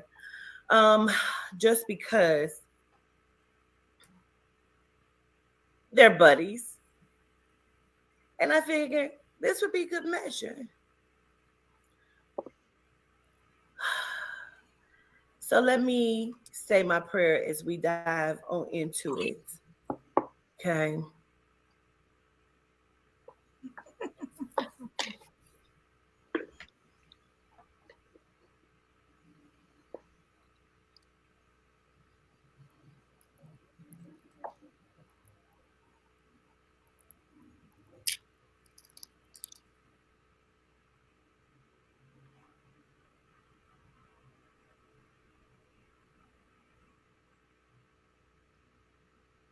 So listen, Spirit told me, Spirit says, you're going to do this and you're going to do it this way. And I want you to hit them with everything you got. So that's what we're going to do. So this is the thing. All information that is given tonight is alleged. And for entertainment purposes only, because that's what y'all like, entertainment. We're going to start with Tokyo Tony. So this is the thing. Tokyo. Reason why I'm calling this episode the Celebrity Edition, Death of a Mother's Love, is because both of you fucking degenerates left your children hanging in the moments of time where they needed you the most. You have now done everything in your power to not save your child, but to gain her position. You never at any point wanted to save her life, or help her. Because see, I'm so mad. I'm trembling, but that's okay. Let me put this motherfucker on Do Not Disturb. Yes, hit the like button when you come in this motherfucker. Because at no point did you want to save your daughter. You and I have had a conversation before. You're not unaware of who I am. So at this point, I wouldn't give a fuck what you or Jackie has to say. Tokyo, you wanted to save your daughter. That's what you said. You said you cried. See, after all of the Grammys, you cried. Before the Grammys, you cried. Now here recently, you're on camera pouring lotion down your face and down your stomach and shaking and fucking gyrating. See, let's go all the way back to the beginning when the death happened, when the murder happened. Because see, you killed your child. You killed her soul is what you did.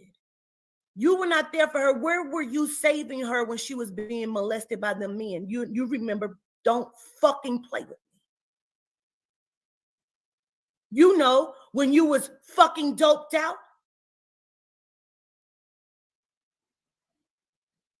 When she came to you and she told you, she tried to tell you, but you was putting all of the fucking men ahead of her. No, don't fucking play with me. She knew nothing but fucking and sex because you taught her that. You killed her soul long time ago, and now you want to save her from what? From you? You know, when you used to talk to her and beat her the fuck up? You talked to her fucking crazy and beat her the fuck up? It was 13 that she had enough? She had enough at what, 13, 14, right?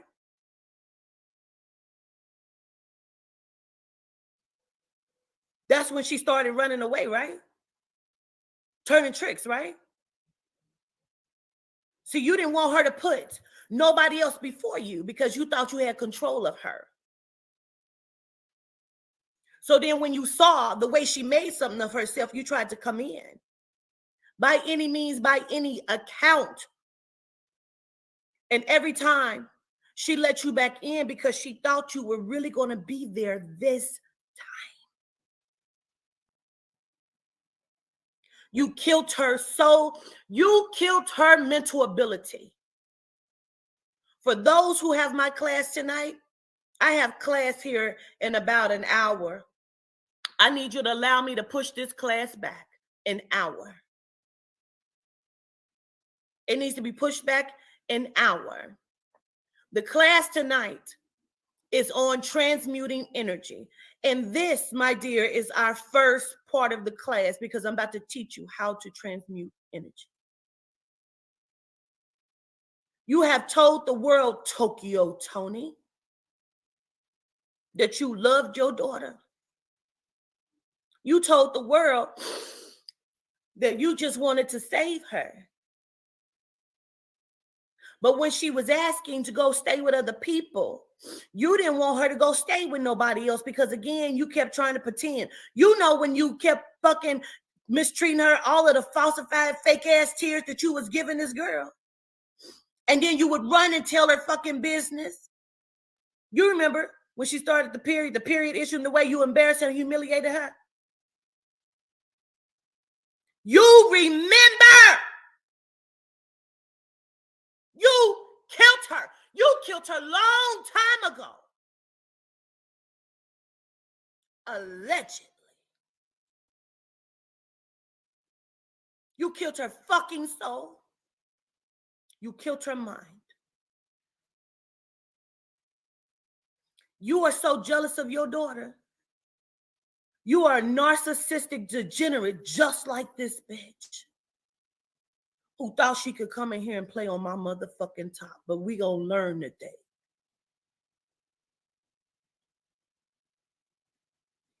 You don't give a fuck about these grandchildren. They are a payday for you, just like your daughter was.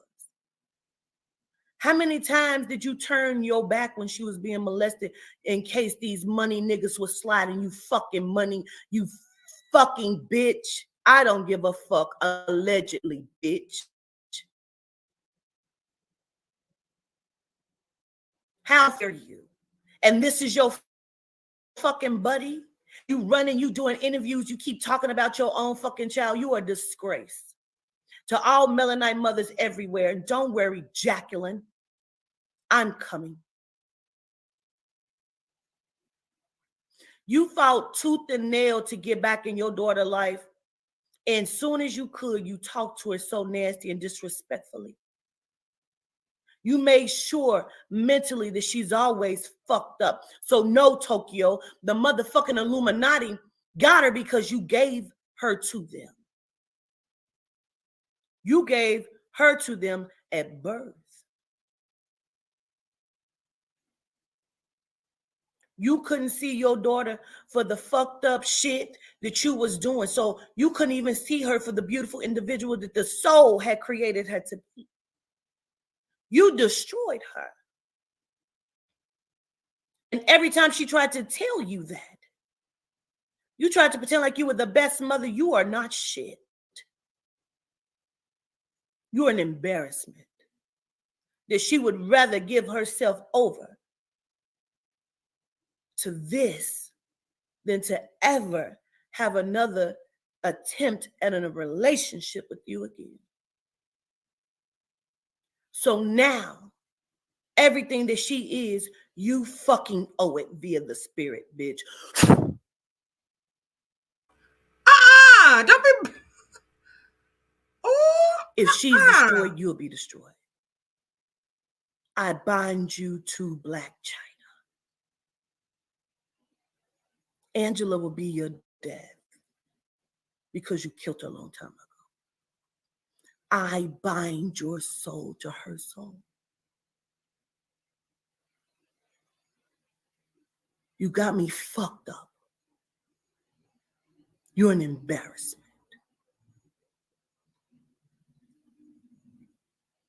We are watching you from now to forevermore. Every time you speak Angela's fucking name, we will hear it. It will ring through the ethers. Do you understand me? Do you understand? Shut the fuck up. There are no games being played here. You killed her a long time ago, so now you're responsible for her death. Jackie.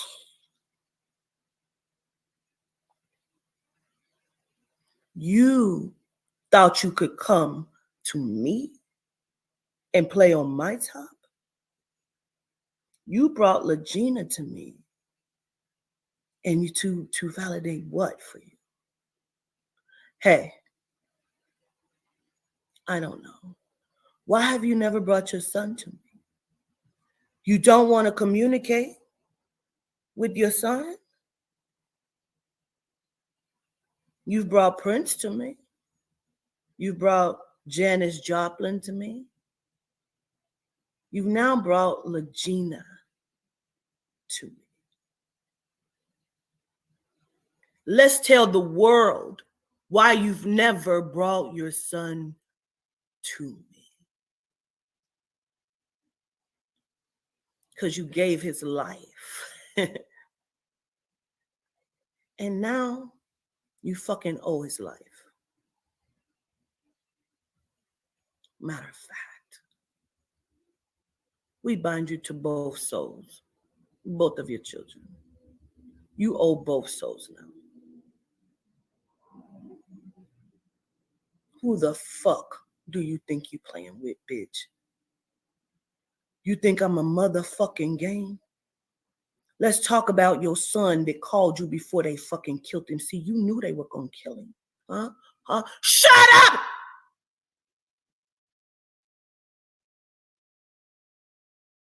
You knew. Your son called you. He told you he was scared.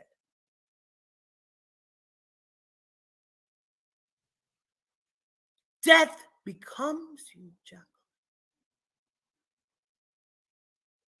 You got these people fooled. You can't fool me. You are playing on this little girl.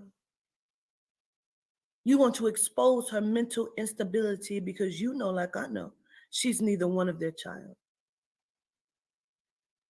But you should have done something differently because you shouldn't have brought her here.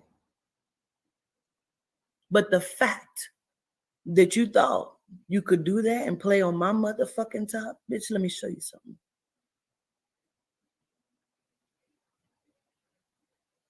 You're a fucking degenerate.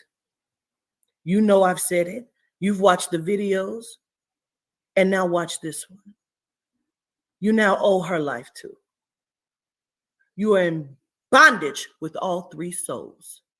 You now owe all 3 souls.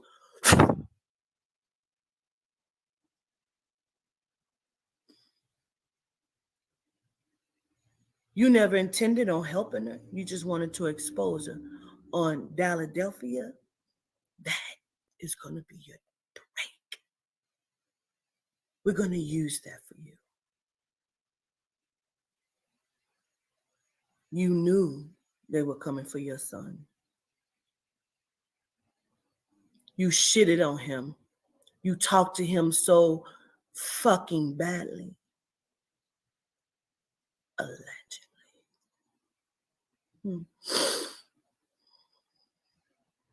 That's why your husband told you he deserved to be dead.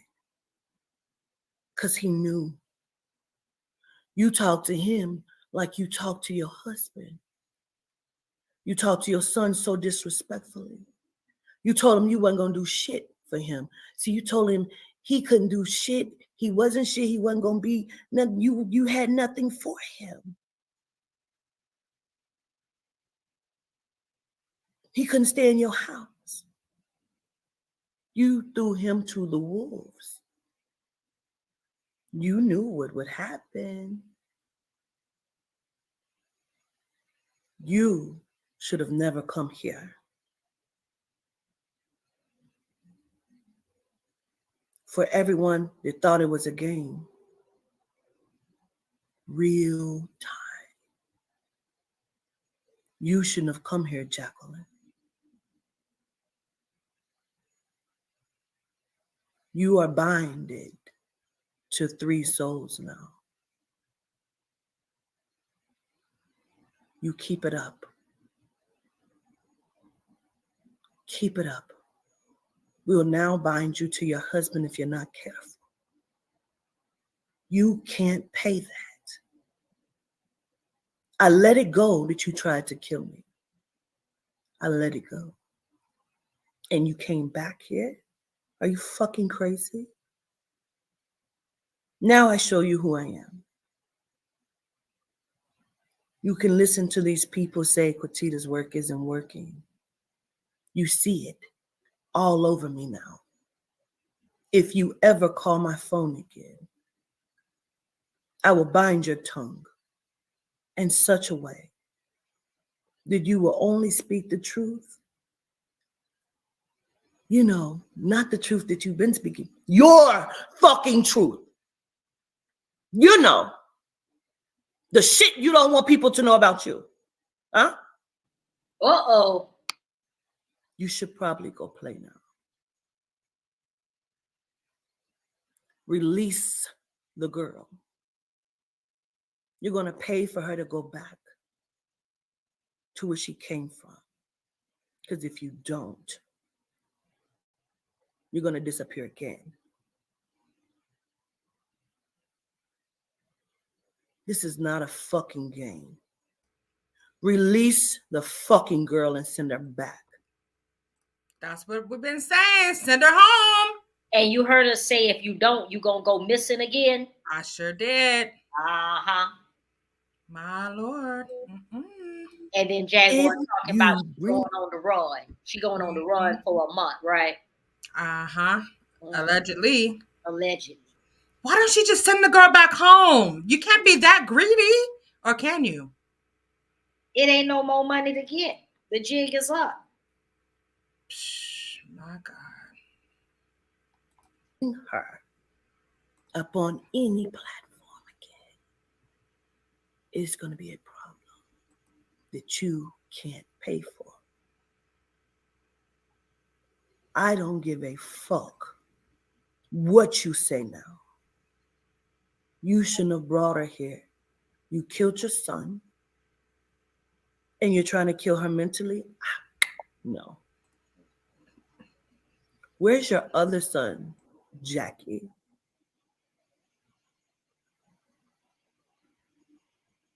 Why do you keep playing on his emotion? He sees you now for who you are. You want nothing to do with him. His father only exaggerated a little bit. You are a fucking mental case. And now we will expose you. Because you thought you could come here and do what? And do what? No. You're now binded. If I see you on this phone contraption ever again, it is going to be smoke.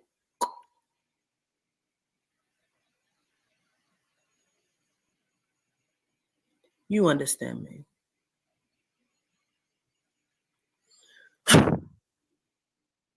Go play.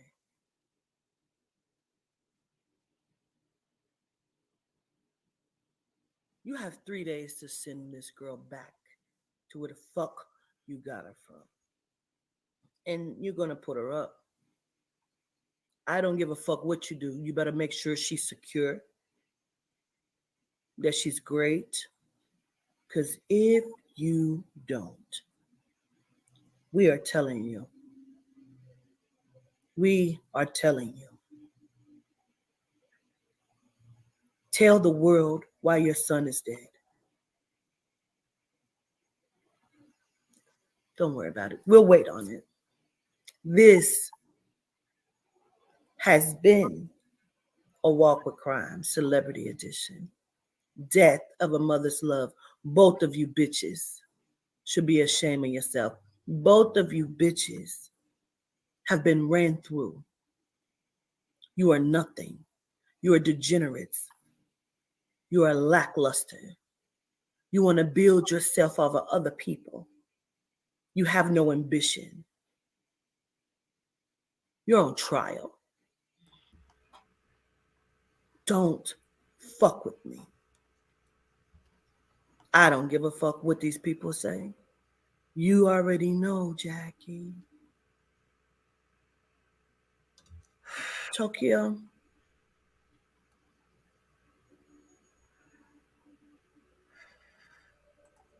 As divine as the spirit is,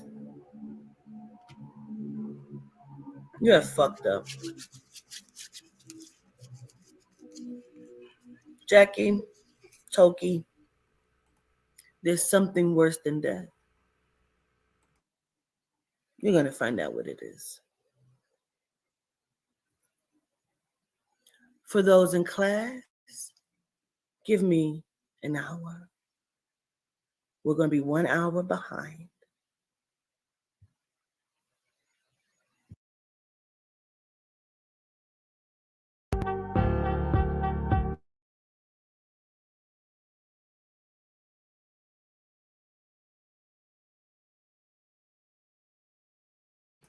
You on mute. Whew, my. What's worse than death? Exposure. When you want to be hidden. Okay. Mighty convenient that she's going under the radar after this message was delivered. Exactly. I hope Tokyo Toni listens. She's a nasty. I don't know who's nastier, but they both are equally disgusting to me.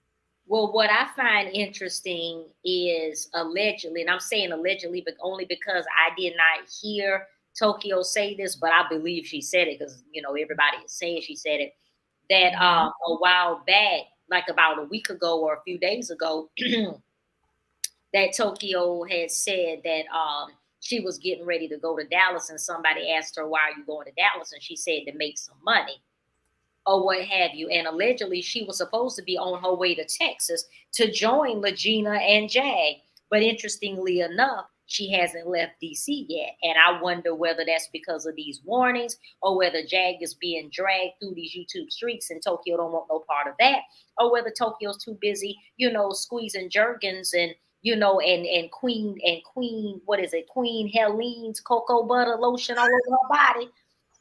Queen Helene cocoa butter lotion. A big old. Right, the big one, girl, from Family Dollar for $2. The big one that lasts for 10 years? Girl, the one that's about 2 liters big. The Queen Helene cocoa butter lotion all over her body and things, girl, on OnlyFans. Okay. Okay. I did hear something about Tokyo's allegedly supposed to be joining them. I just thought she was too broke to make the trip. I don't. Well, you know, she door dashes and she Ubers, so she could have Ubered all the way down there and picked up rides the whole way. That's true. And DoorDash the whole way. Delivering pizzas and Popeyes and delivering Chinese food and delivering Arby's all the way. Ugh, I wouldn't. Oh, can you imagine her being your delivery driver? No, I can't. And what I don't understand is, now, granted, evidently she doesn't have any employable skills. Otherwise, she would be, working somewhere. Yeah. But what does her husband do? And why is she squeezing, Victoria's Secret, candy, candy coated, cotton candy, all over her damn body. Cotton candy lotion all over her damn body. What is this? I don't understand. Doesn't she have OnlyFans? Why isn't she doing that on her OnlyFans? But that's what I'm saying. I think that's what she's doing. And what's up with all of these senior citizens doing OnlyFans? That damn Lunel doing OnlyFans.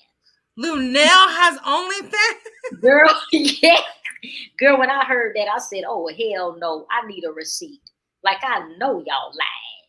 Then I typed into Miss Google, Lunel and OnlyFans, and she was on Fox Soul Girl telling Claudia knows about it, child. Somebody told me, one of my subscribers told me, because they're the ones that told me she was doing OnlyFans. I said, I know your ass is lying. And then they said, girl. And then they said what she does is she does foot jobs to plastic dildos and stuff. That's her show. Doing foot jobs to plastic dildos. I'm like, well, shit, that she got to be doing something, because ain't no way in the hell, you know what I mean? Her damn titties have flown south for the winter forever. So ain't no way in the hell, you know what I'm saying? Like, she like, what type of damn situation is she doing on OnlyFans? What happened? But they say, girl, her feet and a bottle of Jergens and a damn plastic dildo is her show. That's what they say she doing now. She better have some pretty feet. Her damn feet better be Botoxed ready. They better have, girl, her feet better be straight, no bunions or no shit like that. Girl, she better have some pretty feet. That's the only way she gonna be able to pull that shit off. Girl, she ain't gonna be able to pull off no other kind of how. Okay. And then the question is, how many fans do she have on OnlyFans? Oh my God. Is it lucrative, girl? I'm not finna venture to find out. Girl, is it lucrative? I'm like, girl. And now you got Tokyo Tony doing OnlyFans, wearing that damn one piece, those one piece pajamas. Girl, I saw her on her channel the other day, and she had on, the one piece pajama thing, the little jumpers, like a little snuggie, those little snuggies. Yes. Girl, she had one of those on, and then she zipped it down a little bit, and you could see her brassiere, her bra. And I'm like, what type of shit is this? Like, why is she exposing her bra under this snuggie? And then I heard somebody say she was doing OnlyFans, and I'm like, what in the hell is she doing on OnlyFans?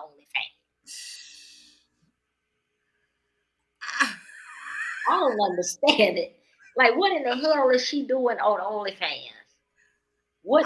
I'm still stuck at the fact that she has one doing anything. Right. I don't get your bag, Lou. Now I can't hate on you, but I'm just what. To me, what are you doing? Geriatric or OnlyFans? I think, me personally, Lunel doing OnlyFans, I think is disgusting. That's just my personal opinion. It is disgusting. It is. It's just like when if you ever scroll, like you scroll down Instagram and you see like these older women twerking in thongs. Yeah. It's It's so off-putting. Very. It's very. It's a disgrace. It is. It's like Lunel done got 100 years old and don't know what to do with herself. Of all things you could get, I mean, what does she do? Is she an actress? Is she a radio personnel? She's a comedian, and she has been quite successful. And it's not like she need money. You know what I'm saying? She's been in movies and everything. So it's not like she really needs money like that. That she gotta go get on the virtual host role. My God. It's embarrassing. She ain't got enough sense to be embarrassed. No, she's definitely not embarrassed. Definitely not embarrassed. Okay. I mean, really. Any final thoughts? Girl, I'm just trying to figure out who her fans are. Who is on there that done paid they cost? Are the dildos ethnic dildos? I don't know, because I haven't seen it and I didn't ask, but I would presume she probably has a rainbow push coalition of dicks. Like she probably, got all colors. Like she probably got a light, bright, damn near white, and probably a mandingo straight out the continent. Because every man that would watch that shit wants to feel like that's his dick. So he probably got some pink ones. She probably got some beige ones, some tan ones, some brown ones. Who has she practiced on? This is a skill you have to have. Good practice to be able to. That is a good point, because video. That is a good point, because it would take a certain coordination. Yes, and ab strength, right? Exactly, because she got to lift her leg. That is right. That is right. That is right. And then my question becomes, where did she get that idea from? She had to have seen it somewhere. I am so... She had to have seen that somewhere. If any of you, listen, just for educational purposes only, if any of you have any clips...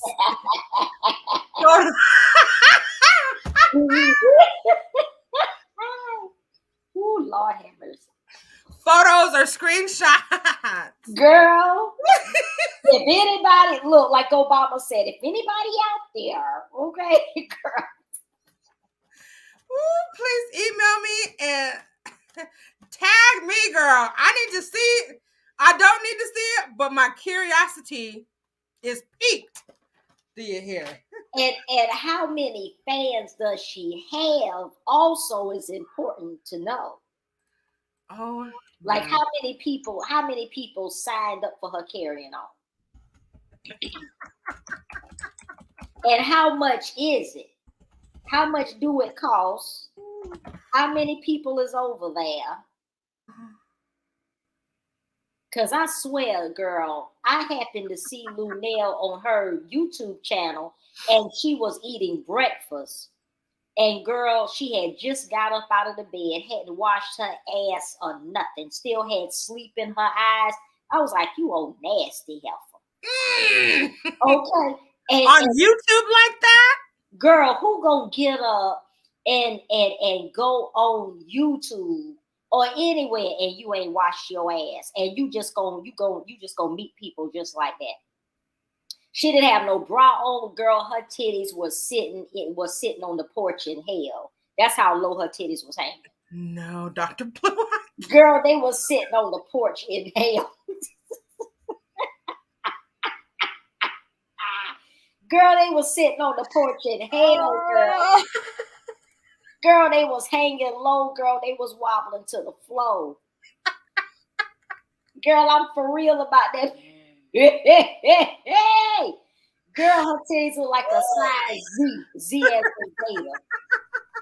Girl, them things go at least to her knees, at least without a bra. girl, Victoria is not capable of keeping that particular secret.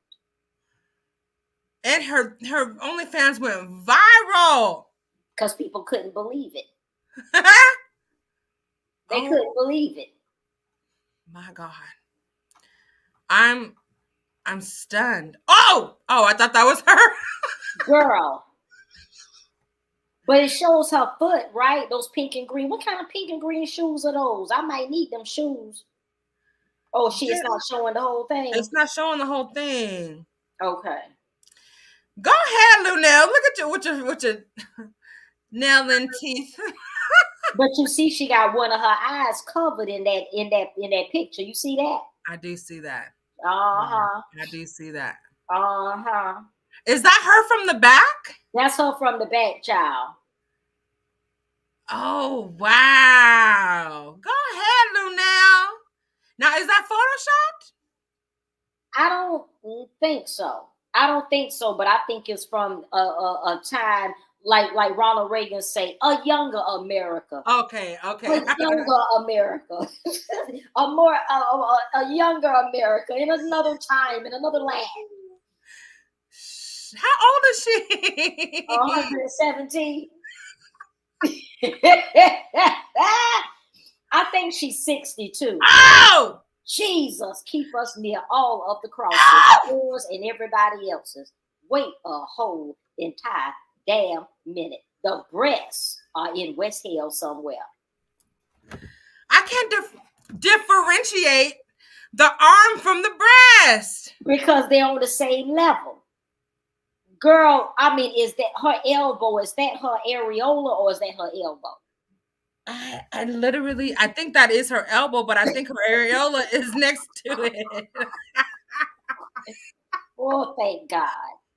No, that cannot be. Girl, she looked like a gladiator in that picture.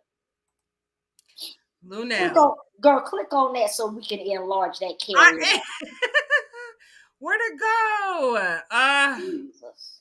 I don't know how to use Twitter, but let me see. Or if did you click on the actual picture? Did it allow you? Where did it go? I clicked on the picture and it took me somewhere else.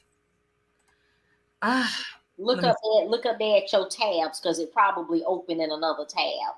Oh, okay. Here it is. Uh-huh. That's what it did. That's what it did. Oh my God. Let me see if I can make it bigger. Girl, Lunel need to do a master class on how to virtually hold yourself out after you turn 100. Lord. Let me just see if I can make it bigger. Oh my God. That woman got nerve. I mean, that woman got a lot of nerve. She does. Go ahead. I can't even say grandma. My grandma would never. Girl, she's holding her titty up. I was gonna say, is she pinching something? Girl, she about to pitch a softball. She's about to pitch a soccer ball. She's pinching. She's holding it up, and it looks like she pinching her nipple. Hey, Kat Nanya, we are okay. This is. I'm telling you. I had no idea. It's embarrassing. How much does it say? It says it right there, doesn't it? $4.99 per month. No, it does not. Subscribe. What does that say? It does. It says $4.99. Click on that and see if it takes you to the way. It ain't gonna show you no nudity, I don't believe. No, it takes me to this. It takes me to a separate page. Does it show you? Is that her when it takes you to a separate page? Is that her actual application? I mean, her actual No, What is it was part of the picture, so it doesn't really click. You know, like this whole thing is just an image. So if I click on it, it's going to take me to Daily Cloud. Now, if you unshare the screen and if you go to onlyfans.com/Lunel, then her account will come up, and then you can show us if there's no nudity. Oh my God, am I gonna? Oh, girl, Lunel ought to be ashamed of herself. I mean, that's almost like if Della Reese wasn't dead, and if Della Reese wanted to come out and do her OnlyFans. No, she would never do that. She was the classiest lady I've. She would never do that. That's like if Lynn Whitfield or somebody talking about they go do an OnlyFans since they not Lady Mae Greenleaf no more. They want to do OnlyFans. I mean, to me, that there's so many other things that she could do that would have not demoralized her, in my opinion. You know what I'm saying? Yeah. Like even if she wanted to get her freak on, you know, even if she wanted to have her a younger man or something like that, she could have done whatever she wanted to do behind the scenes. But I think it's embarrassing. You getting the OnlyFans at $4.99. I mean, all she's doing is attracting like freaks and stuff like that. Yeah, fetish people. Yeah, fetish people that want to see, you know, that type of carrying on. Now this is her page, and $9.99. But it was $4.99, right? It was $4.99. Mm-hmm. What does this say? What does her description say? Bad, bold. What is that subscription? What does that thing say? Bad, bold, bad, an uncensored page for the original Bad Girl of comedy. Child, please. And then it says subscription $9.99. Then 3 months. What does all that say? 3 months, 10% off, $26.97. 6 months, $50.95, and 12 months for $95.90. Who is gonna pay 12 months of it for this? Girl, who wanna exactly? I don't. What are those captions? Read the caption in the first. What does it say? Original Bad Girl of comedy, here to make you not only laugh your ass off, but to experience the wild side. So she does comedy on there too. She must, but she says unleashing exclusive content, feet, mukbang, food porn, nails, and body yada yada. I think this is more of like a joke. What does that second one say? Something about panties. The second one. Right there. Happy hump day what? Happy hump day, everybody. Nothing makes me feel sexier than rocking Riri Savage Fenty Sexy, silky, luxurious panties. Do you love them too? Just wondering. Do you want to buy a pair of my panties? She's selling a pair of her. Now you know she just nasty. Now you know she just nasty. That's just filth. You selling a pair of your drawers? Are they crusty? Are they crusty and unwashed? First of all, I am being hella judgmental. Anyone who sells their used drawers, you are nasty. Exactly. I don't care how much money it makes you. You're selling your farts in a jar. You're selling your used panties. You're nasty. And I wonder if she bothered to wash them. Or if I wonder if she bothered to wash them, or if she's selling her DNA. Okay. All that crust and shit in there, and all them skid marks in them drawers. Is she selling that too? Okay. Gross! Or is she buying brand new panties and just washing them one time so they can smell like Tide and sending them off? I think she's selling used, worn panties. Gross. For a price. Gross. Ugh. And Savage Fenty brand. Mm-hmm. Woo! I haven't even eaten. My stomach is weak. See what I'm saying? And we got on this topic, and see, we spiraled down the rabbit hole. We started talking about Jaguar and her crazy off the chain situation, and now we over here about Lunella thing. Ain't that something? Yeah, look at my client. She should charge per toe. Okay. Girl, she could get her a young fine man to do her videos with her, sucking her toes, sucking like whipped cream off of her toes and shit. Girl, girl, she could honey, you know that's a fetish, girl. That's a real fetish right there. Listen here, if I ever did an OnlyFans, it wouldn't have my name blasted on it. That's for damn sure. Exactly. No, if you want to have it just wouldn't. But somebody like her she has no shame. Like, Yeah, she's just right. open with everything. Even if she, I mean, Linnell wouldn't, even if Linnell decided to go do a porn video, girl, she would probably be right there at the premiere telling everybody and they mammy where to come look at the video at. No kind of shame. I'm just shaking my damn head. I just can't. It's embarrassing. That's like my aunt. You know what I mean? Doing something like that. I would be so embarrassed. And you know what? There are a lot of people in Black media that are encouraging her antics, because I heard Claudia Jordan and Lisa Ray and those encouraging her bull crap. They Saying, ought to be ashamed of themselves. Or yeah, they were encouraging like, that. "Oh, you go, girl, that's great." And I'm like, "No, it ain't." Somebody need to tell her the truth. Like, you're really embarrassing us. Thank you. By doing this. At this point in time, Lunel should be using her age and her knowledge and her wisdom to impart on the younger generation, to be more of like a mentor. Agreed. But what she's doing is not cool. What do you think about the brat having a belly full at 48?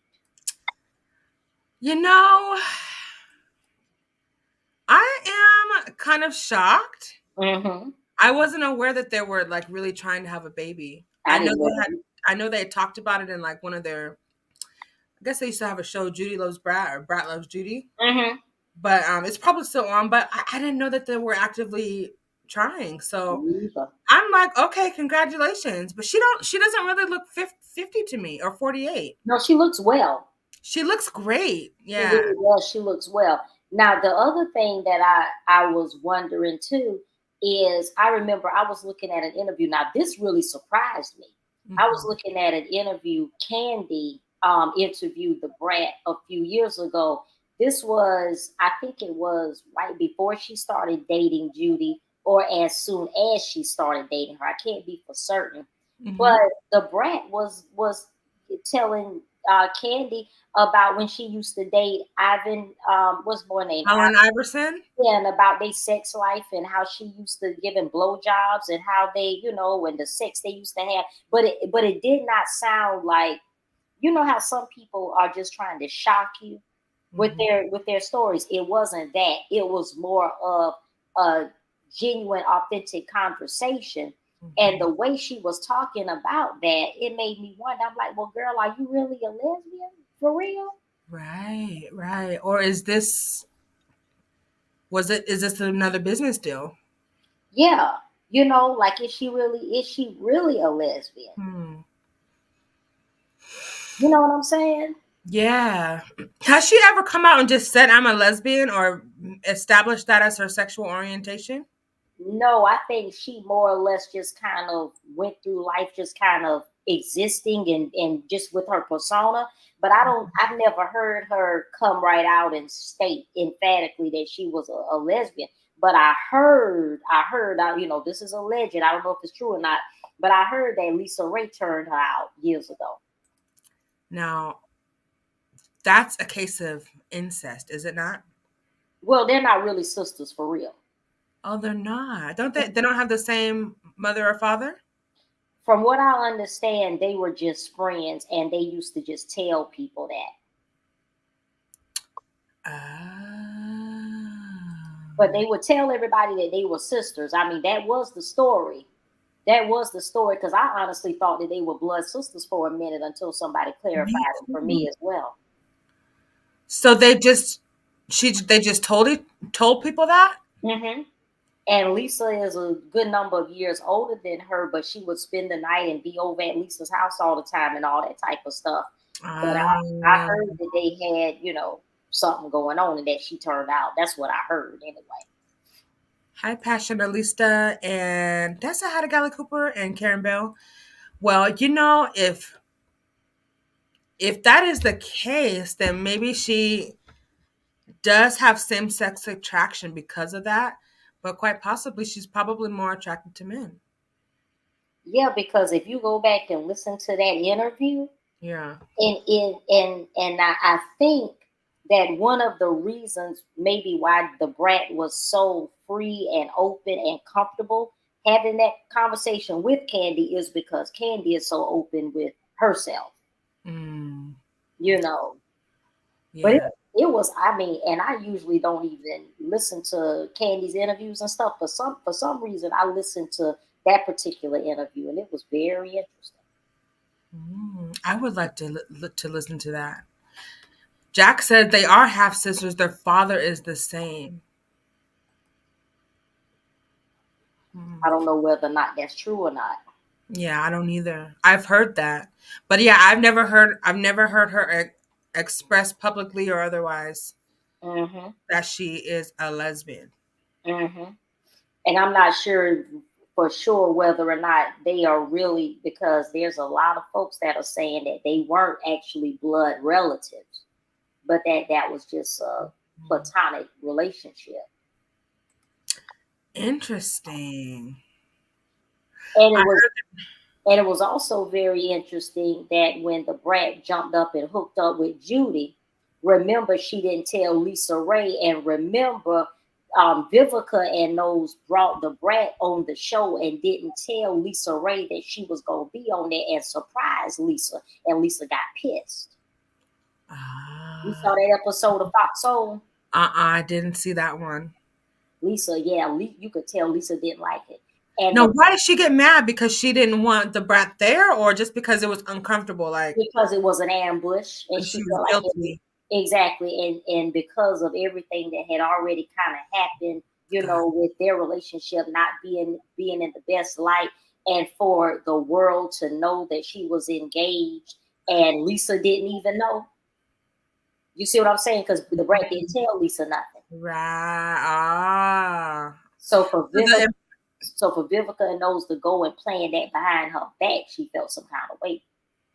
Interesting. And maybe she was a little bit jealous as well.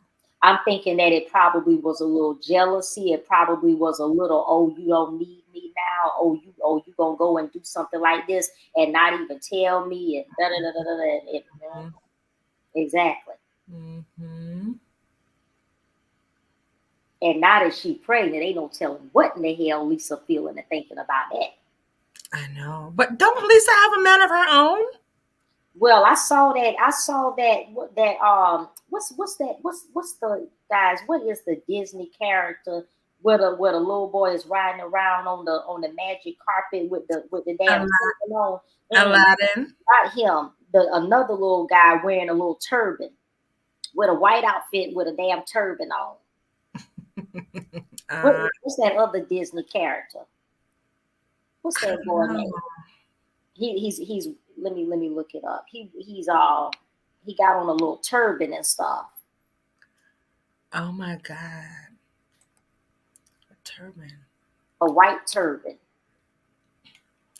She said, I don't think they are real sisters. When Lisa was on Iyanla Fix My Life, it was obvious. Good night, Jack. Thank you for stopping in. Brat came out in a magazine when she started dating Judy. It was getting ready to come out. Oh, so she did come out in a magazine. Okay. Thank you, Passion. Is it Passion Elisa? I like that.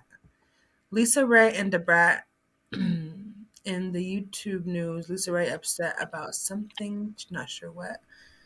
Lisa Ray just lost her mother also. Oh, yeah, she did. Yeah. Yeah, she did. What is that guy? I'm trying to figure out what is the Disney character's name in that white outfit on. It's not Jafar, is it? Jafar? Yeah. I don't know. Let me type it in. I don't know who that would be. No, this guy had on white. It was a white outfit and a white turban.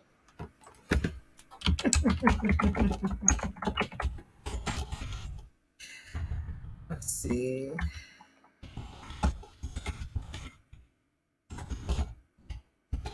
Let me see. Oh, was it Aladdin? Do Aladdin wear all white? Is it Aladdin's father-in-law? Do Aladdin wear all white? Yeah, he has. He had on, okay, well, maybe that was Aladdin then.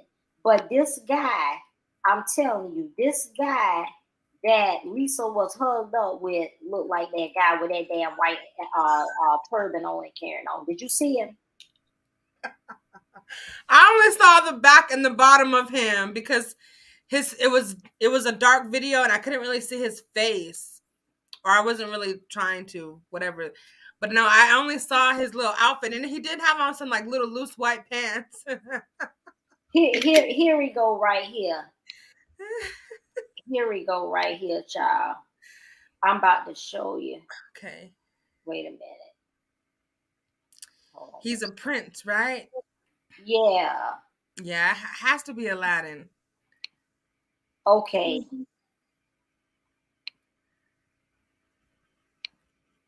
Okay. I'm about to show. Y'all scared of ish out of me, and now I can't sleep. Oh, passionately. That look, those messages were not warnings for us. So just blow them over that way. Those warnings were not for us. So exactly. Don't feel any kind of way, because that air did not touch you. Although it was very strong. Can you see? I just shared my screen. Can you see it? Is it showing up on your side? Yeah, I just added it to the stream. This is what he looked like on the far right. Yes, girl. He had on the same outfit. Where is he from? Girl, I don't know where that damn man is from, girl, but he was dressed up just like this. His skin was a little more brown than this guy right here, girl. I don't know whether his face was studio fixed or what. And he was hugged up with that damn Lisa Ray child. Ooh, my Lord. You didn't see it? I didn't see it. Passion Elisa said, is he a prince? I think he is. You gotta type it up in Google like Lisa Ray and the Prince or something like that, child, and see what come up. I was just about to type Lisa Ray's boyfriend. Oh, this guy was dressed up just like this. He had on a damn white turban, a white outfit, and everything, and they was hugged up, child. Oh my gosh. This is him right here.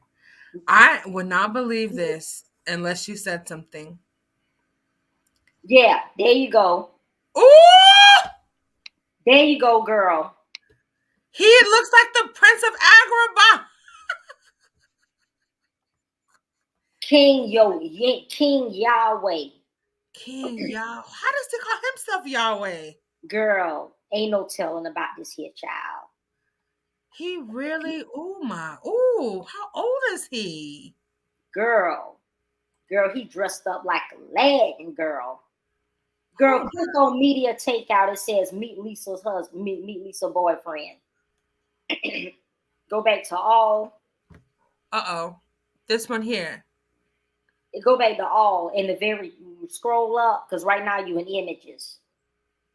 Is this what is this? No, I'm saying just scroll up because you're in images now. Just kind of scroll back up, arrow back up. Okay. Oh, to all. I see. Yeah. And click right there where it says meet Lisa's right there, media takeout. And let's read the article. Meet Lisa Ray's new boyfriend. His name is Yahweh the Holy. Oh, that nigga crazy. I can't even read the whole name. You know something. Yahweh the Holy Ghost, and claims to be African prince. His name is Yahweh the Holy Ghost. Get out of here. You know something wrong. Look at his eye. What's wrong with his eye? Girl, and look at how he holding her around the neck. Yeah, Lisa might turn up missing. But see, Lisa she love her old sitting ass prime minister, girl. She love her old king or something like that, girl. This is the video I saw, but see, I couldn't see his face. Yeah. Every bit of my love, my love. Yes, it will. Yeah, my baby, yeah, my. How did he meet her? Yahweh, the Holy Ghost. You know he crazy, right? That shit. Okay. Now what country? Find out, girl. He say he a prince, right? Is he the Prince of Zamunda? Girl, where is he the prince at? I don't know. How you looking on your subscription right now? Where you at now? Let's see. He gotta have a coin because Lisa wouldn't be fooled up with him if he didn't. Oh, he's worth over 100 million. Okay, of course. Oh, so that's the key. That's it. Okay, we're at 929. Okay. Okay, we did good. So you need 70 more. Yeah. I'll hopefully get it by tomorrow. Yeah, definitely before the end of the weekend. Definitely. Yes. Oh my God, we learned some interesting things tonight, boy. Okay. Donna said he's from the United States. He is? What is he a prince of then? Copy his name and stuff and put it in Google and see what come up. Yahweh, the Holy Ghost. What's his real name? That's what we need to know about. Because if I type in Yahweh, the Holy Ghost, it's going to give me scriptures. Copy how they got it written in media takeout. Like actually copy that and drop that in there. Along with Lisa Ray boyfriend, so the right reference will come up. Okay. Because otherwise the Bible gonna pop up. Oh, name. Hold on, his name. Lord have mercy. Name. Her new boyfriend is a Hotep. Is that like a spiritual something? A Hotep?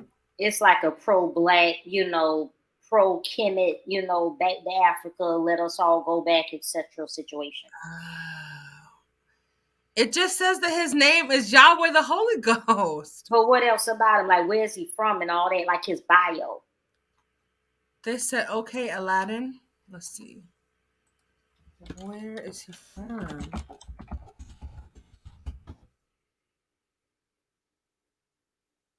It doesn't have much information on him.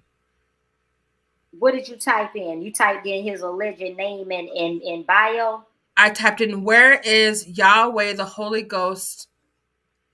Lisa Ray's boyfriend? Lisa Ray's boyfriend. Oh, wait, hold on. I got some other stuff in here. I put name on the end. Maybe I'll take that off. Where is Yahweh the Holy Ghost? Lisa Ray boyfriend from? Right. This is what it gives me. It doesn't. It still gives me that media takeout. You got Instagram because that video was off of Instagram, right? I think it was on TikTok, but yeah, it was put on Instagram. This is what it gives me. The same media takeout article from January 25th that didn't really say anything. And then YouTube, he calls himself that. And then Wikipedia. What's up, y'all? He claims to be African prince, but what is his name? I guess he is.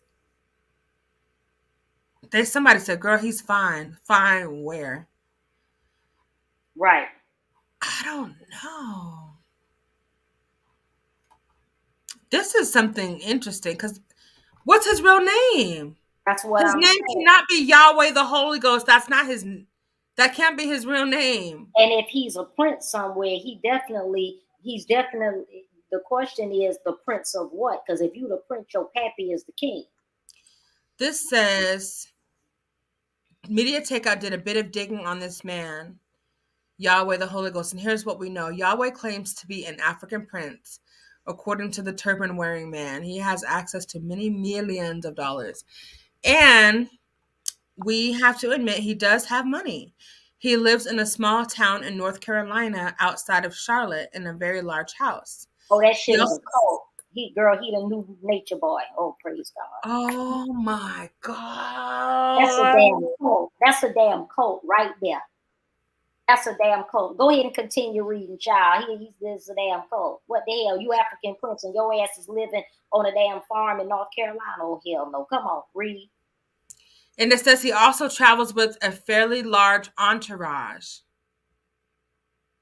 Media Takeout was not able to determine where he gets his money from. I bet you did, but you can't say. Right. Look at, is this him? This is his entourage? Dr. Blue. Girl, please. This is suspect as a mug. You know what that's giving me? You know what kind of vibes that's giving me? Y'all know Dr. York. Dr. York from the Nawabian cult in Georgia. Didn't you talk about him on your channel? Yeah. Maybe a week ago? Yeah, Dr. York of the Nawabian cult. Uh-huh. This is giving me those kinds of teas. Oh my God. Who is this nigga? Because if he's a prince, that means your pappy is the king. And if you the prince, I mean, we need to know your first, middle, and last name and your tribe and all of that shit. Yeah, where's his providence? Exactly. We wish you the best of luck. They say, she needs to get far away from him. He don't look safe to me. I'm sorry. Especially with this. Let's see what this says.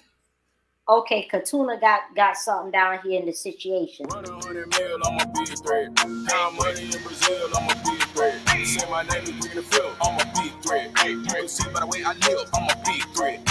Big threat, big threat. I ain't call you bad, baby, because I'm busy. Can't be broke around me, make you fidgety.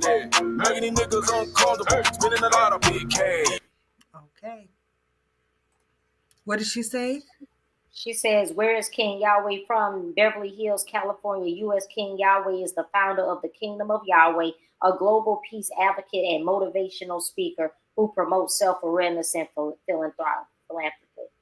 Okay, the founder of, type that in, the Kingdom of Yahweh, a global peace advocate. Kingdom of Yahweh, global peace and advocate.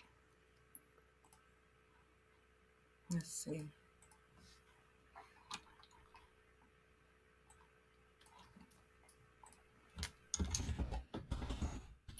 Where did she meet him at? Girl, that's what I want to know. Oh, if you find out any information, I'm going to need you to break this down. Girl, I'm looking at his website right now, child. I have it right here. Girl, there is a monk. There is a Buddhist monk that's bowing to this Negro child. I see that. How? This is crazy. Why in the hell would a Buddhist monk be bowing down to him? What does this ministry do? Girl, this man's face is studio fixed. Come through, Mac Counter. Yeah, for real. Girl, but what I want, but Andrea, look at the background. Him and Lisa are standing there holding hands. But look at the people that's in the background with their phones out taking pictures of him and Lisa. Look at the way they look. They're not matched. Their attire doesn't match the occasion. And they don't look royal. They don't look regal. They don't look like they got a coin. And this is supposed to be his following, these people behind? Right. And my thing is they don't even look the part. They don't. And not just because they're from North Carolina. It's just they don't look like they are they're definitely not just for this occasion, but they just look like average folk. If he has millions and millions of dollars, wouldn't his parishioners kind of be on that same I don't know. But see, Level? this photograph right here, according to the caption, they were in Ghana. Which one? This picture right here with them two holding hands. I'm looking at the website. This was in Ghana? Yeah, with them two standing there holding hands, and he's holding the microphone, and his face is studio fixed. Yeah. Okay, that caption to the left, it says actress Lisa Ray McCoy pays tribute to King Yahweh and the kingdom of Yahweh during her recent visit to Ngana, central region of Ghana. Lisa Ray, a new queen mother in the royal lands, addressed onlookers as she expressed her project plans for the future. I know what this is about now. This is about the Ghanaian government wanting to extend citizenship to Americans. Uh-huh. This is what this is about. The president of Ghana has Correct. opened up the floodgates to make it easy and accessible for Americans to come and establish residency without any opposition in Ghana. That's the agenda. Because ding, ding, ding. because Dwayne Wade and Gabrielle are trying to promote the LGBT agenda because they just visited Ghana themselves last month. They did. And they took their trans child with them. Yes, they did. Yes, they did, which is very surprising because in Ghana they are very, very, very traditional and do not accept same-sex attraction, LGBT. They traditionally don't. So that was very surprising when I heard that. But this is part of the agenda. This is part of the bigger global agenda. I'm seeing now why she's linked up with him and why it's being made public now. This makes a lot more sense. Yo, the other person that I was thinking about when I was saying with the white turban and shit, the name was Johnny Quest. That's who I was thinking about. Johnny Quest? Johnny Quest. Let me see what he looks like. We gotta go back and pull up Johnny Quest because it might be a spiritual revelation connection between Johnny Quest and this damn African. Wait a minute. Johnny Quest and this damn African. Type in Johnny Quest, boy with turban. Look at this. Uh-huh. Look at this. Now what in the hell? And read off the description of Johnny Quest. See, Johnny Quest, I'm telling you, girl, this I couldn't think of the name for shit. Johnny Quest is an American. Oh wait, I'll just read the top one. It's a science fiction adventure media franchise that revolves around the titular boy. I don't know what that is. Titular, named Johnny Quest, who accompanies his scientist father on missions, I guess. Let's see what this one says. American. This is his father was a scientist on extraordinary adventures. It was produced, blah, blah, blah, blah, was created and designed by this. What is it about, though? Let's see. But look at Haji, because Johnny got a friend named Haji. And that's the one with the turban. And Haji, he's Indian. Haji Singh is a close friend of Johnny Quest and Dr. Benton Quest's adopted son, found in the classic episode Calcutta Adventure. Haji studied yoga. See, this is what I'm saying. This man, girl, he don't. Something is up with him. Something is up with him. Because he wearing this makeup and he got on this get up, but something is up with this damn man. Okay. Something, girl. His face is beat to the gods. Okay, something is up with this damn man, child. And the shade is a little bit too light. And this damn right. It ain't the makeup ain't matching. Haji and Johnny Quest. Oh my God. Haji is Indian.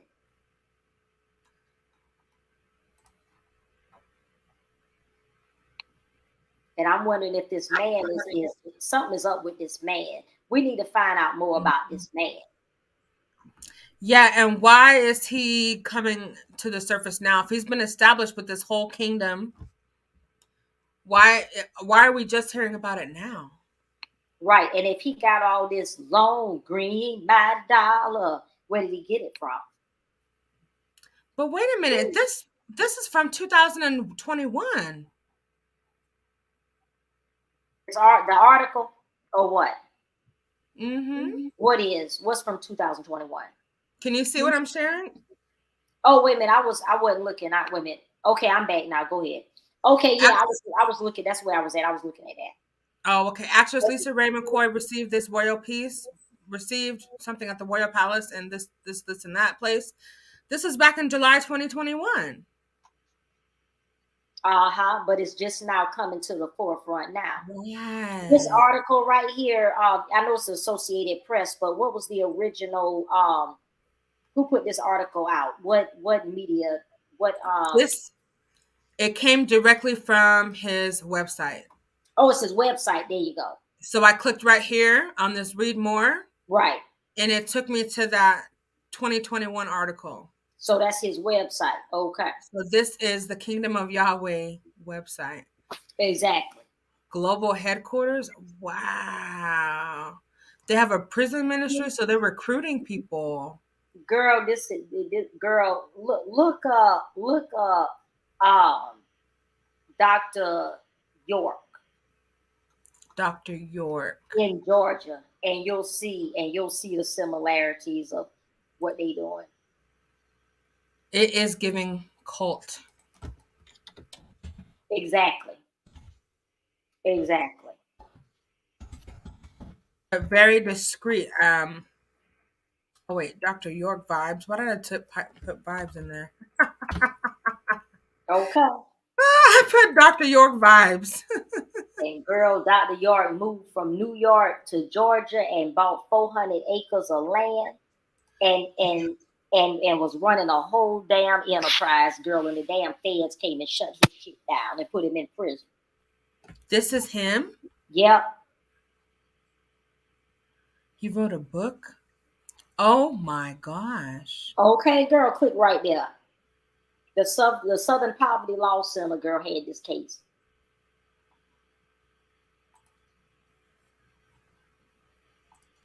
The Nubian Nation of the Moors. This was the name of his cult? Right in Georgia. Unbelievable. Girl, his compound, he had pyramids built on his compound. Oh my God. Girl, people would come from all over to visit that place. Woo! And this is what this is giving me. Like if you go back to images and you click through some of the pictures and stuff like that, you'll see it. Let me actually do that. This is like this. Like the white getup. And there go his mug shot right there. This here? Sentenced to 135 years in prison. Is he still alive? Last time I checked, he was still living. Oh my God. And he's smiling. My question is, you know how these cult leaders, they're very, very, very crafty. They have a way of keeping their legacy going, but then they get smarter and more craftier, and then they start doing their things much under the radar. Do you think he still has followers that are, you know what I mean, still holding this cult together under the radar? I think he has followers, but I think that some of his followers, some of his students have turned into teachers, because I wouldn't be surprised if this damn Johnny Quest, person has been tutored some kind of how. Because something just seems odd, because how in the hell is this person an alleged prince calling himself the Holy Ghost, and there's no evidence or no proof of your damn real name? Right. Nowhere. You type in Yahweh, the whatever, the Holy Ghost real name. There's no information, even on his website. Exactly. Now, this is the compound? Yeah, that's it. Wow. I can't zoom in or out, but Girl, it was 400 acres, child.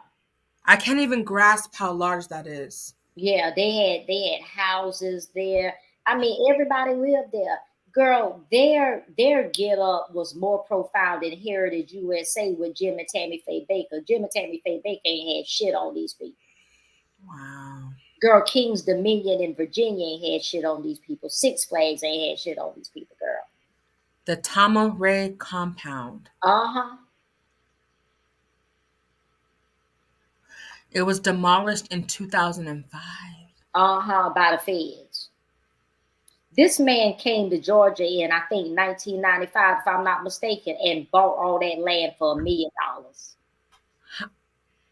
And the question is, where did he get $1 million from? I was just about to form that question if it could come out of my mouth. Like, how did he get $1 million? Okay, that's the damn question, because he was doing some teaching and lecturing in New York before he came to to Georgia and things. But he had that $1 million. How did he get all that money? Okay, in 1995. Who sponsored him? Some agency, corporation, or something sponsored him. He couldn't have done that on his own. I'm thinking that it was some how can I say this? Have you ever seen this movie, The Spook That Sat by the Door? No, Dr. Blue. I don't really watch a whole lot of movies. Girl, you gotta start watching movies because art imitates life. I need a list. Girl, art imitates life. And what's it called again? The Spook, SPOOK. The Spook That Sat by the Door. It was about scary. It was it was about a black FBI agent. Oh, okay. You see what I'm saying? Yeah. And I feel like there was some spooks that sat by the door that made it possible for him to get that land. I'm thinking there's no other way. Exactly. In South Georgia, child, please. So, but here's my thing. What happened so gross that they ended up shutting him down? They accused him of racketeering and child molestation, the same shit they accuse R. Kelly of. R. Kelly. Okay, they get you for RICO when they can't get you for nothing else. Okay, but here's what I'm trying to say. Help me, Lord. If this was going on since 1993, how did it get leaked? Like, you know the story more than I do. How did it come to pass that he and his cult and his thing got found out? How did the investigation start?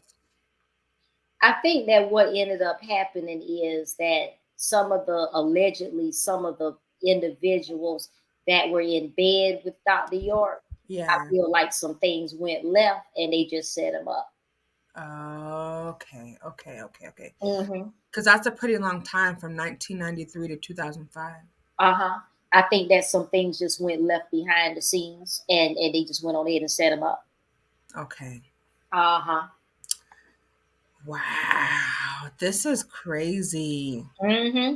That's why I was feeling like, why would Nature? I was thinking, okay, Nature Boy must have not done his homework to think that he could bring something like that, his cult, to Georgia, because Georgia is not a good place to try to kick no cult off because of what happened with this Tamaray thing. How long was Nature Boy? How long was his cult established? Do you know? Well, he's established and reestablished. You know what I mean? Oh, okay. Got it. Yeah. Like initially, from my understanding, he started off as like a wellness, kind of like Dr. Sadie, trying to tell you to eat off the land and eat healthy and all that type of stuff, right? Then they went allegedly to Costa Rica for a while, got kicked out of Costa Rica, then went to Panama allegedly for a while, got kicked out of there. Allegedly went to Hawaii for a while, then came back to the States and, then started marrying all these women and hoeing with them and sleeping with them and having all these kids and all this type of carrying on or whatever. And then kind of lost his mind a little bit and ended up in Georgia. Wow. But he would reorganize every time things would go left in his organization. He would restructure and rename them and rename himself and reinvent and kind of okay. Wow. So when this thing goes to trial, we gotta cover this because which thing you talking about? Nature Boy. Oh, Nature Boy. They already having like the hearings and stuff like that, but I don't think his trial hasn't begun yet. Have they selected a jury? I don't even think they've gotten to that part yet. I haven't really been following it, but I think that he's, more than likely going to be convicted, because if they can prove, because they are, see, in Georgia, revenge porn is not like you can't throw nobody's, sex tape up on Twitter because you're mad at them. That's revenge porn, and there's like federal laws against that. Right. And they've already pretty much proven that he did post the video, but his defense is that it was to promote sex education and that the girl gave her permission. Consent, right? Yeah, but the girl is saying that she did not give consent and that it was not for education, but it was in fact a retributive action against her because she chose to leave. Right. So the onus is going to be upon Nature Boy to prove, that she gave permission, but it doesn't look like he gonna be able to do that. What a sick bastard. Ugh, I was listening to your video. Okay, Dr. Blue, when you did that video on them. Which one? The most recent one that you did when you were talking about this cult leader and comparing him to Nature Boy.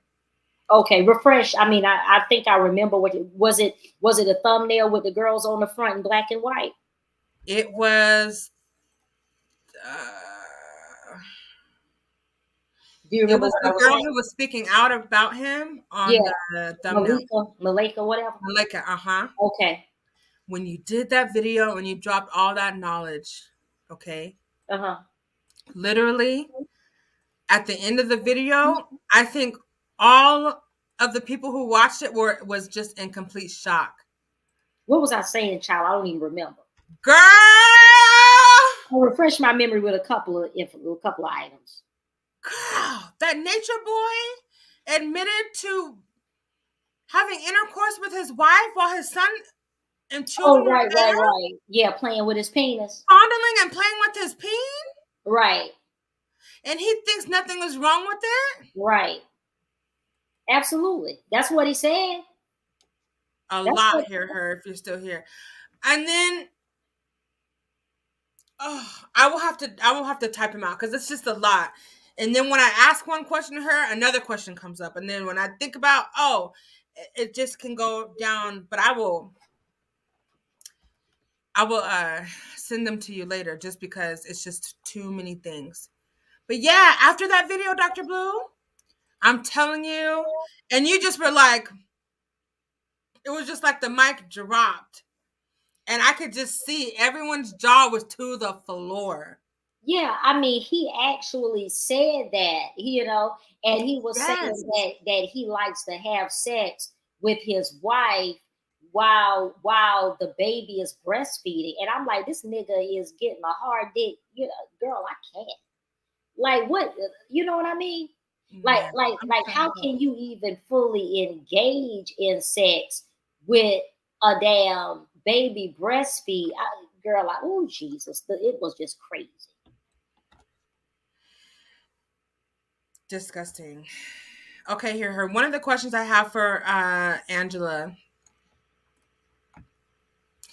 is, what is her plan after she does Philadelphia? She's made that clear. She wants to do Philadelphia Productions. What is her plan after that? Also, now that she's been around JAG, does she still have the same ideals about who she is before she met her versus now that she has met her. Oh, a family member? Oh, what was her history of psychological health before this time? Can they verify that she was actually a student in special education? And I don't know, there's so many. Does she have a 504 plan? What was her her career endeavors besides doing spiritual stuff in digital media? What's her education? What how many years of college does she attend? Does she have a vocational skill? Um, um, what really happened to her biological mother? Was she ever in foster care? Tell us about that Wayborn house. Did she venture out to Ohio on her own? And when she was just recently hospitalized on February 6th, what is the story behind that? Did someone call to have her institutionalized? Or was it something that she was doing on the internet that sent everybody, hey, AT2, that sent an alarm signal from someone watching her online to have the police come? Yes, AT2, share this video. I need to get to 1,000. Yes, tell all your subscribers to come and subscribe right now because I need like 80 something more. What other questions can we ask the relative, Dr. Blue? I don't have any questions. Do they want her to come home? If she were to come home, where would she go home to if she allegedly lost her apartment and was evicted? Does she actually have a driver license? And is it safe for her to actually drive? Is she really independent? Is she pregnant? Is there a possibility that she's with child? Does she have a history of having any kind of dysfunctional or abusive interpersonal relationships?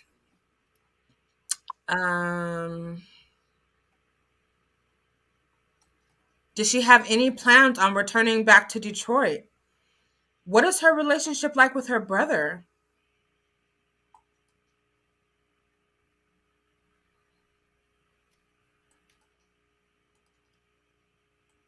Does she have any other siblings?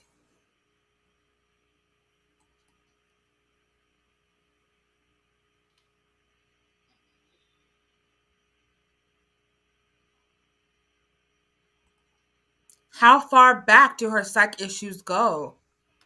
And how does she act out on them? Has she done anything that has created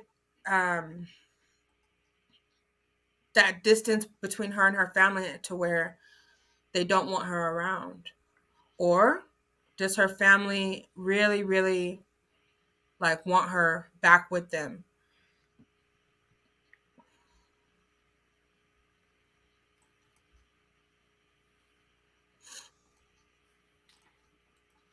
Does the family member want to come up?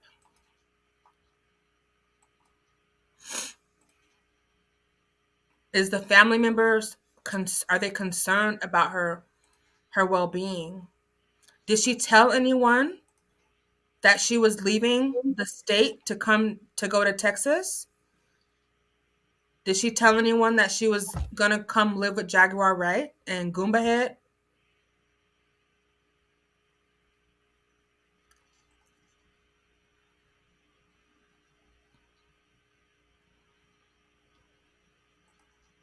What does her family think about all this attention that she's getting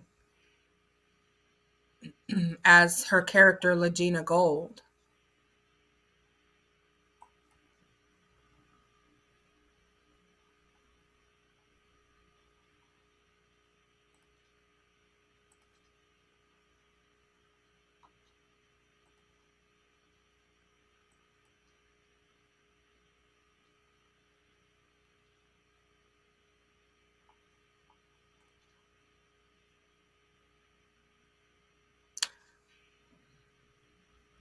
They said she just up and left without telling anyone that she was leaving the state. Does she have a history of doing this in the past where she just picks up and leaves? Oh. When she said she left this, it's still at 9:29.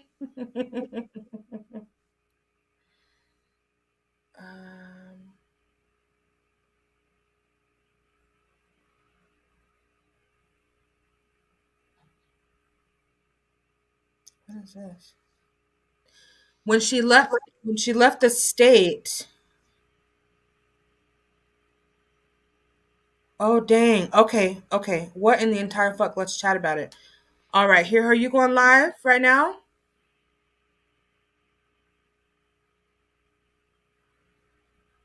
Okay.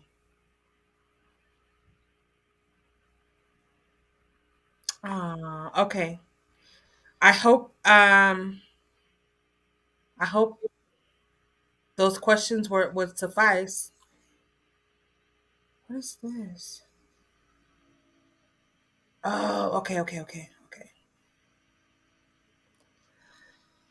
Yeah, does she have a history of absconding and just leaving?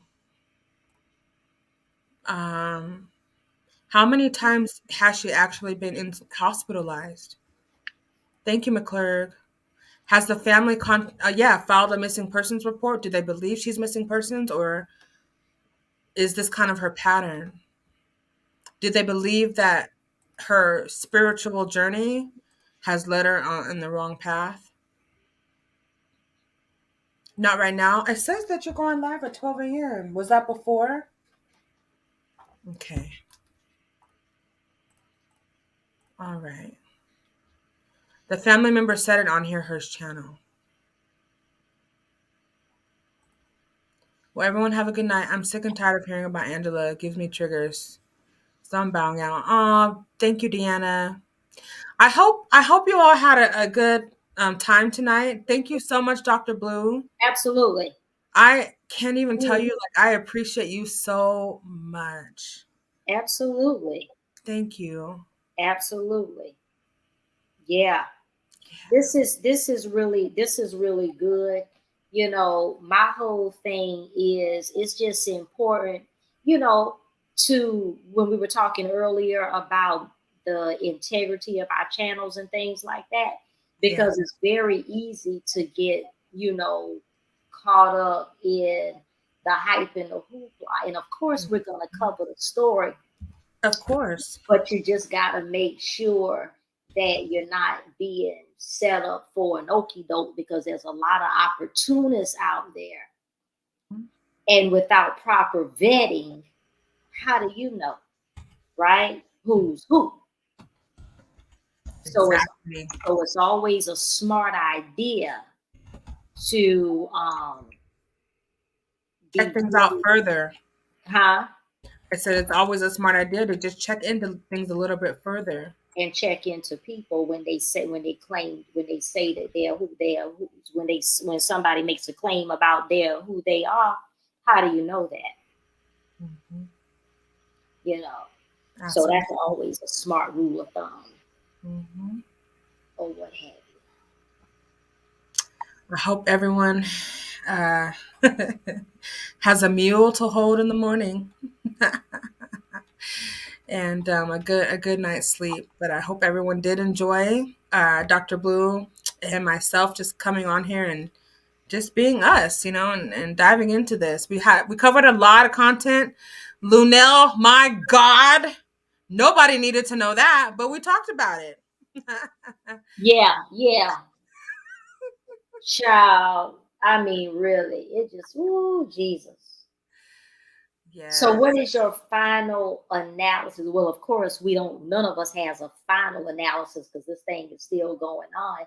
But what is your current opinion about this whole, you know, situation? My opinion, as it stands right now. As it stands right now, it really hasn't changed. I think I think Legena needs to separate herself from Jaguar, right? And seek actual help, not from a hypnosis and not doing these things behind a television type style production. I think she really needs to seek serious professional help, so she can sort these things out. Obviously, she has these memories, she has these beliefs. We don't think that we know that what she believes is not necessarily the truth, but again, everyone has their own truth. So I think she needs to be in a place that she can actually start to learn and uncover who she is, and check back into like like the real reality, because right now she's out somewhere else. But yeah, I think getting away from Jaguar, right, and getting away from all this social media attention would be the best thing for her. Being with someone who really does care about her well-being and that can kind of help look after her would be in her best interest. I don't believe Jaguar Wright is that person. I definitely don't believe Goomba's that person. I think he could care less. He's just in it for the ride, or whatever his reason is. But that's it.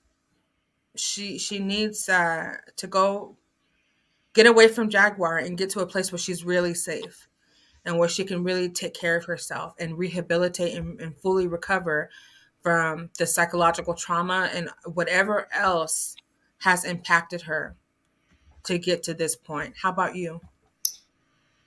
I think I agree with that. But I also think that I have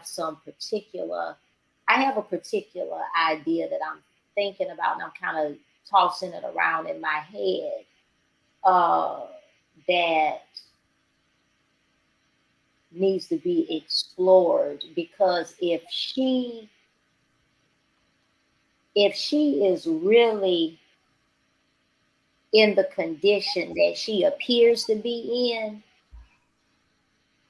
then it amazes me how there seems to be little to no real manifested efforts being put into play that would get her the help that she needs. And because really and truly, it's not even about her being an adult. Because if her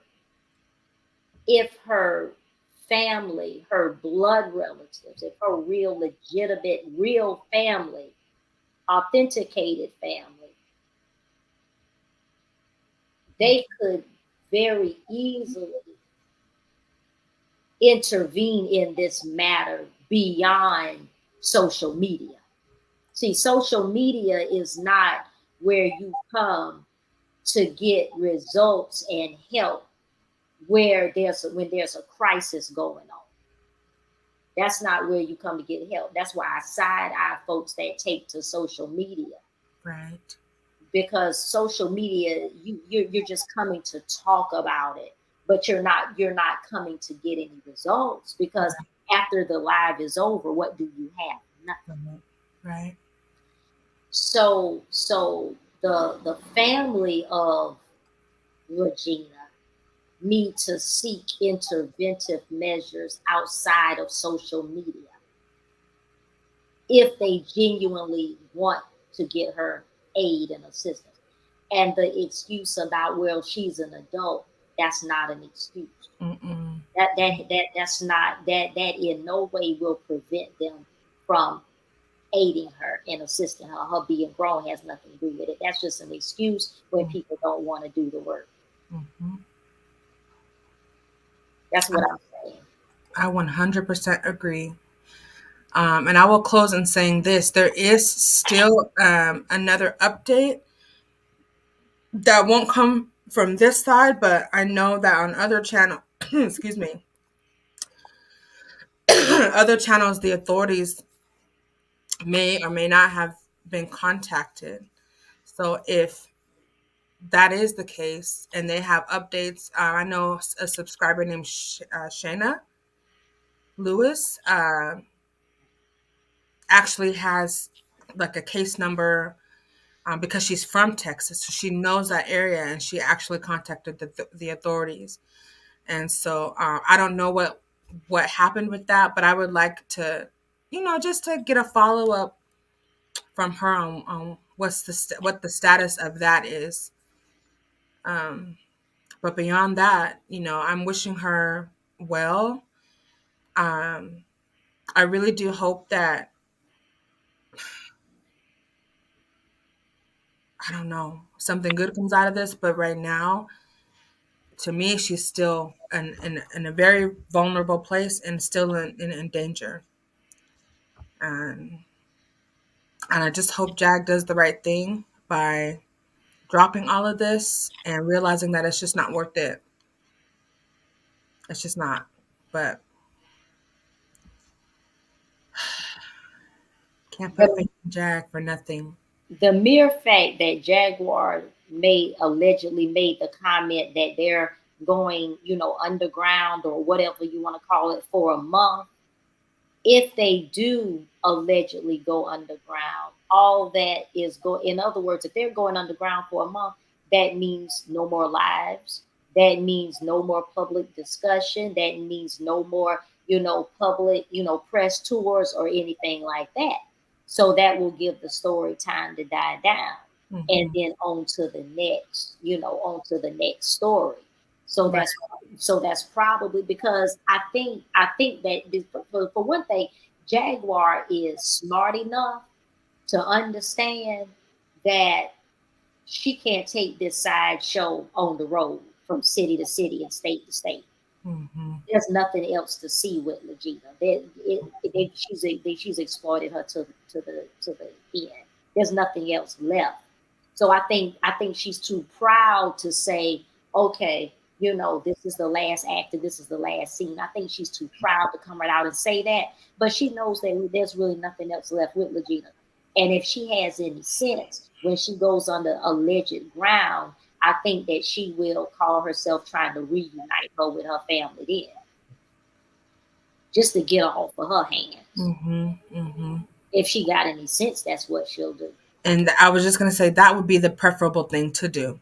Right. You know what I mean? And kind of just start with a different situation, for lack of better terms. Because this right here, nobody cares about why Legena chose you, for whatever series that you wanted to start. That's completely irrelevant. You, as a person in this situation, need to do the right thing and stop perpetuating this clown show. Exactly. Because somebody's going to get hurt. And then what? Exactly. And then I think too is that a lot of people have been exposed with this whole Legena mess, even with YouTubers. And I don't just mean the YouTubers that Jag was working with, but I mean everybody that participated in this, all of the YouTubers that did commentary and all of just it period, because you really saw people's integrity and the lack thereof. You saw a lot of people's traumas and triggers being demonstrated and shown through their handling and dealing with this matter. Absolutely. You saw a lot of people getting feeling as if they're no one in their regular life, and then this story has somehow given them a feeling of importance, and things like that. You've seen a lot of that going on. It's just a lot. You just see a lot of people's traumas and triggers, and a lot of their own, fragmentation being manifested. So if you kind of like, I know I've just sat back and I've just looked at some of the movements and some of the behaviors, even of some of the people covering the story. I've seen people make shit up and just completely lie and fabricate things and all kinds of stuff, because of thirst, because of a need to feel relevant. It's sad. It's a sad situation, but I know that there's going to be another, story that's going to hit the scene, because this is played out. Remember now with the not R. Kelly. Remember, Larry Reid was the last story. That's right. Larry Reid was the last story, and it ran strong for a month. Oof. Yeah, I was so sick of hearing. I was sick of hearing about Larry Reed before I even heard of Levontre. Yeah, yeah. To be So honest. yeah, so the Larry Reed scandal ran strong for a month, and after and in the past 2 weeks, you ain't heard nothing about Larry Reed. Nothing. Not much. Mm-mm. You ain't heard nothing about him allegedly suing Tasha K. You ain't heard Tasha K open her mouth anymore. You haven't heard anything else from Levontre or nothing. Mm-mm. And we ain't gonna hear nothing else, as far as I'm concerned. Right? Exactly.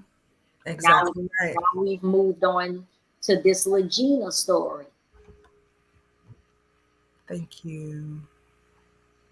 And if you recall, this LEGENA story first started making traction on YouTube about a month ago. This ain't new. Mm-mm. Well, it was on TikTok even before it was on YouTube. What I'm saying is the YouTubers just started covering it. Oh, right. Like about a month ago. See, our sector just started dealing with it a couple of weeks ago. Right. But the other Black YouTube sectors already had this story about 6 weeks ago. Oh, see, I didn't know that. Yeah, I saw some other Black YouTubers and their video was like a month old. No kidding. And they had thousands of views. Interesting. You see, Mm-hmm. but this sector right here, it just became relevant in this sector because it was introduced methodically. Right. And in a calculating manner. And now here it's busted wide open, the scam, the scheme, and the sham of it all. Right. But at the end of this whole thing, there's still a person. Right. You know what I mean? And it's going to fizzle out. This story right here, it has run its course. I mean, really, LEGENA and this story hit a brick wall today with this blue couch madness. Yes. It hit a brick wall. So there's nothing else. And if you notice, social media has already rolled out another scandal about that alleged, what's his name? Love Benji. Oh Lord, I don't even know who that is. LL Cool J's alleged son. Oh God. So his name. So this is the new trend. Yeah, this is what I'm saying.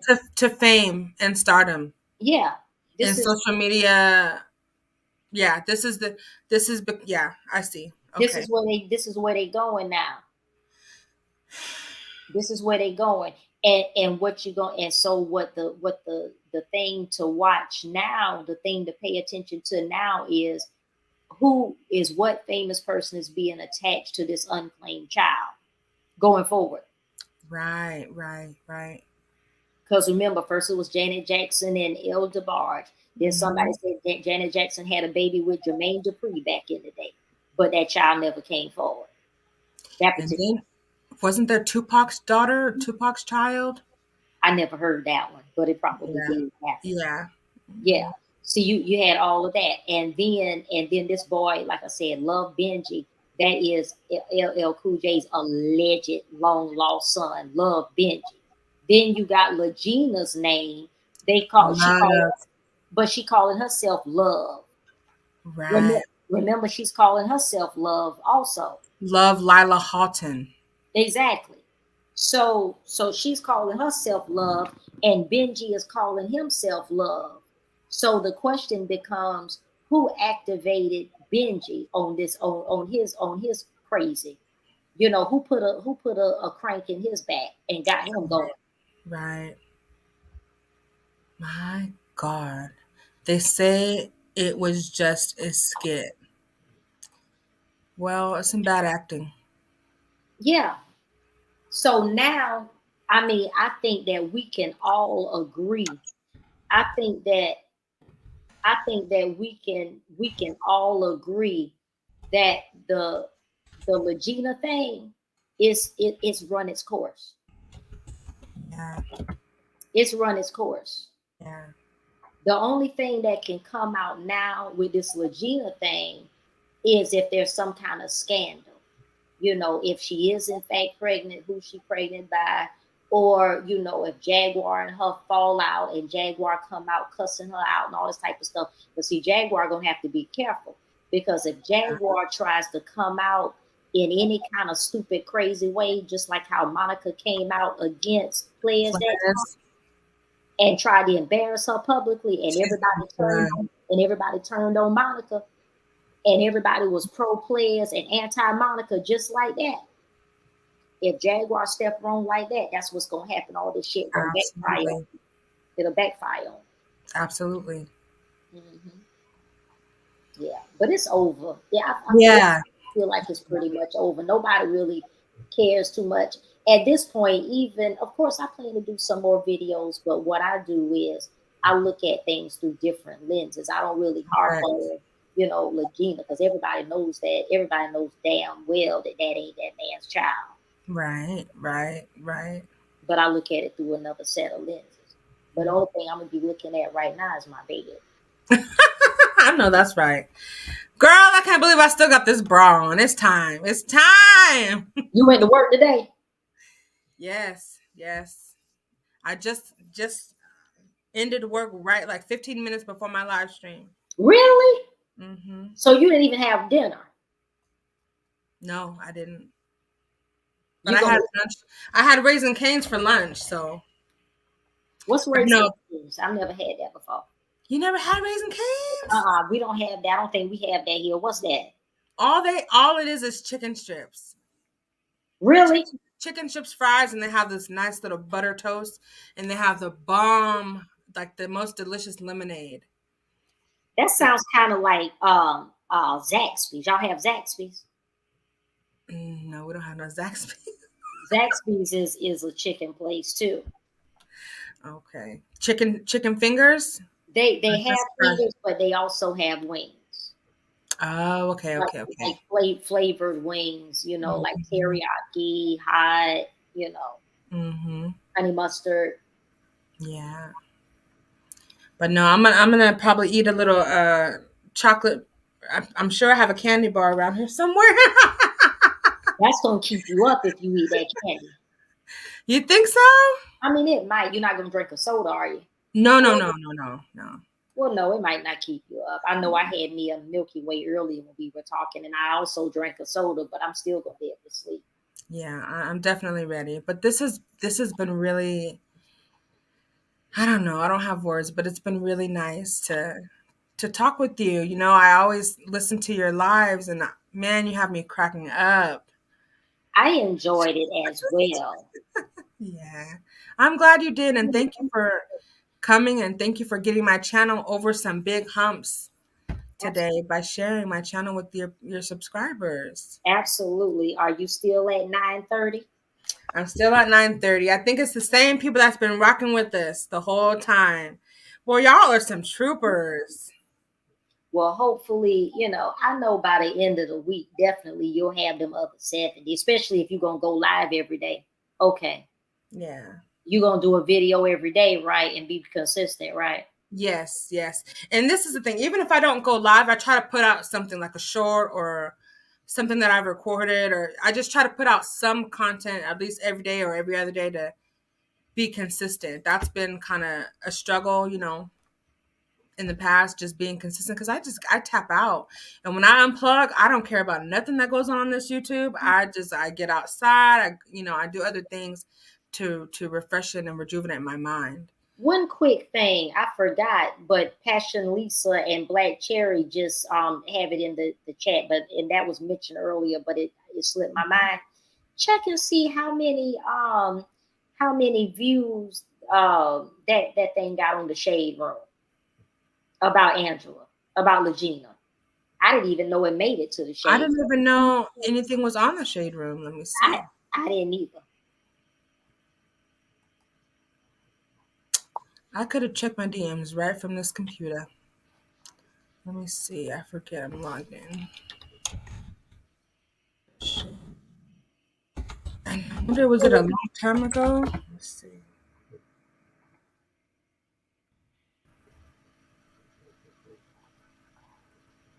Look, I'm gonna share because my eyes is a little. Let's see. If I don't see it right away, maybe you can see it. Okay. Shade.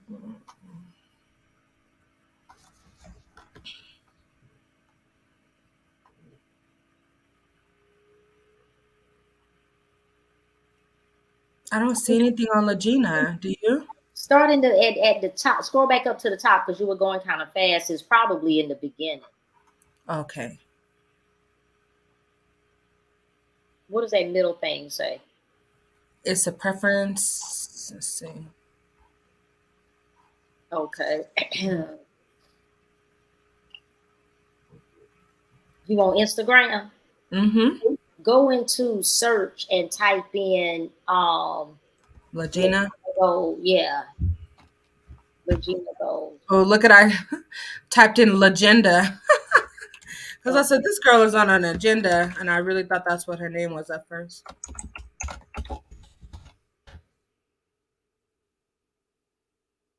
Wu Child follows LEGENA. This is her Instagram, but let's see. But look at the fact that she don't have no hashtags. How many hashtags she got? Nothing but 23, right? Where do you see that? On the left under your search. You see where it says hashtag 23 posts? Mm-hmm. Like it's only 23 people. Evidently, it gotta be more than that, more than 23 people talking about her.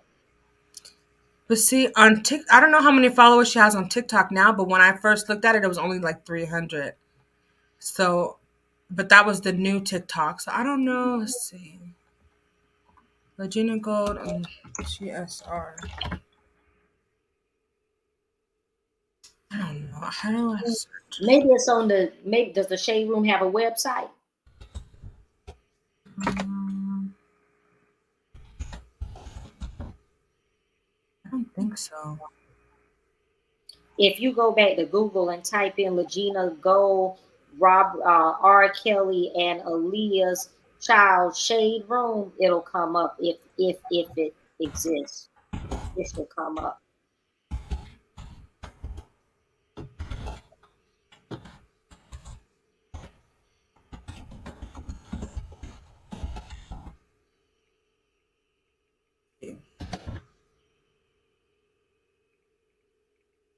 This is what it's showing when I searched.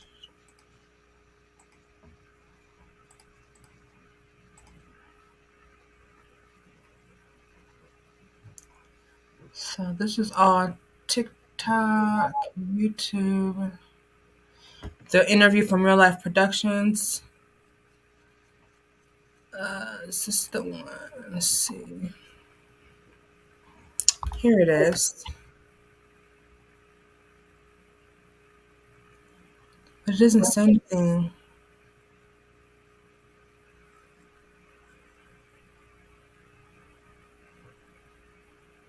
Was this supposed to be her post? I mean, what is that even referring to? I don't know.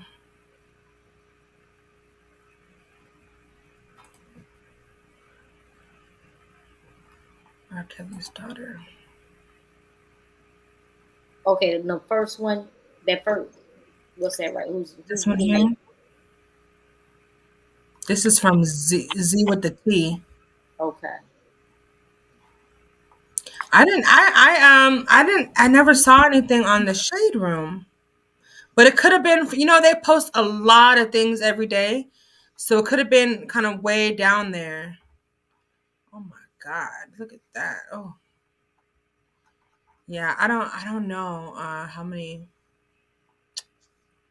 I don't know, Dr. Blue.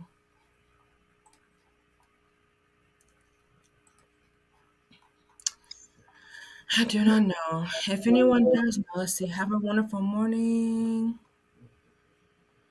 Oh, it was a video of her singing? Oh, they took it down. Okay. She said, I think they took it down. It was there when it first started making rounds. Okay, maybe. Or maybe it's just way down there. What, the Shade Room took their post down? That's what Passion Lisa says. They may have taken it down. Why would they do that? I don't know. But because I didn't see anything there on their thing about anything relating to Legena at all. And I went kind of far down. Let me look one more time. I look back at Legena's video on Real Life Productions, and it has 20,000 views. That seems to be kind of low for a viral story, doesn't it? Yeah. Yeah.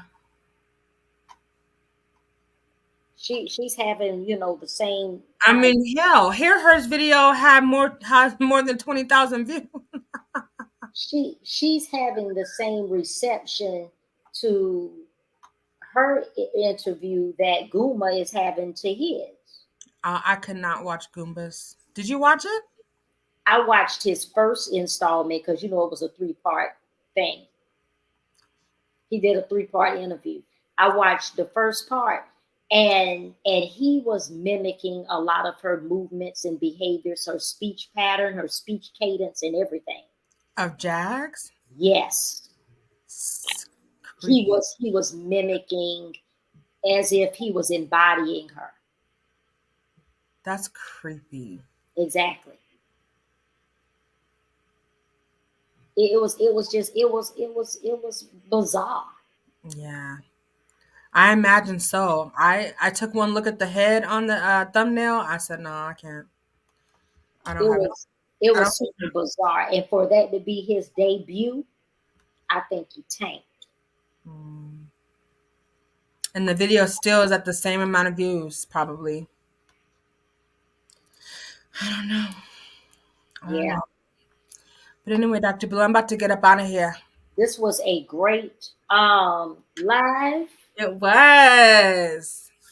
Okay, it was great. I enjoyed myself. I enjoyed everybody here. Thank y'all for being here in the chat and hanging with us as well. Yes. Okay. I can't ever say that I've done a 6-hour live, but this was worth it. This was great. Yeah, absolutely. Cocaine. Girl, you tipped me on the tail end just when we was about to hang up, child. Just when we was about to hang up. Cocaine, go back to the replay and watch it on double speed. Yes. Get caught up. All right, you guys. Dr. Blue, you want to send them out? All right, you guys. Thank you guys so much for tuning in. Y'all be blessed. Y'all please make sure that you subscribe to Andrea. If you haven't already, make sure that you hit that all notification and all of that so that you can be notified every time she goes live. Please make sure that you roll this beautiful beat footage back to the beginning so that you can watch this whole entire live. Okay. Thank y'all so much for tuning in. Y'all be blessed. Until next time, we'll see you soon. Bye. Bye, everybody.